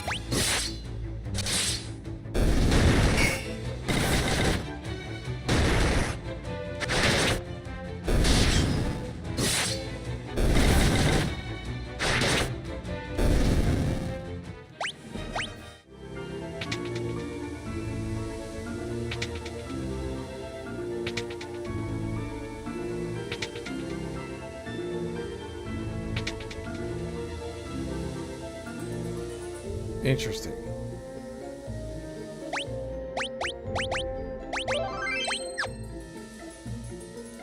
Help us, please. Help us.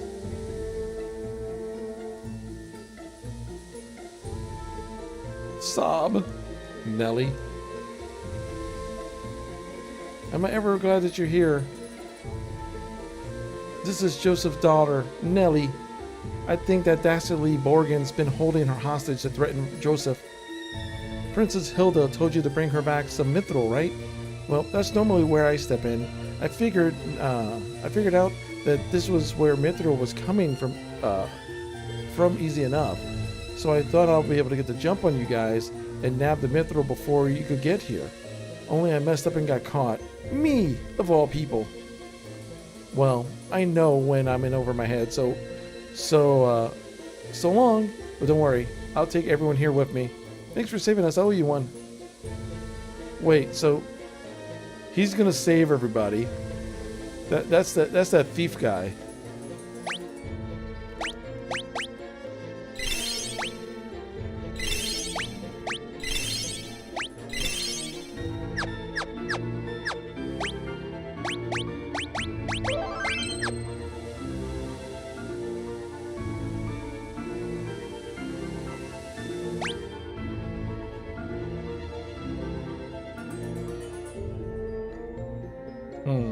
Okay.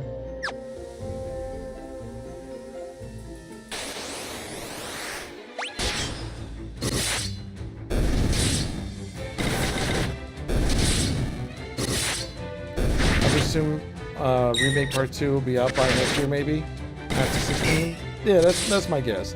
My guess is that we're gonna get a trailer, like around the E3 time. We're probably gonna get a trailer, and my guess is next year after. Like everything's gonna be focused on 16. So no one could get back to doing Kingdom Hearts 4.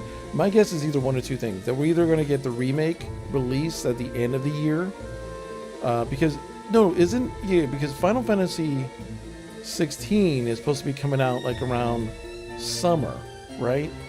Like around May or June on the PlayStation.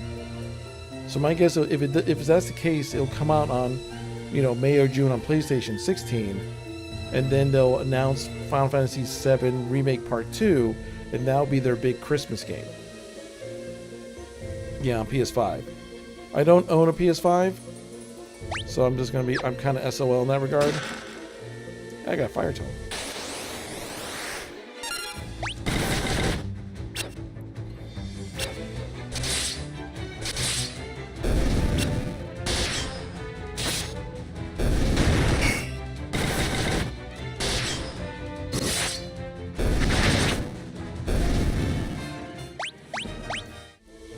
I'm thinking of hopefully saving up for one who can play 16. Yeah. Supposedly there's like a 6-month console thing, because they said that it might release. There was a trailer for Final Fantasy 16, the latest one, and it said at the end that it only had a 6-month window, which tells me if they actually do work on the PC version, that maybe either at the end of the year or at the beginning of next year, Square and Sony made a deal. Yeah, for sure. I can't remember if I've been in that door.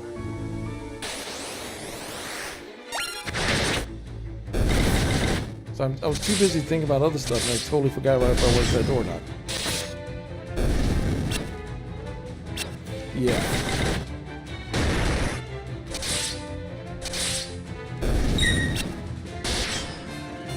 But hey, I game on PC mainly, so I kind of win no matter what.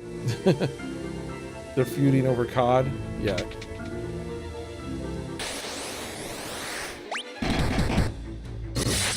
Yeah, I laugh over the COD feud. Because Sony's arguments are just really not good. Why the deal shouldn't go through.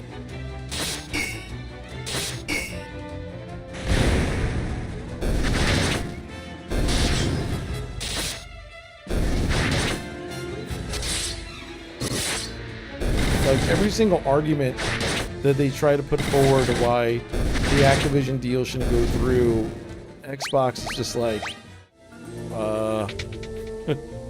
like that's a piss poor argument. Didn't consider Nintendo part of the status quo. Yeah, I know. Yeah, and the FCC, the only reason the FCC did anything, to be extremely honest, is because they wanted to show that they were strong, because after all these years and years of basically them just approving everything, they want to be like, oh no, we're tough. we're tough on stuff. And it's just like, yeah, sure you are there, buddy.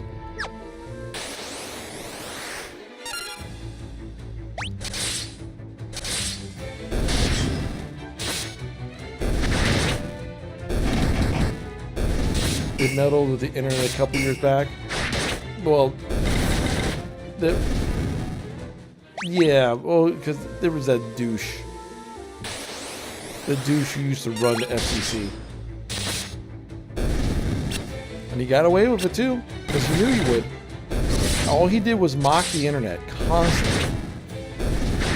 He was basically just a troll. He just mocked the internet constantly, and he got his way. And because most of the politicians are like, they think the internet is made of like tubes, they haven't done anything to change anything back.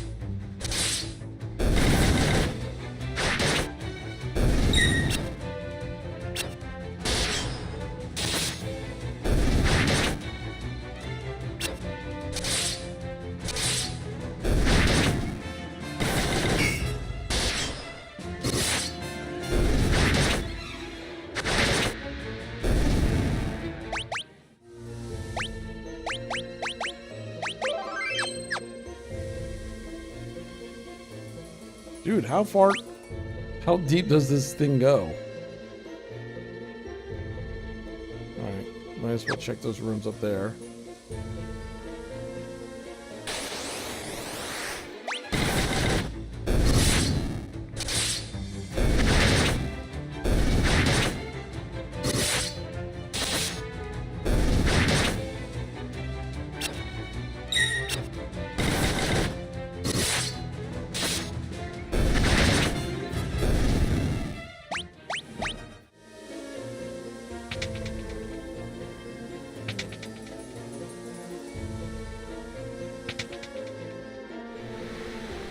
Oh. Oh. Rebels. Never thought I'd have to deal with your kind down here. Well, if you think you're getting mithril, you'd be right. My mithril blades straight through your heart.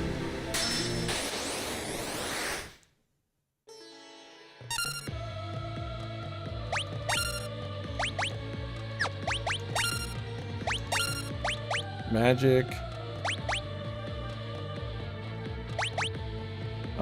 The guards gets magic attacks. Raising magic defense.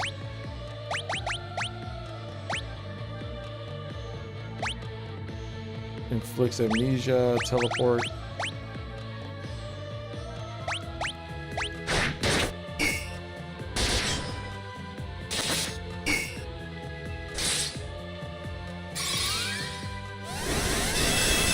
Can y'all kill him and find me?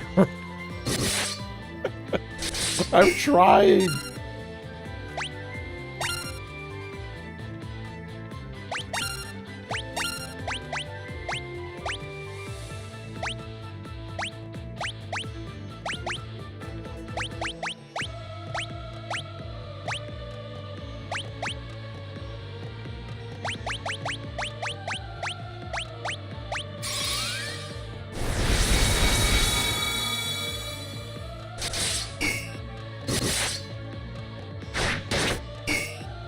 Dude.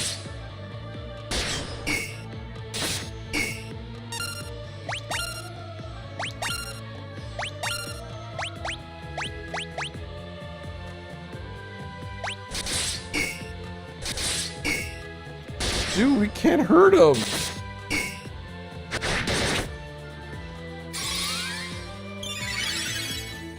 Holy crap. What kind of cure is that?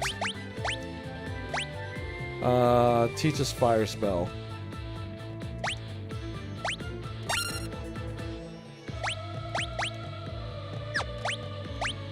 Guess you're screwed.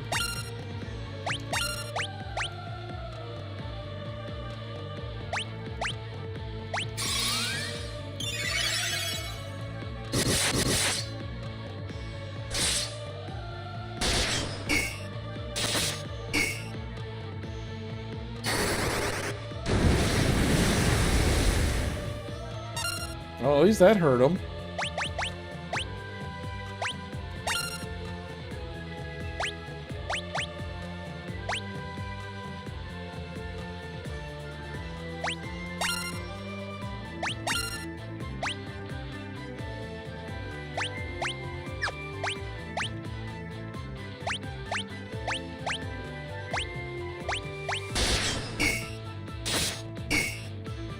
Are you taking off, Cyberpunk? Alright, man. Thanks so much for hanging on through. I appreciate you as always. I'll do my best. Oh no, Faith was leaving. Oh, you know, did you eat lunch with family? Oh, okay. Excuse me, I just saw Cyberpunk. Alright, take it easy, Faith. Take it easy, man. You have a good lunch. And Happy New Year again, even though for you it's probably what, the 2nd? But take care.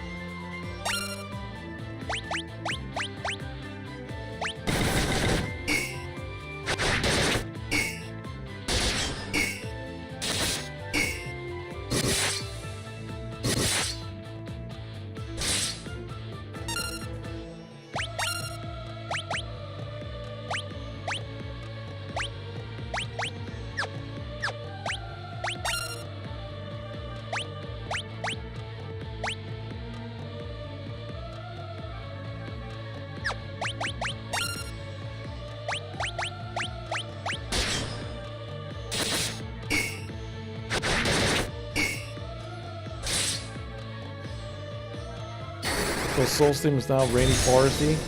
That's a thing for Beefy now. Cool.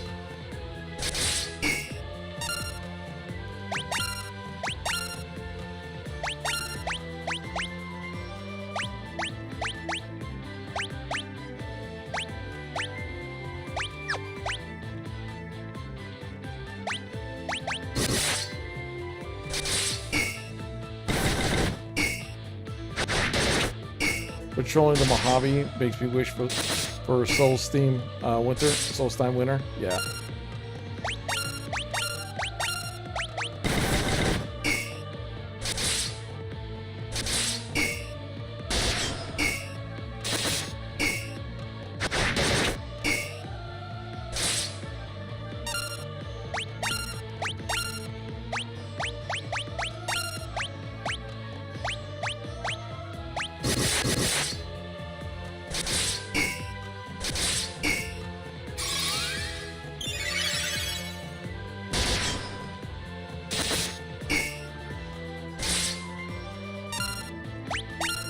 Maybe I should have done more read the spells before jumping in.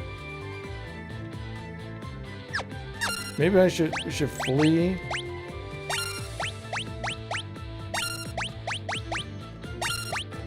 And I'll reload the fight. Can't escape.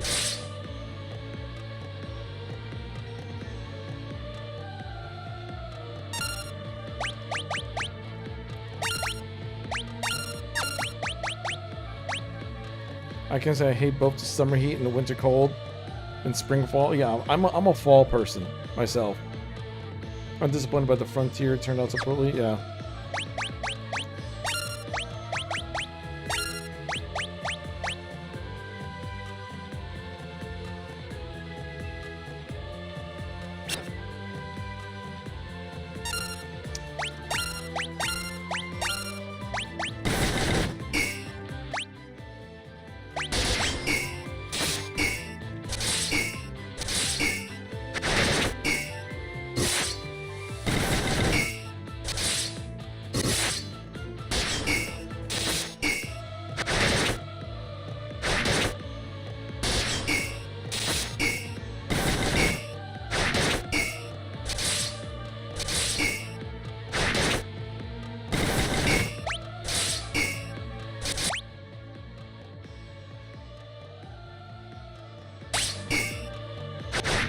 See, I can't reload until this battle's done.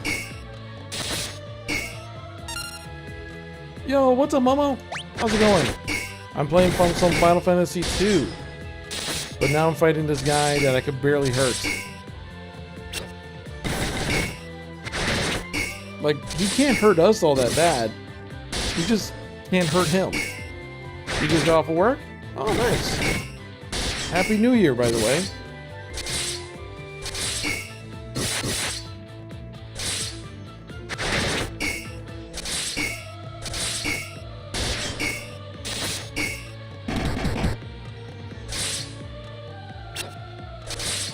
Happy New Year! Woo! It's party time! Excellent!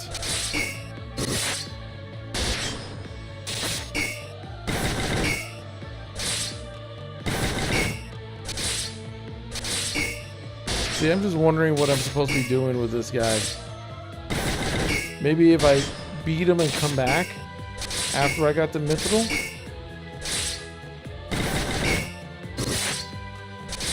Because I can't really picture him being a boss.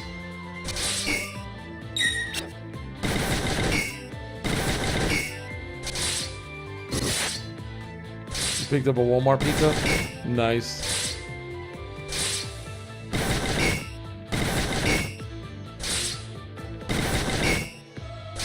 Nothing wrong with a little Walmart pizza.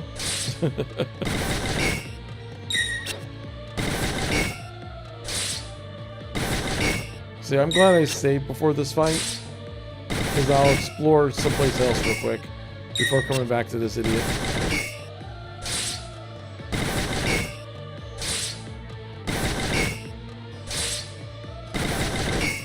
But I can't back out of the fight or anything. I just gotta let it run.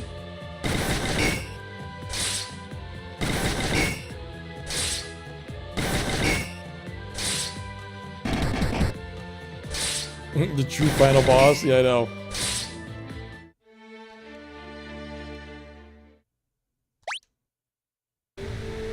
Okay. I'll come back to that guy in a second. Items, use Fire Tome.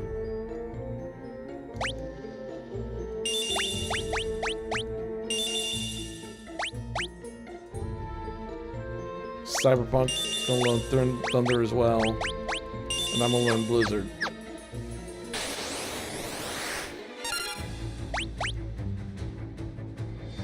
Only uses 1 MP? Huh.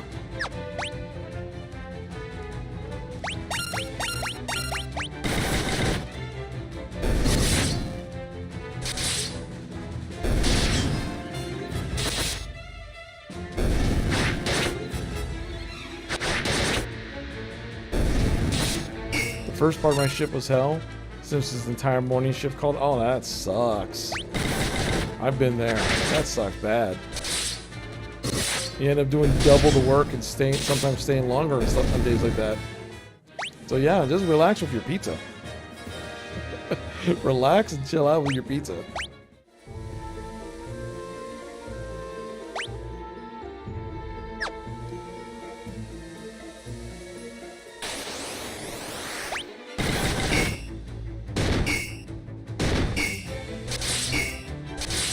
Wait, what's going on?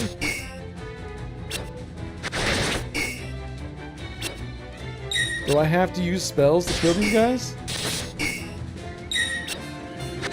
You have to use magic. Wow.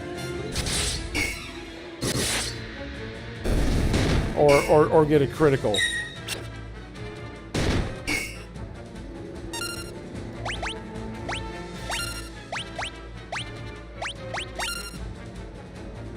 You can't do anything. And all you have is...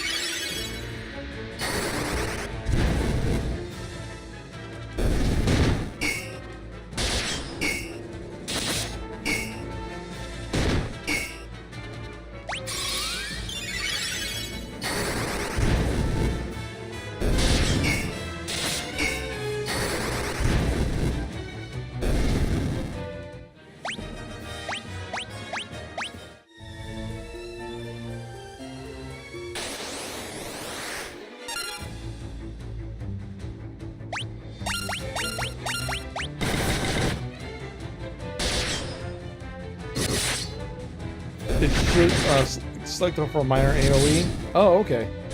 That's good. That's good to know. Because I know the cure should kill the zombie. Yeah, cure should kill the zombies. That's true. Let's do magic.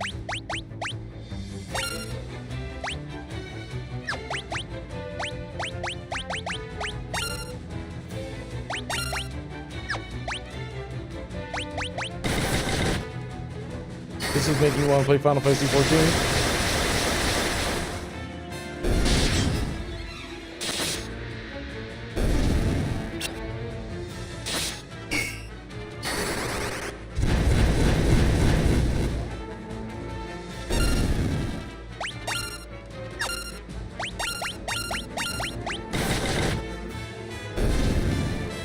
You gotta finish Heaven's Ward?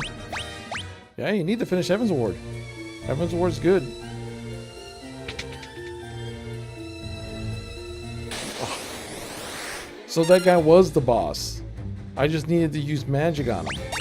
Alright, so let me just reload.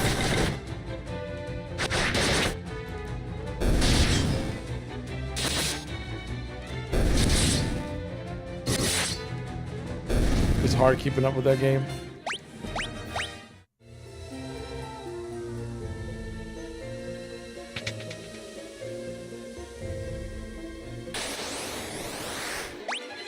Yeah, we just gotta make this.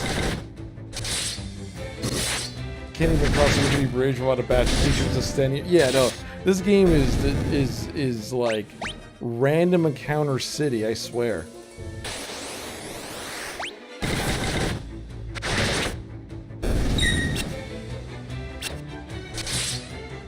But you know, I just wanted to give it a shot. See, I mean, it's a fun game. I'm enjoying playing some Final Fantasy 2 right now. But it is random encounter city for sure.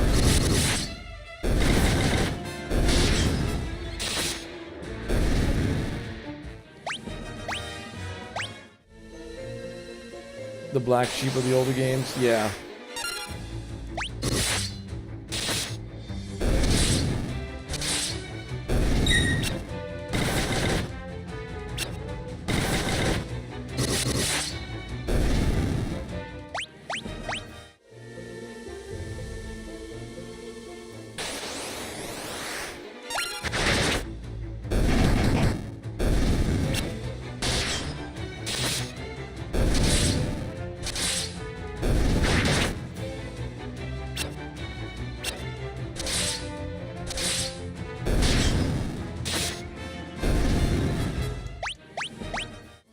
Okay.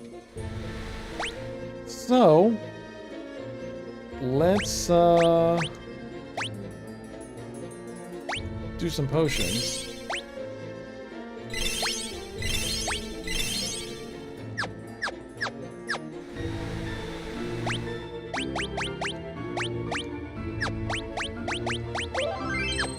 Just gotta wait 50 minutes for your pizza to cook.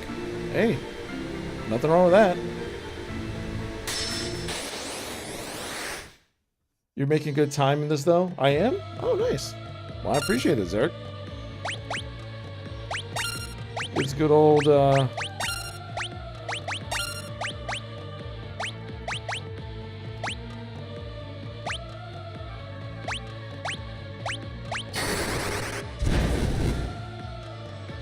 Only 12?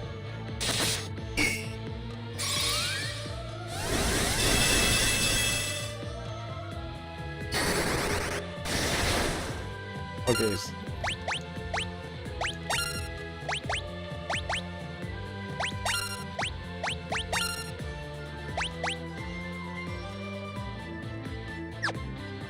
So since the Skyrim mod, let's see here. Inflicts amnesia. I'm gonna cast an amnesia on you.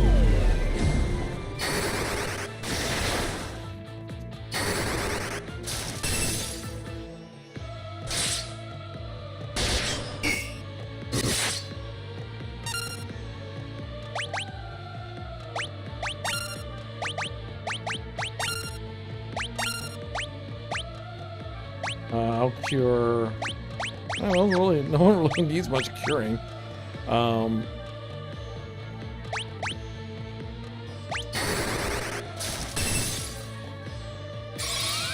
Everyone gets a blink. There we go. Cannot use magic because he's got amnesia. Protecting the party. I think I already cast protect.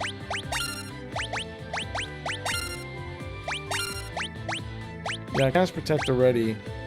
The only other thing I could probably strikes fear. Switches HP and MP with the target.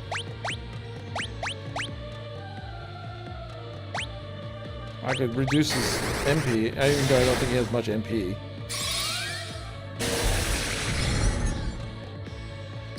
Oh, wow. Wow. Look at those graphics. Oh, yeah. The graphics are beautiful.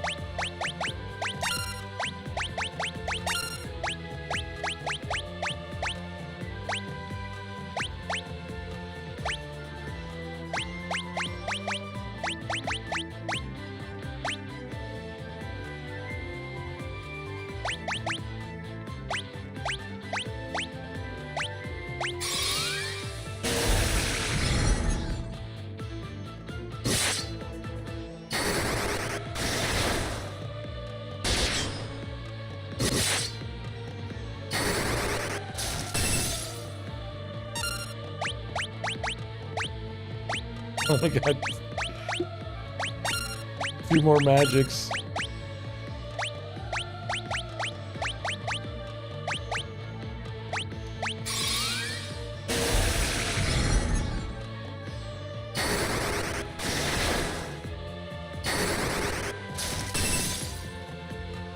I'm hitting for like 10, 13, 4.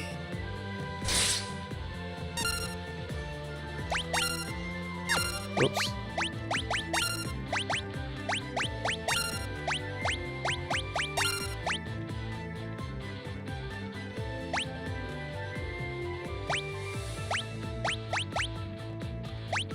A little cure for everybody. Yeah, now what? Everyone's back at max.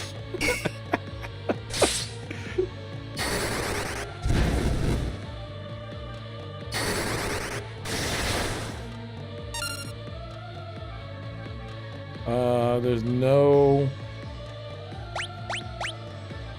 Yeah, I have no ether potions. So you just gotta attack. I guess I'll just cast sap. There's fear. Do I have anything else that might hurt him? I guess sap was kind of it.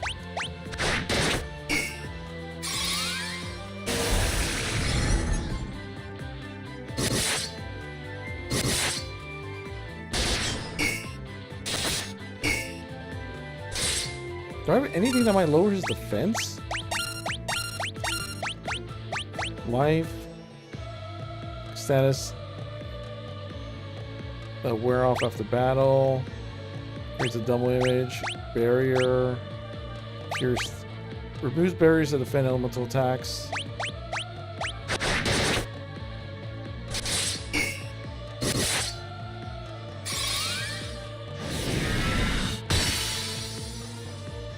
No effect. Okay, he didn't have anything. Let's see.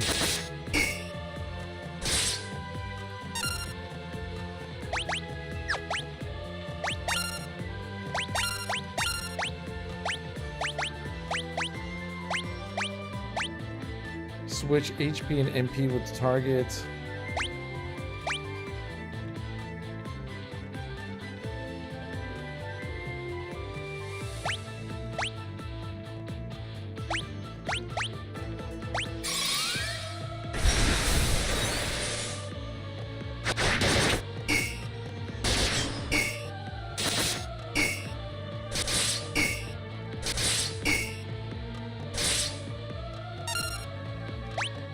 I just do sap again because sap was hurting him.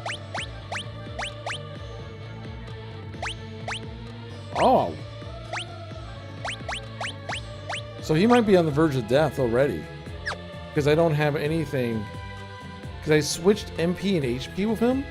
And if that's the case, he's literally on the verge of death. I could just barely, I could just...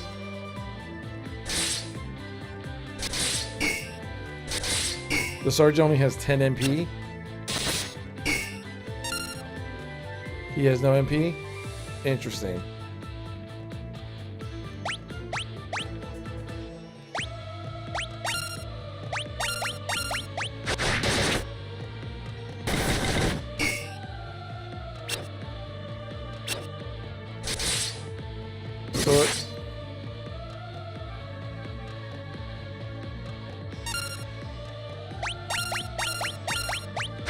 I read Sap as switching his MP and HP. Yeah, but I have no more MP. And I don't have anything on me.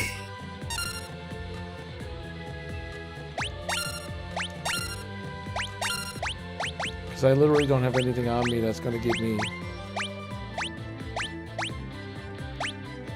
No, there's nothing on me. So I can't cast Sap or anything.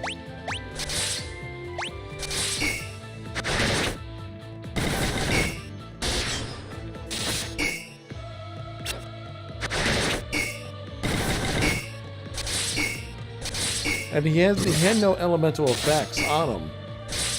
So when I was casting magic on him, it was hitting him full force. So I think next time I'll just cast Sap on him a bunch. I'll cast Protect, Sap, excuse me, Protect, Evasion, and then just zap him a whole bunch.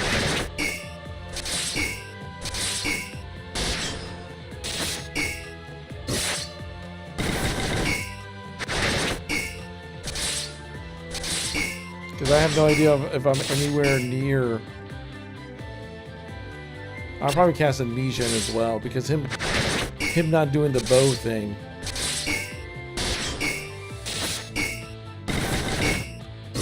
has been helpful.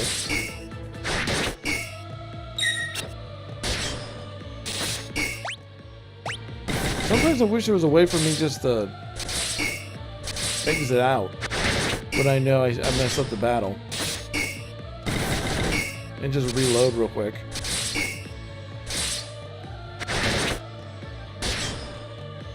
I just gotta sit. Well, I'm just gonna drink some water and let this sit out so next time we know what to do.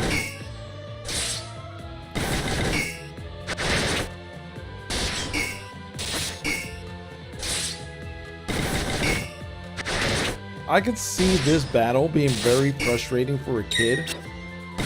I can only imagine like a young Japanese kid playing this spot and just trying to figure out what was going on. An unarmed fire can kick his butt, and he's weak to Sap. Okay, unarmed.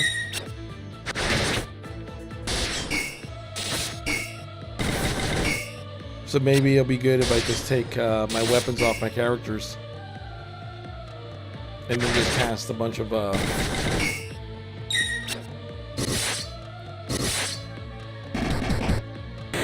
Oh! Okay. Okay. I thought I was just like trying to end this fight quick.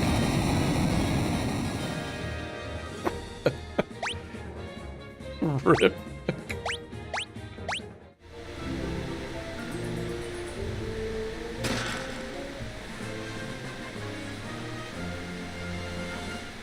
See, now I'm curious if I should just restart this fight. because DBFig totally missed out on everything. And I have no MP.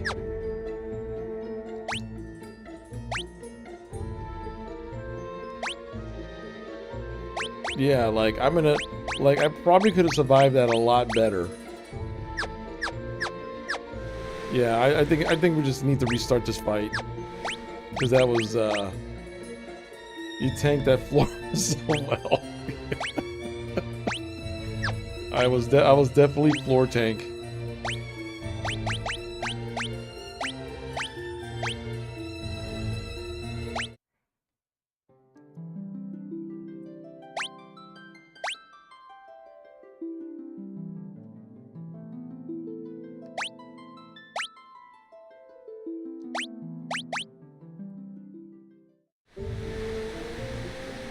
Okay, so let's try this.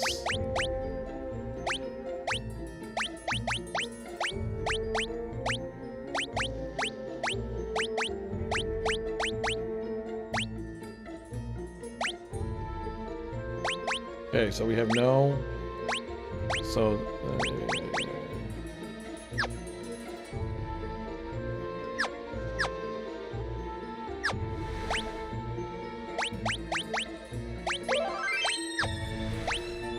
What is my health like?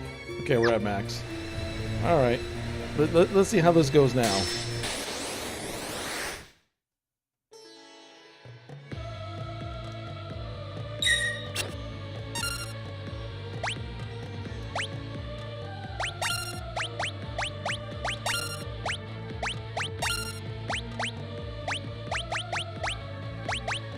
Protect. And everybody. So everyone's got protect.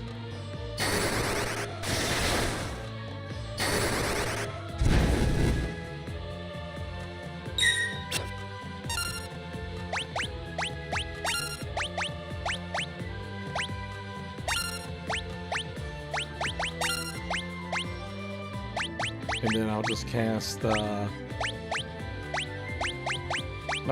what was it again? Not barrier. Blink. Just that way I'm just better on evasion. Then I can't last cycle I'll cast Amnesia, and then I'll just start casting Sap the rest of the fight.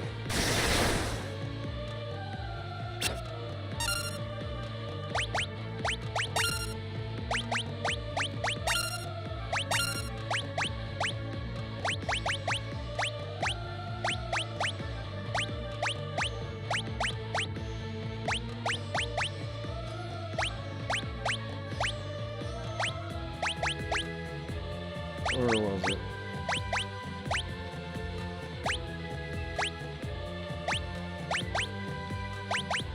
I thought I had something. Inflict silence. There he is. Fog. Oh, missed. Okay, never mind. I'm just gonna cast Sap on him the rest of the time. That's the only reason I wanted to get Fog on him, so you can't cast that bow nonsense.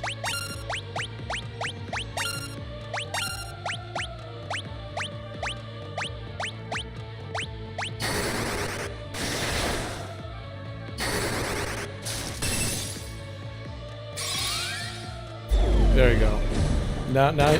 Now his bow stuff is screwed.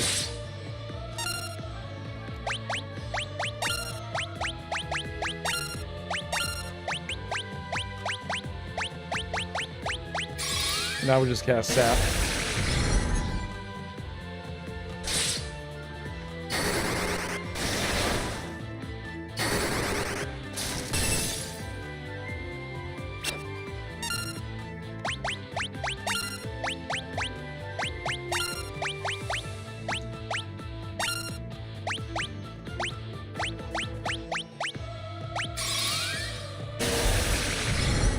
Bam.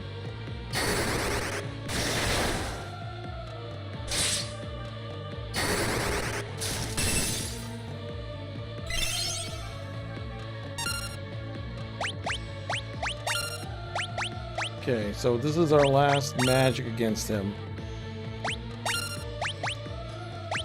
So we're just gonna have to rely on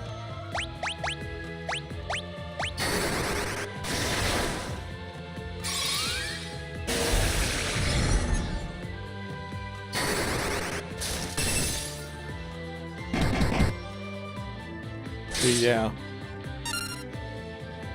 At some point I would contribute something to this fight, right? At some point, Darren, you'll be able to contribute to this fight. Maybe. Whoops. Oh, crap. I didn't mean to do that. I hit the wrong button.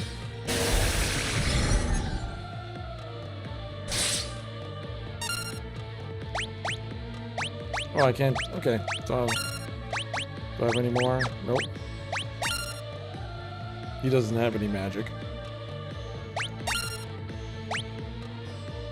And then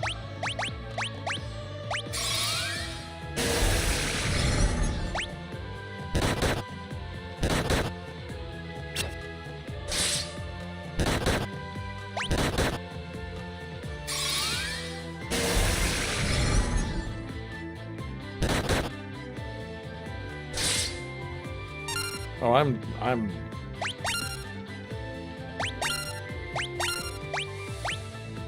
magic, cure, everybody. Everybody's good. Woo! Everyone's back up.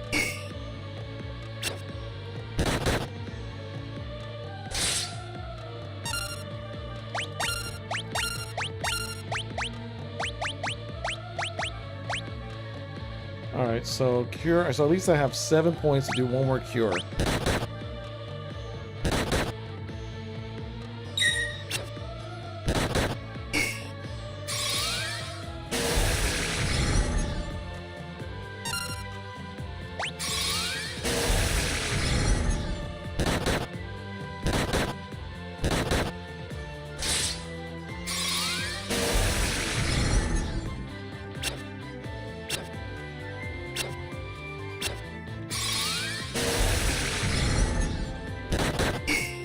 Come on.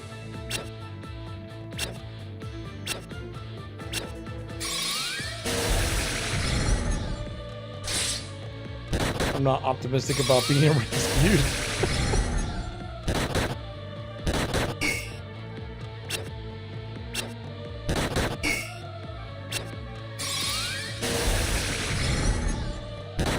Holy crap! How's he not dead?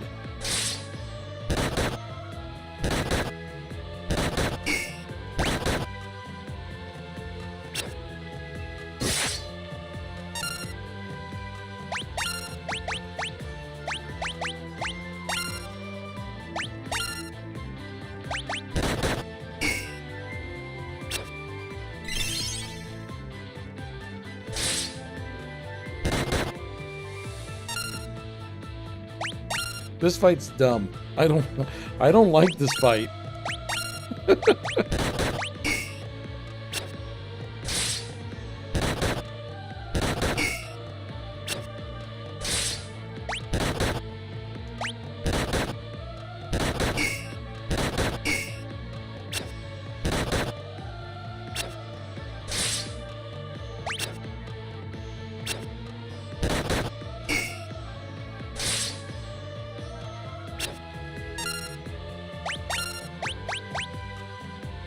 This guy's just telling you to learn more magic levels. Yeah, that's all this. That's all this is teaching me.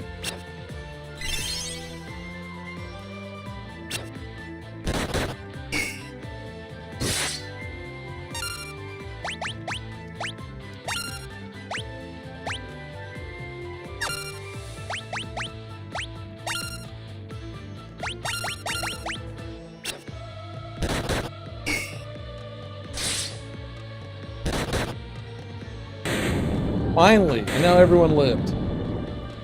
Crying out loud. For crying out loud. At least everyone lived this time.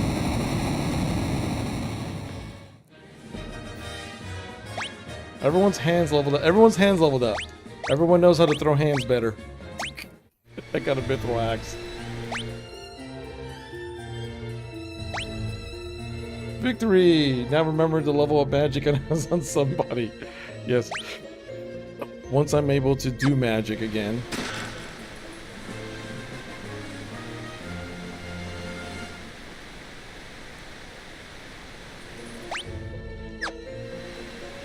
Oh, hold on.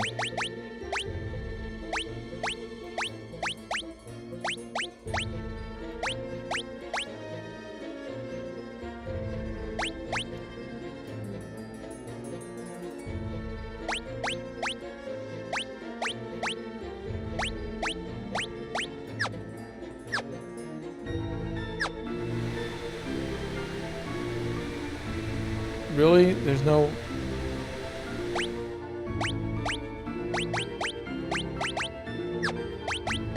Is there a do you have enough for teleport magic? Oh, you do. He has one point of magic. Just enough. Just enough for teleport. That is hilarious.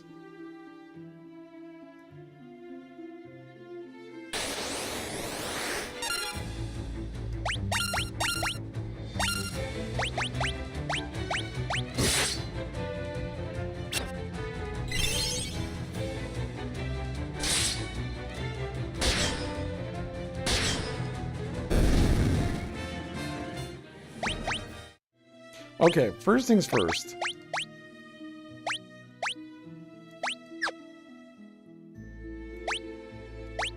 Remove. Remove. Actually, first things first, because the optimal totally screwed everything up.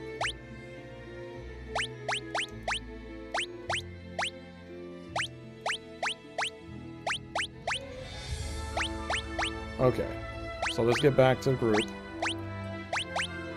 Broadsword. Broadsword.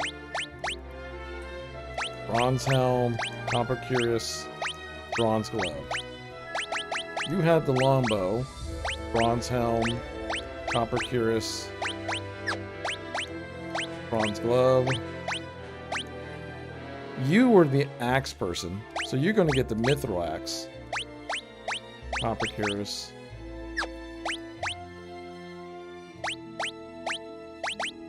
Oh, you could. Oh yeah, you're going to dual axe it up. Hell yeah.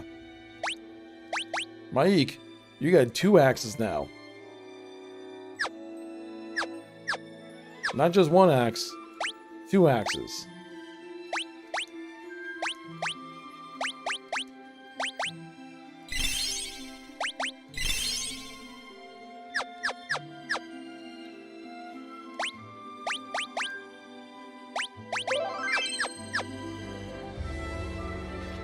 Get good, as the Dark Souls community would say. Yeah, everyone just get good.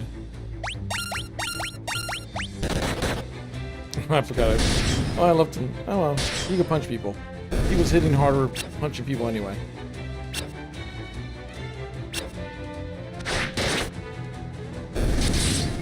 This is where I expect from Destruction Magic the dual axe wield. Yes. You've kind of like become our fighter. You're like our tank, Mike, but you're in the wrong spot. I have to figure out how to get you in the right spot. Well, I mean, you're a frontline, so.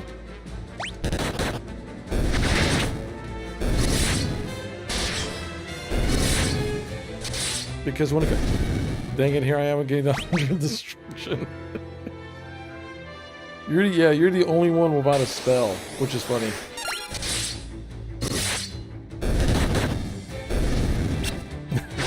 Dual wield it is. I mean, I'll give you magic.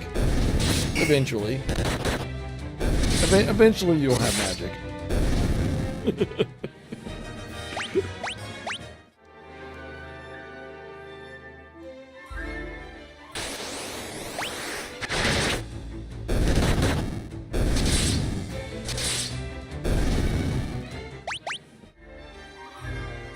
Dude, without Minwu, whatever his name is, Minwu, we would have been screwed.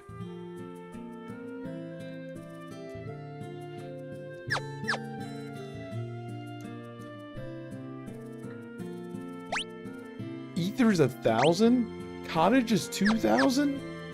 Okay, now things are getting potions.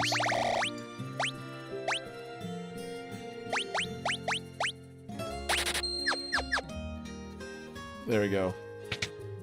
Just get some potions on us. And we can rest.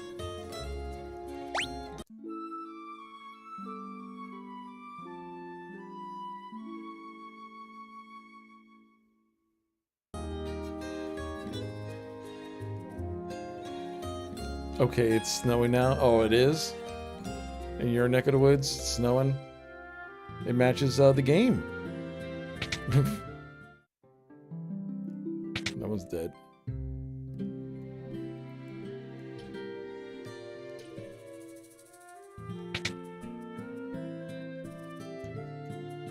Okay.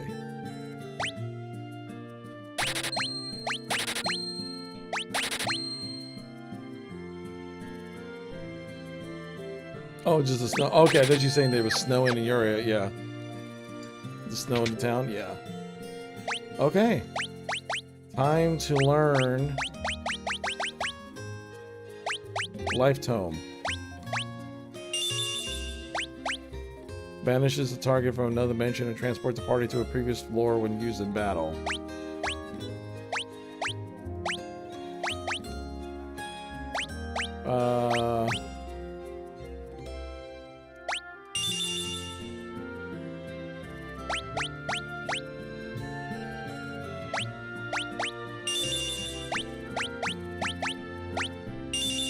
See, I got the teleport town. Okay, so you got a spell. You got the warp spell. When it was quite green. Yeah, it's green everywhere except for right here.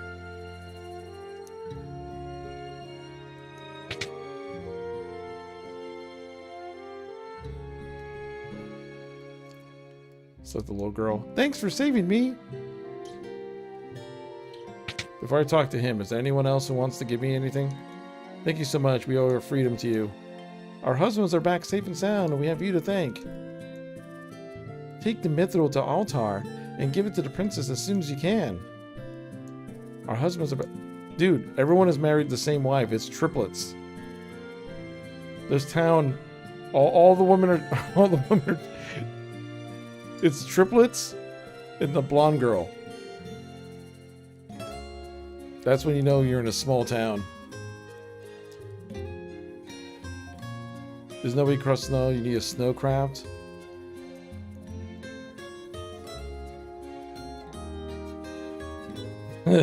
That's hot.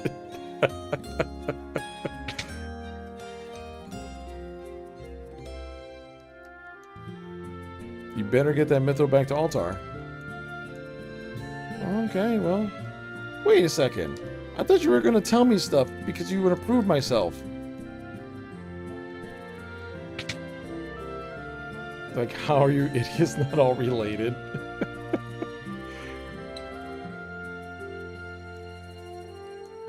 Take the mithril. Yeah, okay. Yeah. We gotta take the mithril to the altar.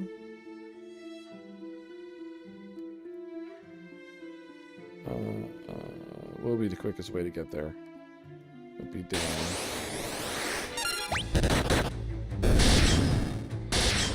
Dude, Minwu hits harder with his fists.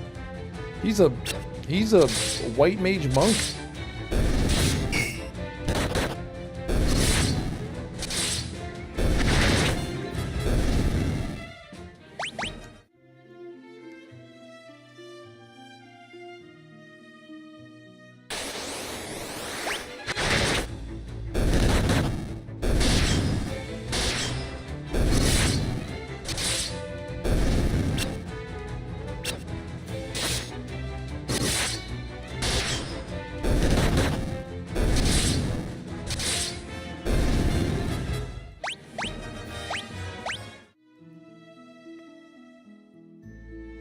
Okay. Take the boat. Oh crap, really? Oh, really?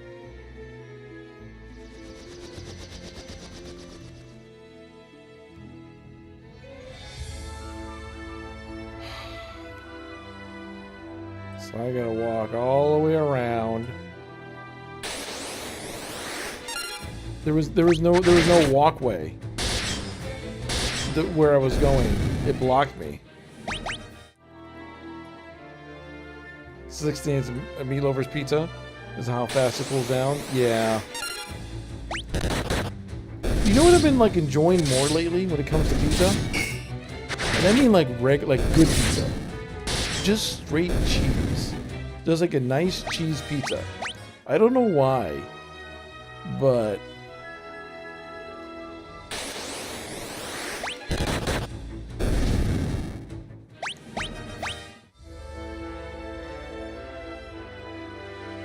I've been enjoying just having a nice cheese pizza lately.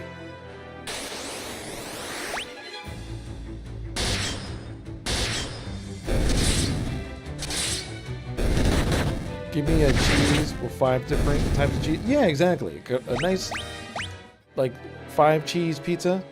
You get some good stuff out of that. There's a pizza place, I mean, not super near me, but it was near where my job was when I was working in the office. And it had a great deal. They had a deal of 2 New York sliced pizzas. It was like 2 big slices of cheese pizza and a canned soda for $5.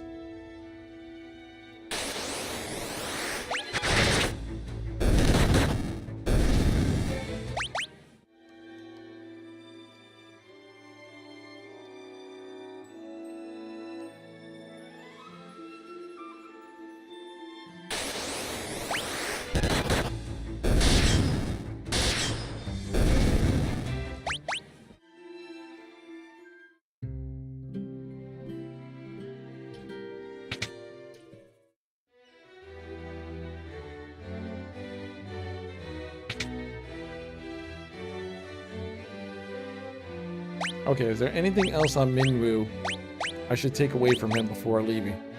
He's got nothing. I took everything from him. The Empire also suffered heavy losses in the Battle of Finn.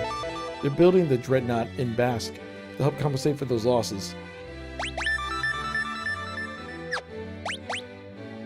Mithril.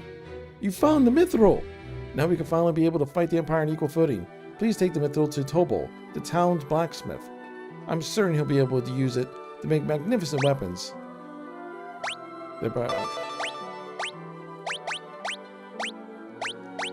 A man named Sid, the former captain of Finn's Order of the White Knights, built an airship. It's a ship that sails the skies, but the airship captivated him, body and soul, and he soon left Finn. We are poor for his absence. I'm told he now lives in Pop, granting travelers passage on his airship for a price, and then he uses the money to make further renovations on his airship, or so the story goes.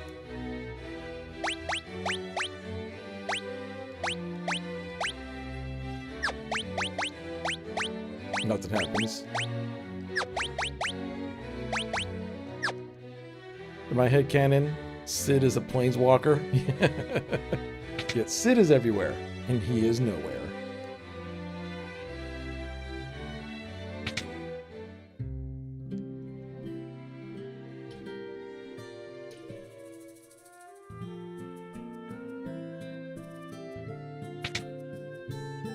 While I'm here. All right.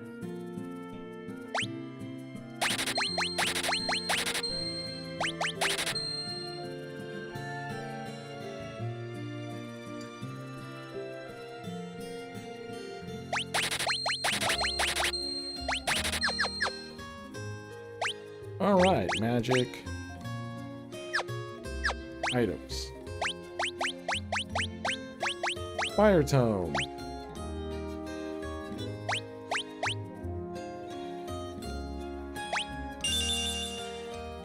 Blizzard tome.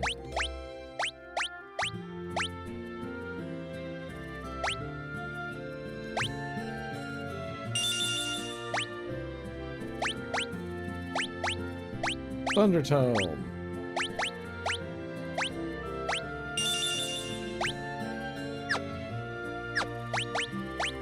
He knows fire, blizzard, and teleports, but he doesn't know thunder. She knows fire, life, blizzard, sap, and thunder. And he knows fire and thunder.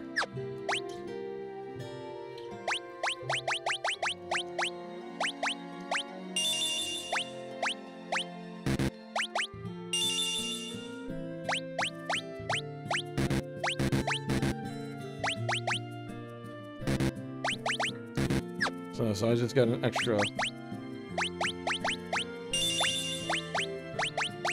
There we go.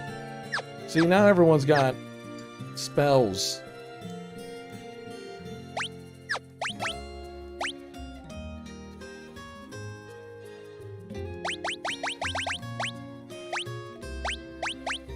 Copper Cuirass.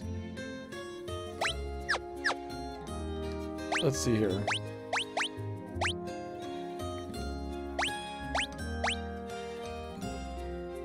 I thought, does he stay with the party? I thought he was a temporary member. That's why I took everything from him. That's why I didn't equip him with anything. I figured he was a temporary member so we could get Theron in here.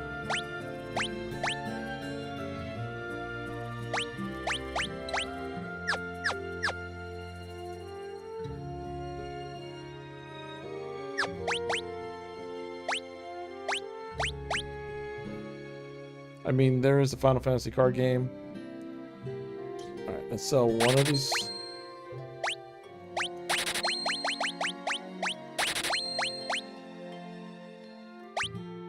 I'm keeping the buckler.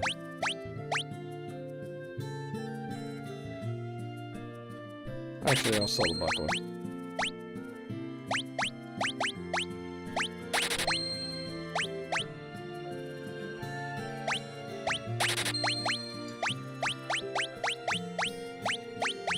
Okay, cool. So now everyone has all the spells. There you go, Maik.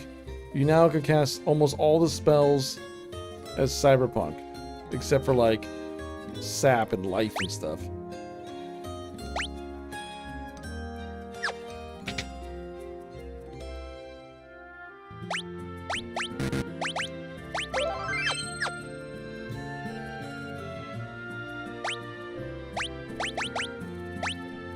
Oh, that's Mithril. I've been waiting for the chance to work in this metal for as long as I can remember. Alright, leave the rest to me. Sword, armor, you name it, I'll start crafting. It's been too long since I let my hammer ring.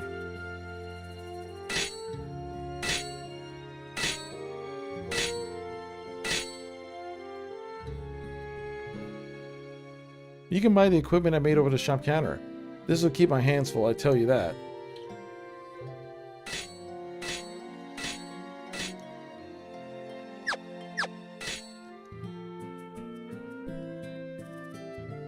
Interesting. So yeah, this is when you start grinding for stuff.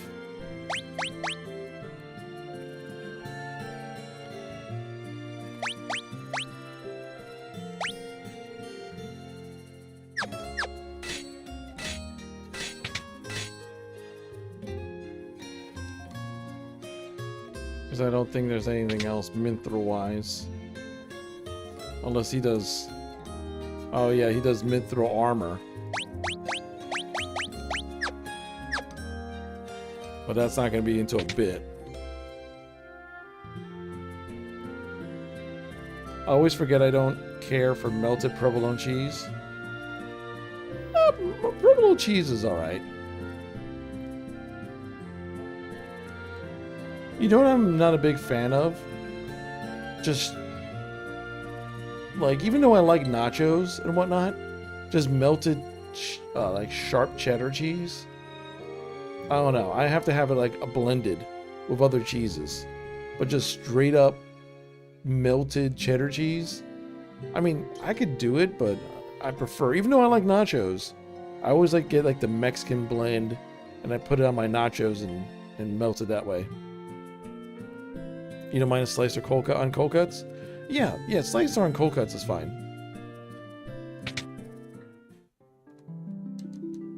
Alright, nothing happens.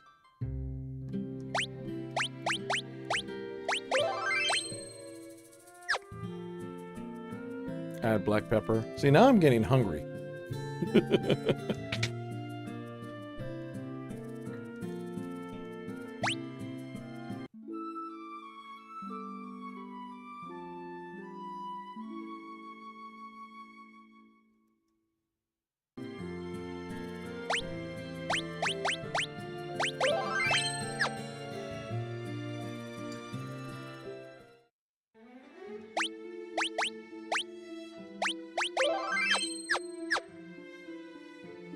Okay, so I guess I gotta head back up north.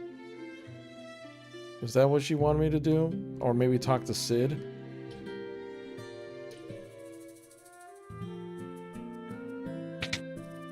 Actually, I need more potions and stuff.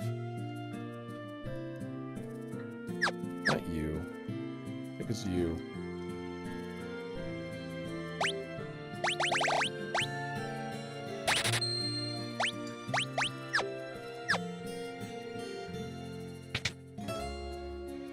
There we go. Now let's get the hell out of here.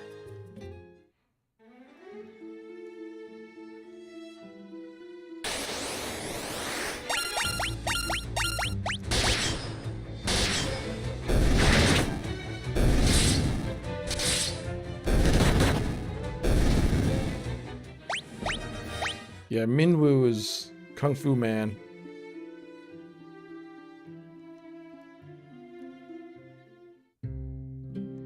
So now we're in Plume. Weird, apparently I wasn't subbed.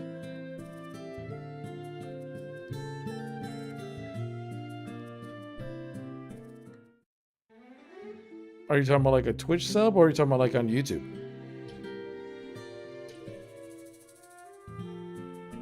Oh, unless you're using your Prime sub? Yeah, I'm not too sure. But I appreciate it either way. I didn't get an alert or anything.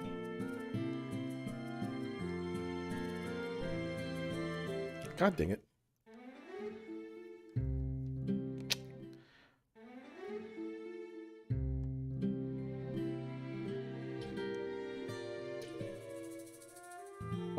Let's see here. What magic is here? Cure, blink, protect.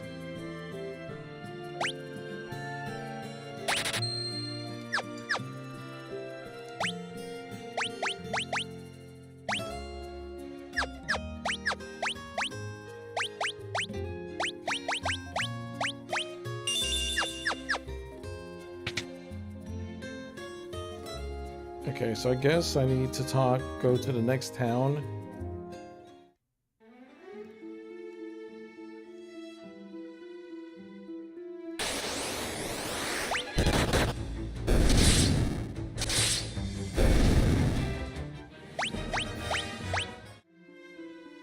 Alright, let's just go to the next town then, I guess.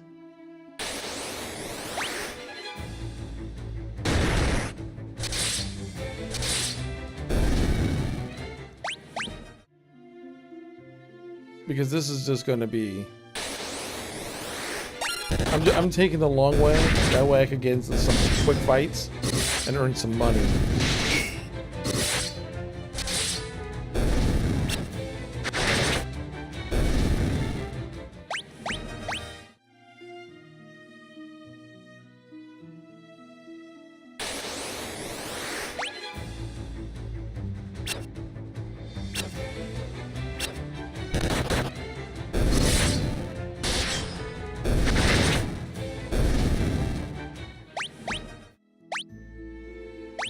Because I need to get to Poft's here. I need to get this. I think Sid was in Poft.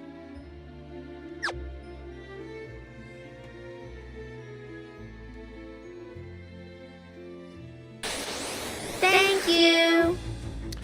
Oh my God! Thank you so much, Momo, for donating $85.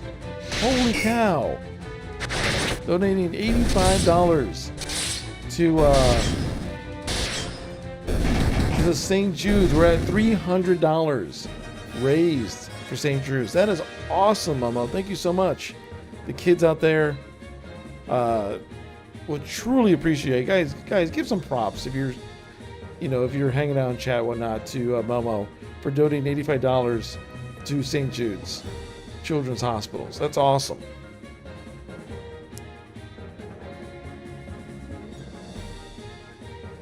It's always good to help the kids out there. And you activated my thank you alert, so I know it works. And Happy New Year. Happy New Year to you too.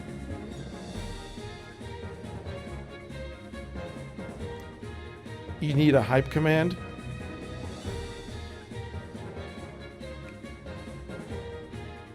What would the hype command do? I don't know what the hype command... Just something typing out? Like everyone get hyped or something?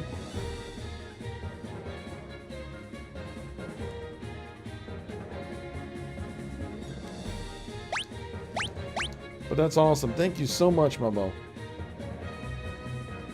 Buy Azura! Yeah, $85 towards the St. Jude's Children's Hospital. That is absolutely kick-ass. That or just add some emotes to it also. Oh yeah. Yeah, for sure. For sure.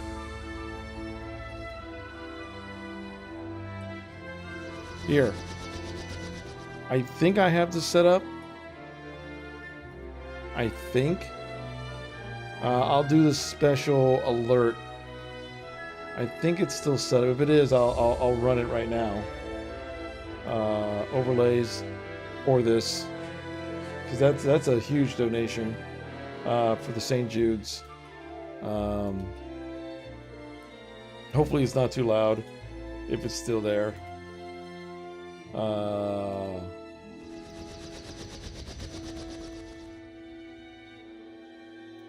Variations. I don't have any variations.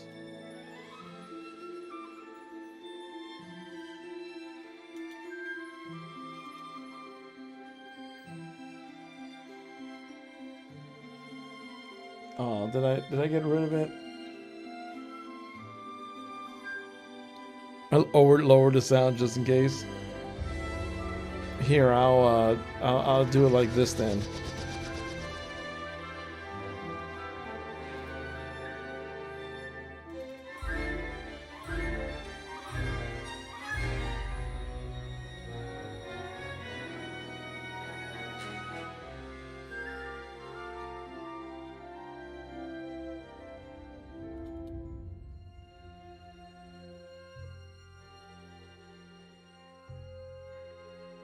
Oh, okay. I think I found it.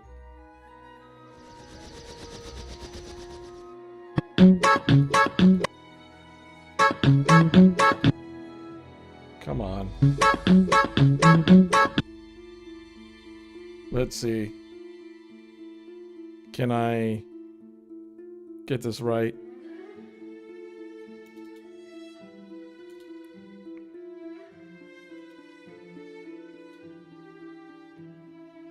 Let's see, I got window capture.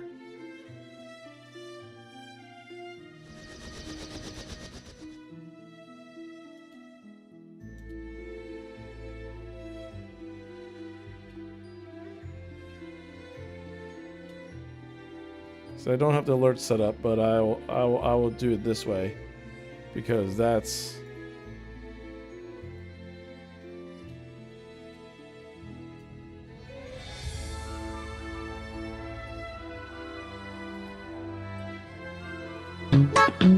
there we go.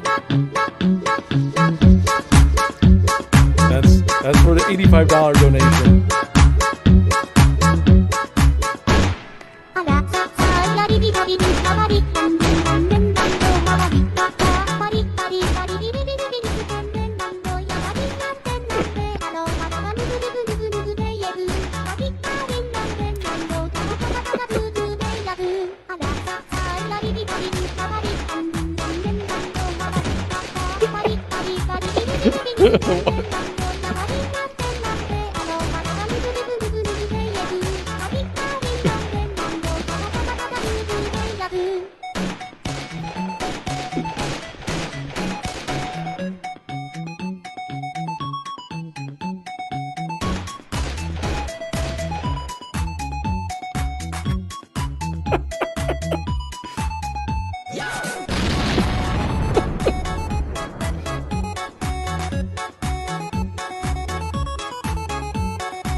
There you go. There you go. I told you it'll be worth it.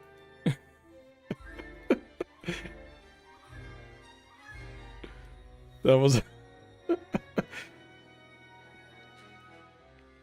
that was supposed to be my my celebration if someone ever gifted 100 subs to the channel, but since I know that's never gonna happen, I was just going to be like, yeah. here's the thing. This is the one time.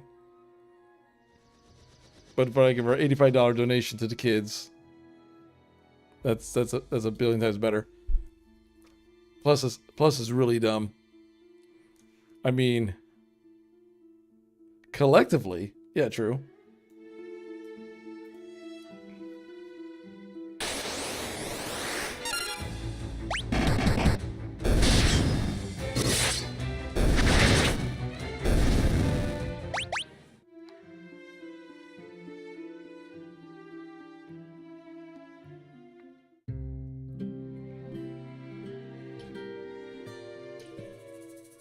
May your road lead you to warm sands. I appreciate it, Momo. Thank you for giving out the one the community gift sub to who got it? Who got the? I missed who it. Whoever got it. Make sure you say thank you to Momo. I didn't catch who got the sub, but thank you so much, Momo, for the gift sub.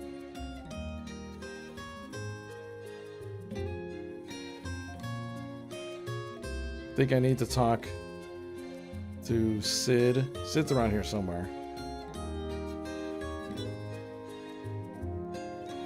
I think he's in here. My box returns. There you go.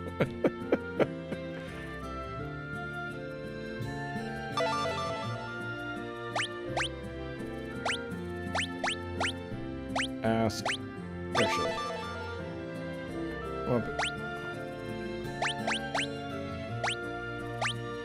That oversized garbage scow airships aren't allowed.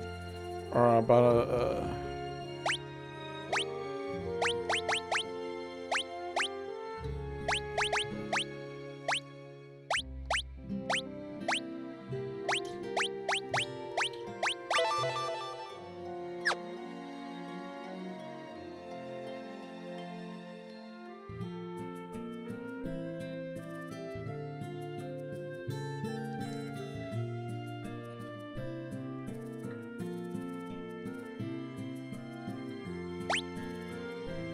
So I guess we got to go to.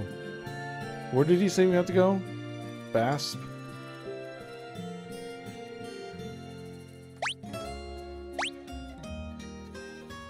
Go to Seven Falls. So let's go to Bass, I guess.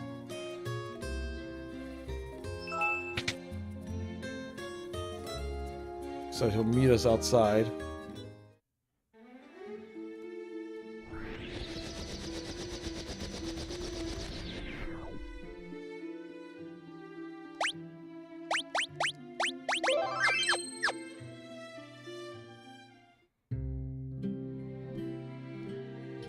You need to pass the board to Dreadnought. You're with the rebels, right? You've got to destroy the Dreadnought. There's a rebel spy masquerading as an Imperial soldier. If you can get to him, I'm sure you'll have some important information for you. What's this? Back to work. Work, I say. If we finish even one day sooner, my glory will be exponentially greater.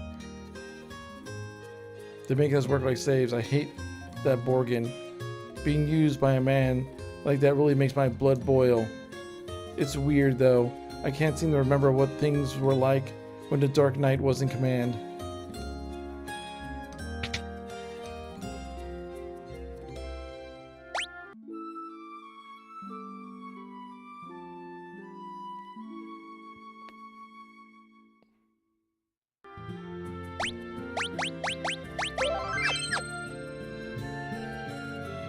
General Borgin is not dealing with these peasants as he should be. Get back to work, I swear. No one wants to work under General Borgin. When is the Dark Knight coming back? At this rate, we're all going to fall behind schedule for sure. General Borgin took command of things in Bass a short while ago. Things have gotten much easier than they were under the Dark Knight. It's hard to believe a bumbling idiot like Borgin could become a general of a great Imperial army. Oops. You didn't hear that. Ask. Aha! You're one of us! I had to be careful about what I did while the Dark Knight was here looking over my shoulder. But the great General Borgin is anything but. He's just a domineering blowhard. So you're the ones they sent to destroy the Dreadnought. Don't worry, I'm on your side. There's an entrance to the sewers up ahead. It's back away leading to the Dreadnought, but be careful. If they see us talking, they may start to get suspicious, so I'm out of here. Good luck!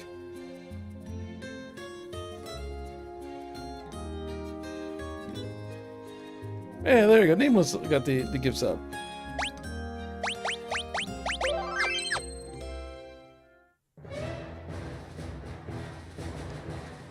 Okay. I might have to grind. Or not.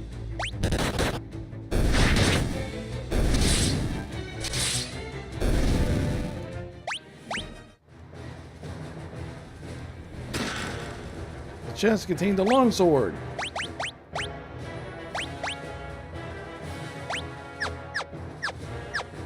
I just got back from the poop.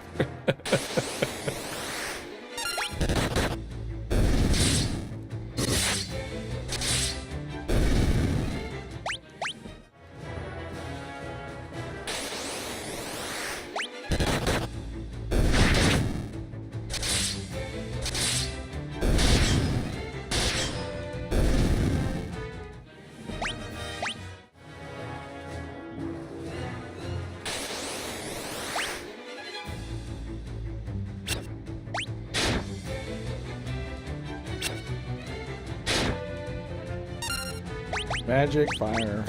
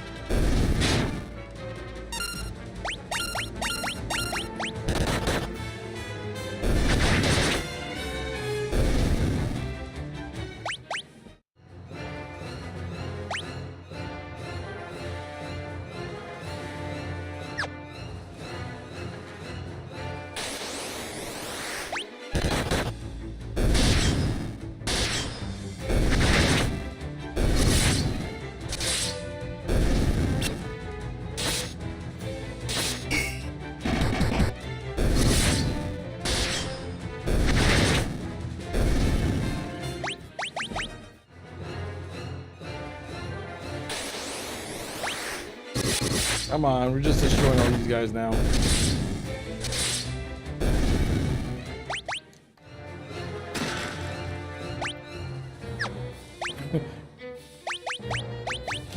Can you duel longbows?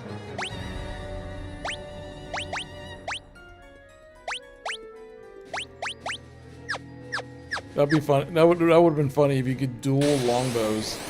Just double fisting longbows.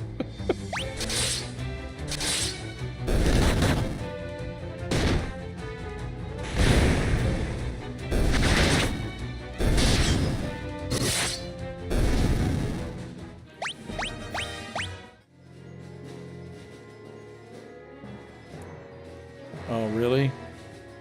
This has a level 2 as well.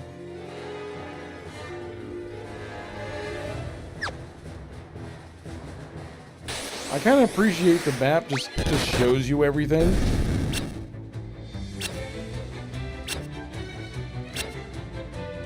None of this like, oh, is this the right direction? I just look at the map and it's like, yeah, no, here's the whole map. Your characters just have this magical map.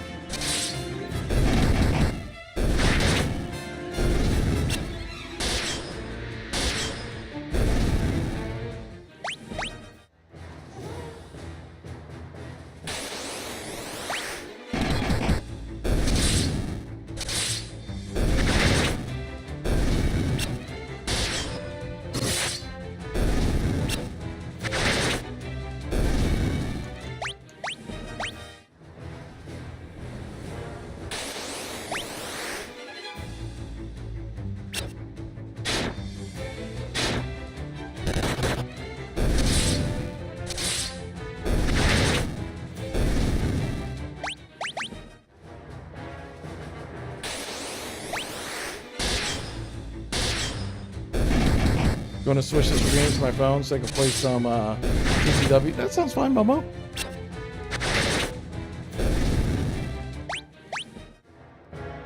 Actually, I've been streaming for... Dude, I've been streaming for almost 6 hours. That is totally not like me. But hey. Here we are.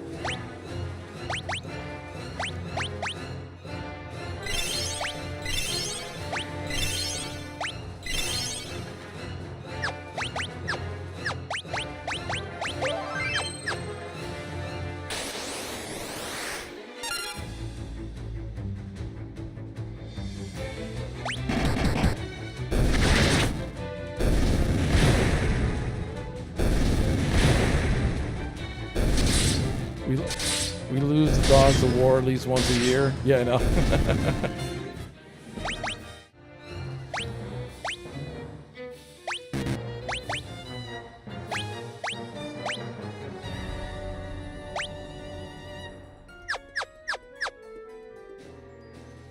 You're late. The Dreadnought is complete.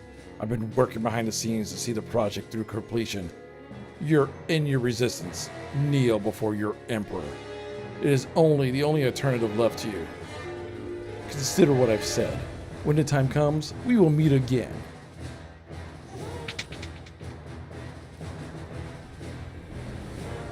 Morgan.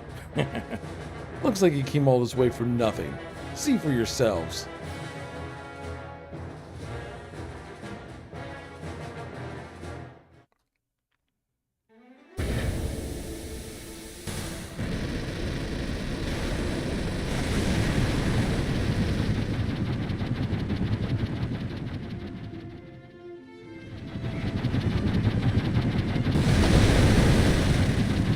Joe. Okay. Okay. Okay. Empire Blitz.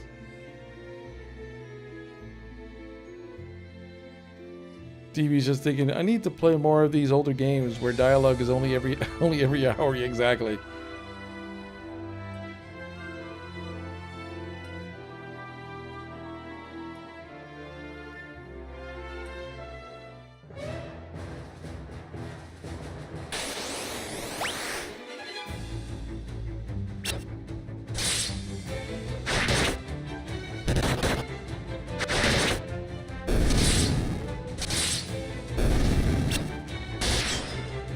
Your sinister voice both soothes me to sleep and turns me.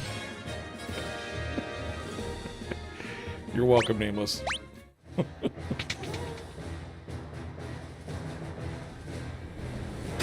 I like that long pause.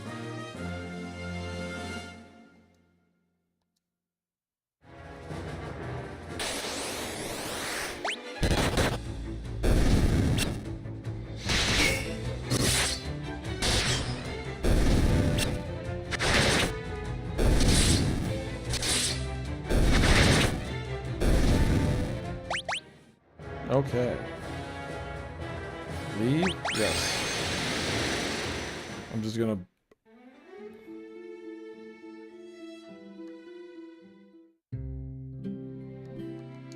The Dreadnought, we're doomed! They finished the Dreadnought, the world we know is over. You have to tell Princess Hilda that the Dreadnought has been completed. She may know how to stop it. The Dreadnought's hiding the Poft.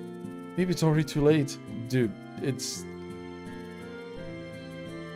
Those people are screwed. Sorry to tell you there, buddy. I'm just gonna take a quick nap because it's gonna take a minute to get back.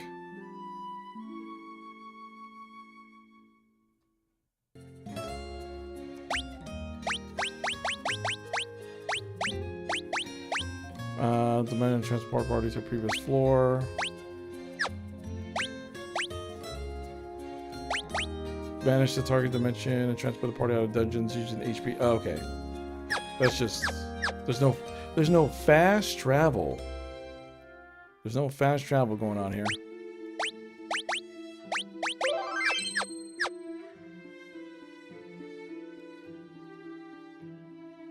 Alright, I guess I just gotta...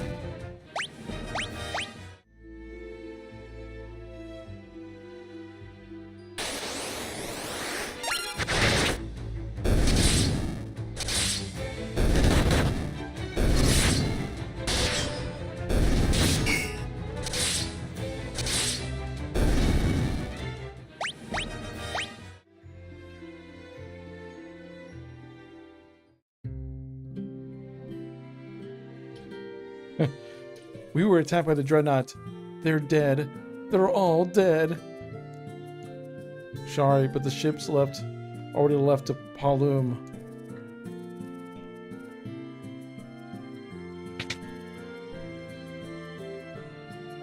Welcome, please come.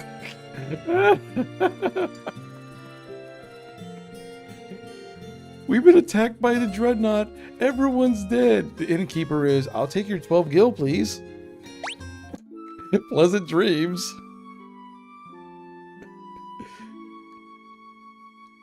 Innkeeper don't care.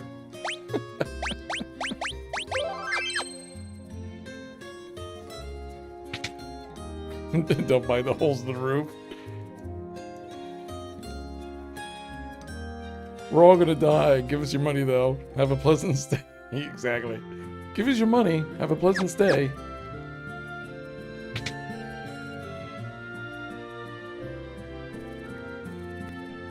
Yeah, let's talk to old dude.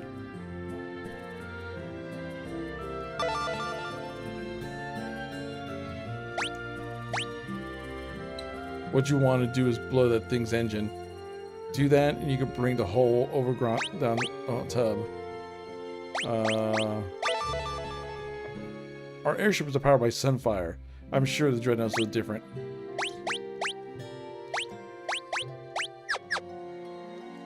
Can I interest you for? Okay.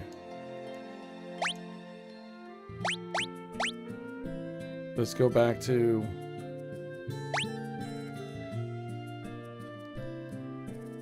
So much death. But capitalism.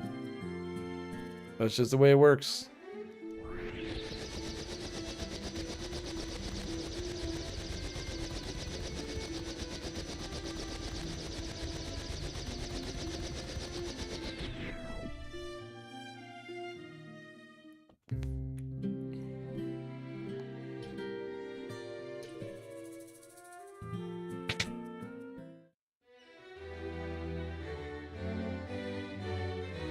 There's a man in Poth named Sid who just might know if the Dreadnought has any weaknesses. Sid was the first person. Yeah, I know. I just talked to him. The Dreadnought attacked, but at least our hideout is still safe. Everybody who was outside is dead. If we don't destroy the Dreadnought, the casualties only mount. We'll stay here and hold until you return. Please, Lord, save our king. I'm sick of scared. Prince Gordon's disappeared. I wonder where he ever gone. Uh-oh. Uh-oh.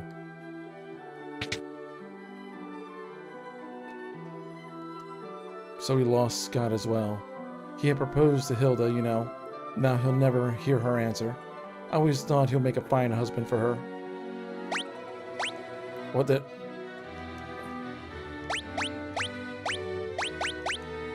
We believe minerals come in use, blah, blah, blah. I cross, okay. So you're useless to me, King. Alright, so let's speak with Hilda real quick. Are you idiots still here? Yeah, your idiots are still here.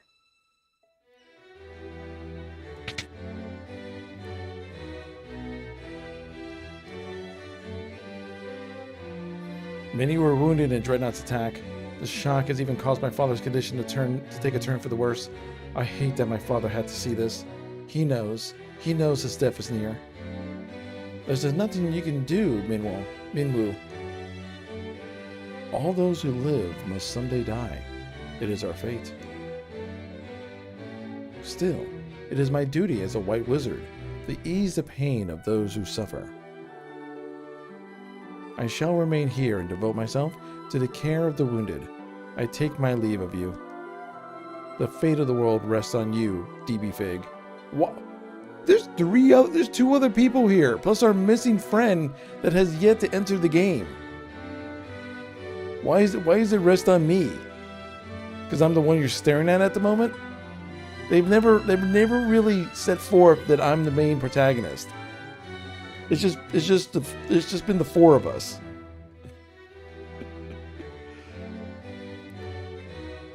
They never once said that my character was the main protagonist. Not once. It was just us four. Fantasia? Not me. I played a Tales game a long time ago. Well, it rests on you now, I guess so. Minwoo left the party. It's called passing the buck. Yeah, it really is called passing the buck, for real. My father's condition has improved a great deal thanks to Minwoo. Many lives are taken, blah, blah, blah.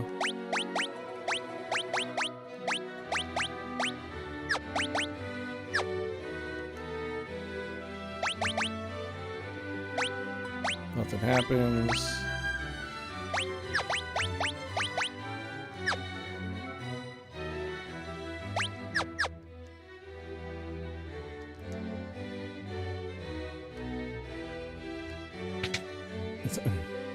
Yeah, they just scapegoated me. They scapegoated me pretty hard. The king's illness goes far beyond the physical. There's little I can do. The dreadnought's about to blah blah blah.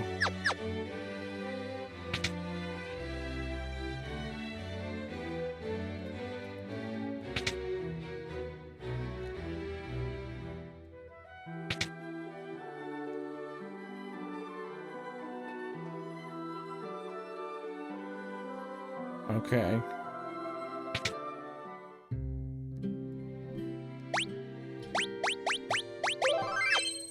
So I guess we're down to our 3-man party again. I'm glad I didn't give anything to Minwoo. He didn't stay for anything. So now what? Do we have to go back?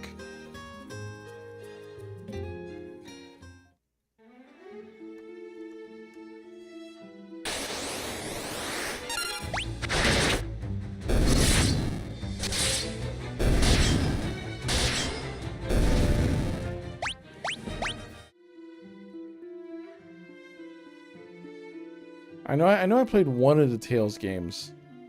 It was one of the Tales games, it was one of the old Tales games where it was just 2D and everything was like a side scroll where everyone like fought and jumped at once.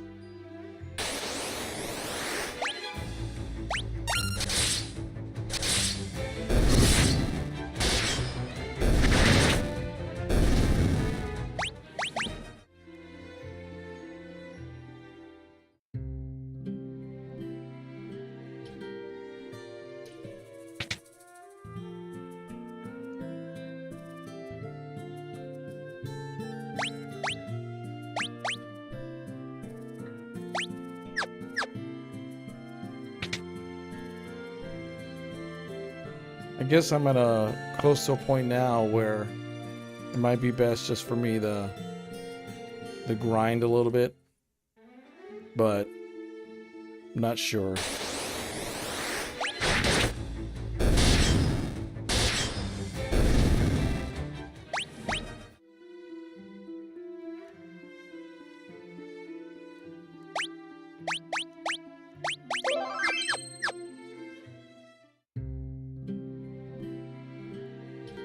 I wonder if I could beat him now. I probably can't. No, I probably can't at all. Because remember, he hit me really hard.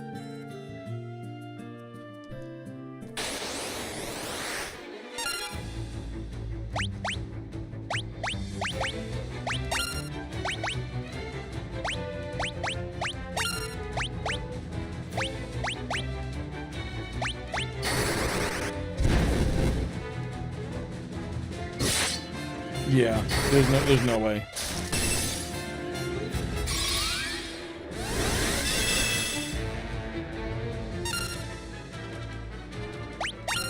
I'll just let this guy kill me real quick.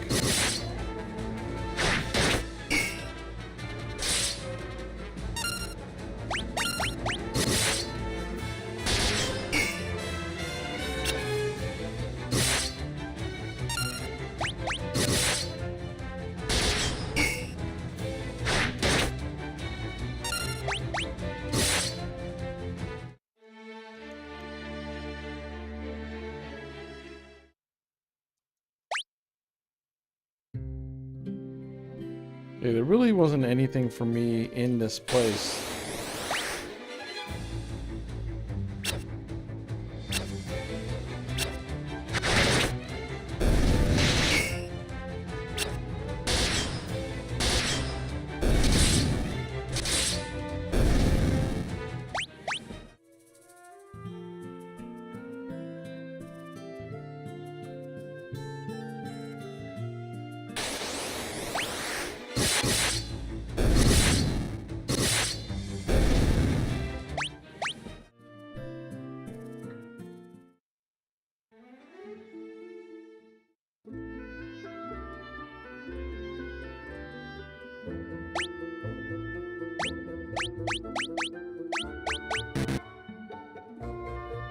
forward to Dreadnought.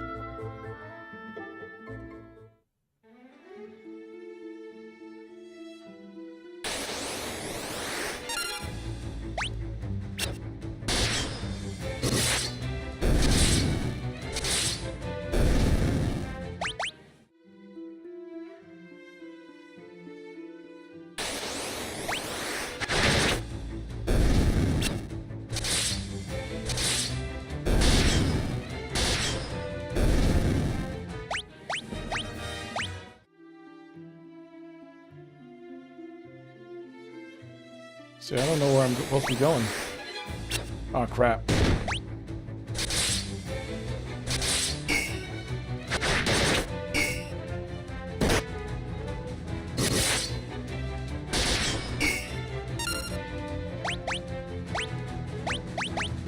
Maybe, I don't know.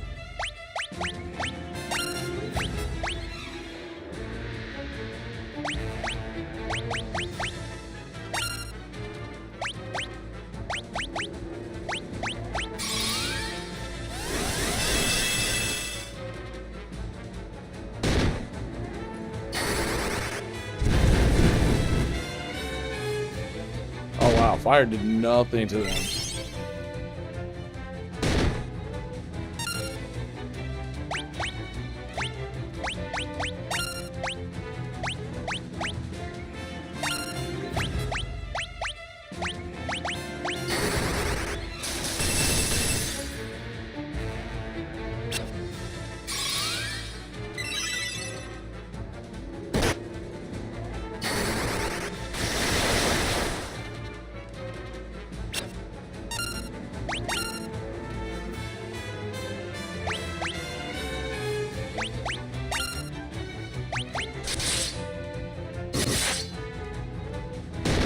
Jeez.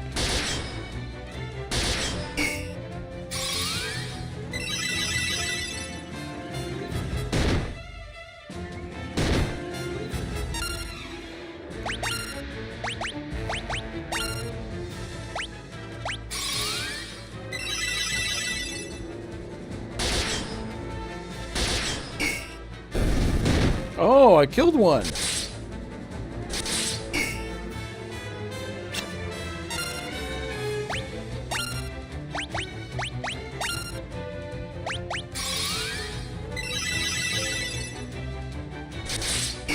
So maybe I could... See, I'm like treating this like almost like a boss fight.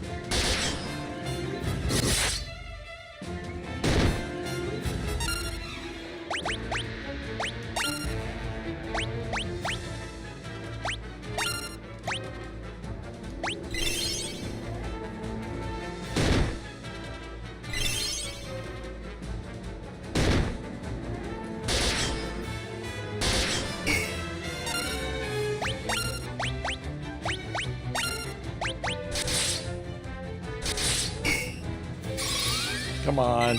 Maybe I can survive these turtles.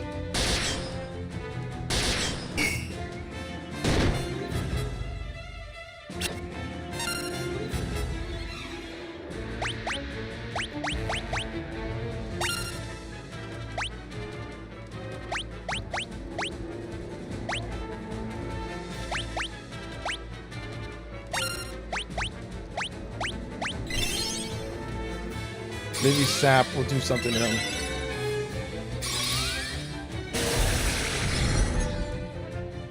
$15.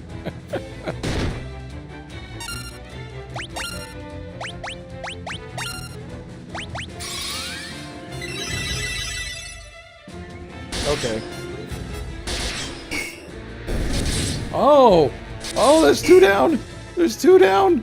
We only got one left. I'll just keep curing. Cyberpunk is gonna keep on curing. Little by little.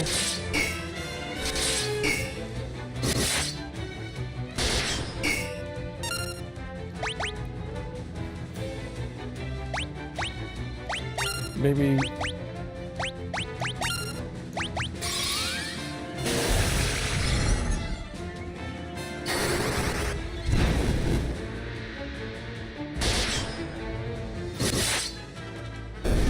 Yo, we did it.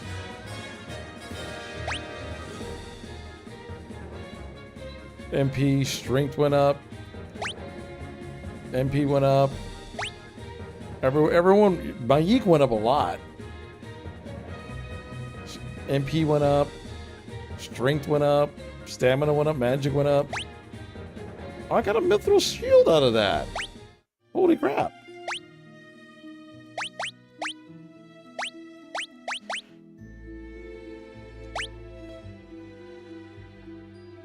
My eek's tall tales have increased. Yeah, I know.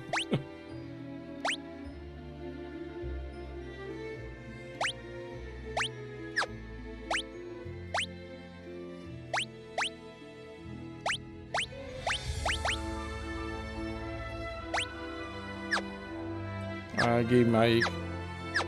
My eek is earned.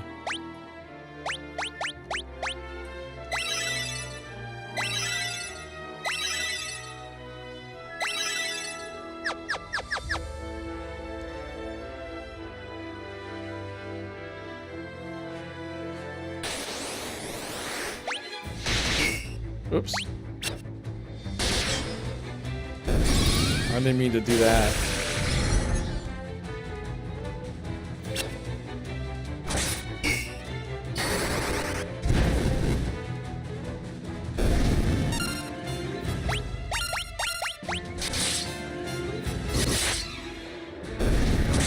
So at least I got strong enough that I could at least survive the turtles. I mean, they're basically like a mini boss fight to me now, but at least I could survive them.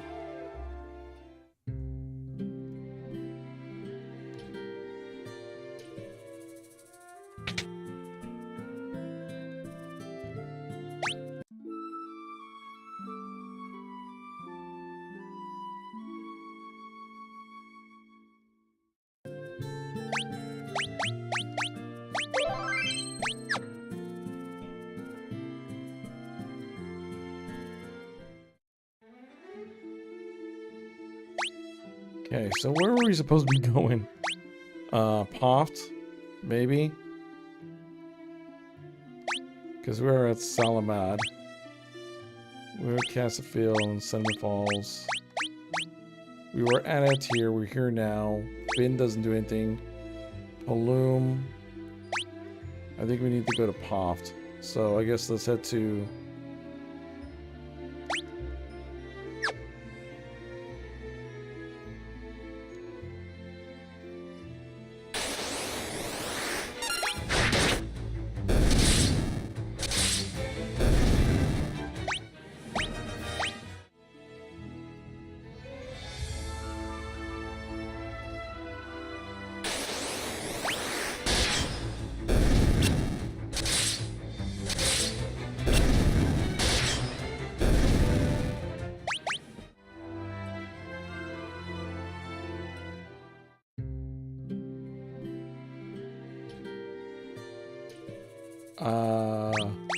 I'm gonna say no for right now, and just...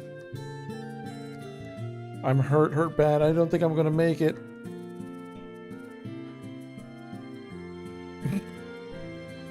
3 of my characters have cure on them. And I'm just like, I'm just gonna let that guy go. Because he's hurt bad. My daughter. They killed my daughter. That sucks for you, buddy.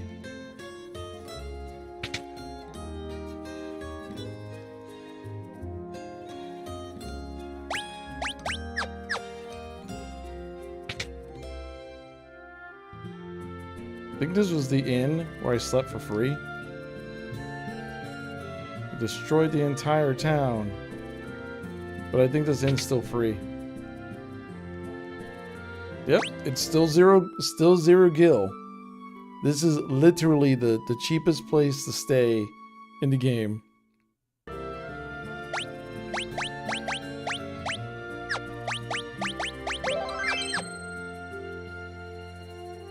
I guess let's go to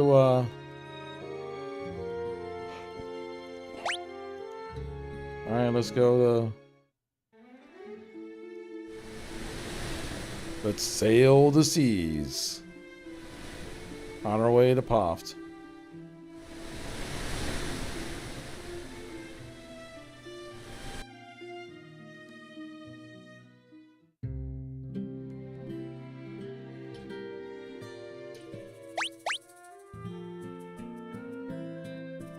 Okay. Was there anything in here that I need?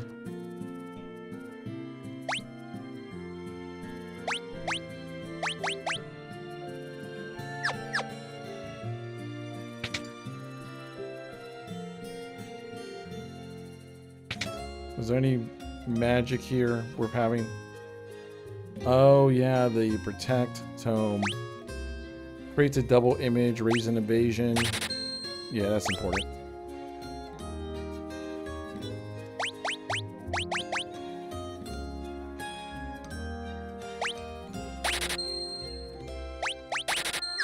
Cool.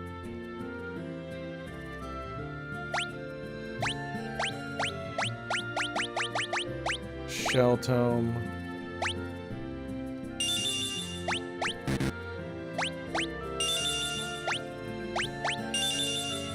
Okay.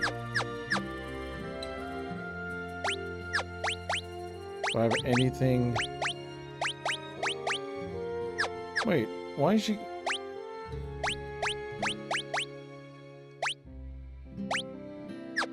Oh, she has a... Oh, so I have 2 longbows?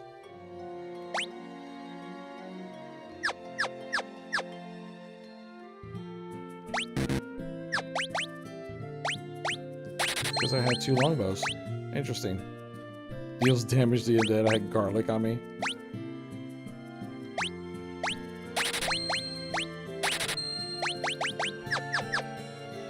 Alright. Just selling my excess nonsense that I had.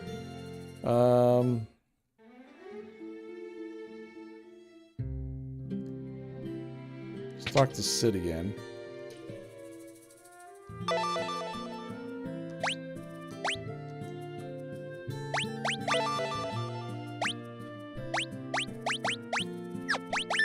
Oh, I forgot the controlling software is tricky business. Let the flames get too high. Blow. Okay, so now, crap.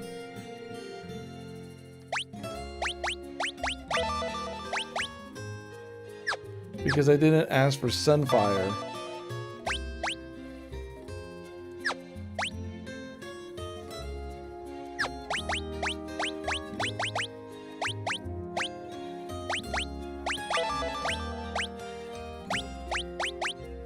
Okay. All because I didn't ask, I'll learn the word Sunfire. No.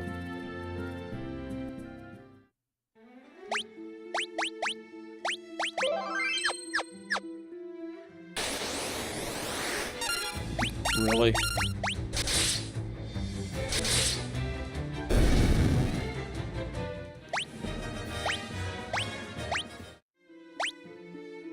Okay. You know what?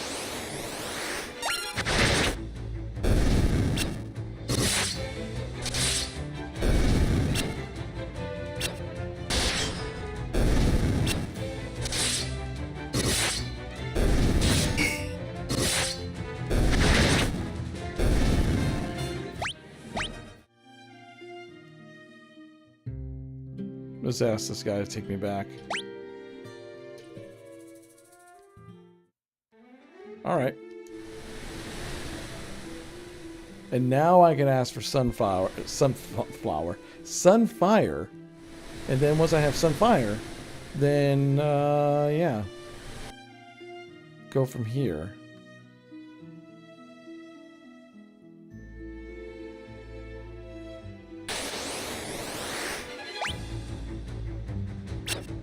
I'm fighting on the bridge!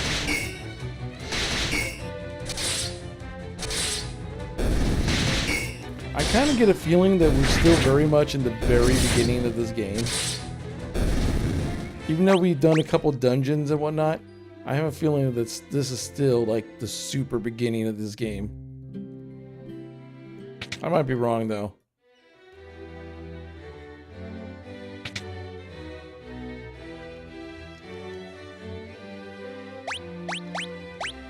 Sunfire is the crest of the kingdom of Kashan. The flame still burns in the ground floor of Kashan Keep. Scott and Gordon have told me many stories concerning the flame. The finer points of the tale are not known to me. However, I seem to recall that the flame cannot be held in just any torch. Sid told us that we might be able to use Sunfire to destroy the Dreadnought. Then there's no time to waste. We must depart to Kashan Keep at once. If you hire Sid's airship, the journey should not take long. That leaves only one question. What can you use to bring the Sunfire back?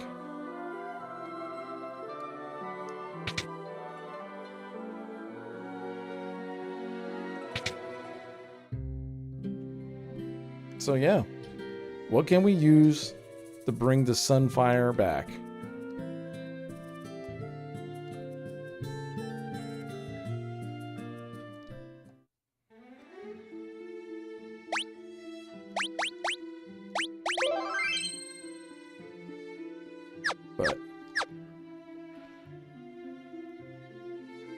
But that's a lot. That's a lot of Final Fantasy that I played today.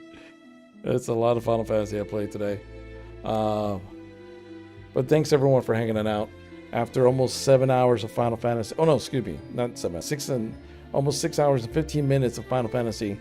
And just chatting and all that stuff. I appreciate you guys hanging out. And yeah. If you guys like the Final Fantasy, I'll do more Final Fantasy. Well, we're going to continue playing Final Fantasy. That's for sure. We're going to continue playing it. I might stream tomorrow afternoon because it's a day off for me. So depending on how I feel or what's going on, I might stream in the afternoon. So you might get an early stream from me tomorrow, depending what's what. I'm not sure what I'll play. It might be more of this, might be something completely different. But yeah, either way, it'll be all good. But you guys have a great night. Thanks for everyone hanging on out. And I'm going to go to sleep now. Right. Bye-bye.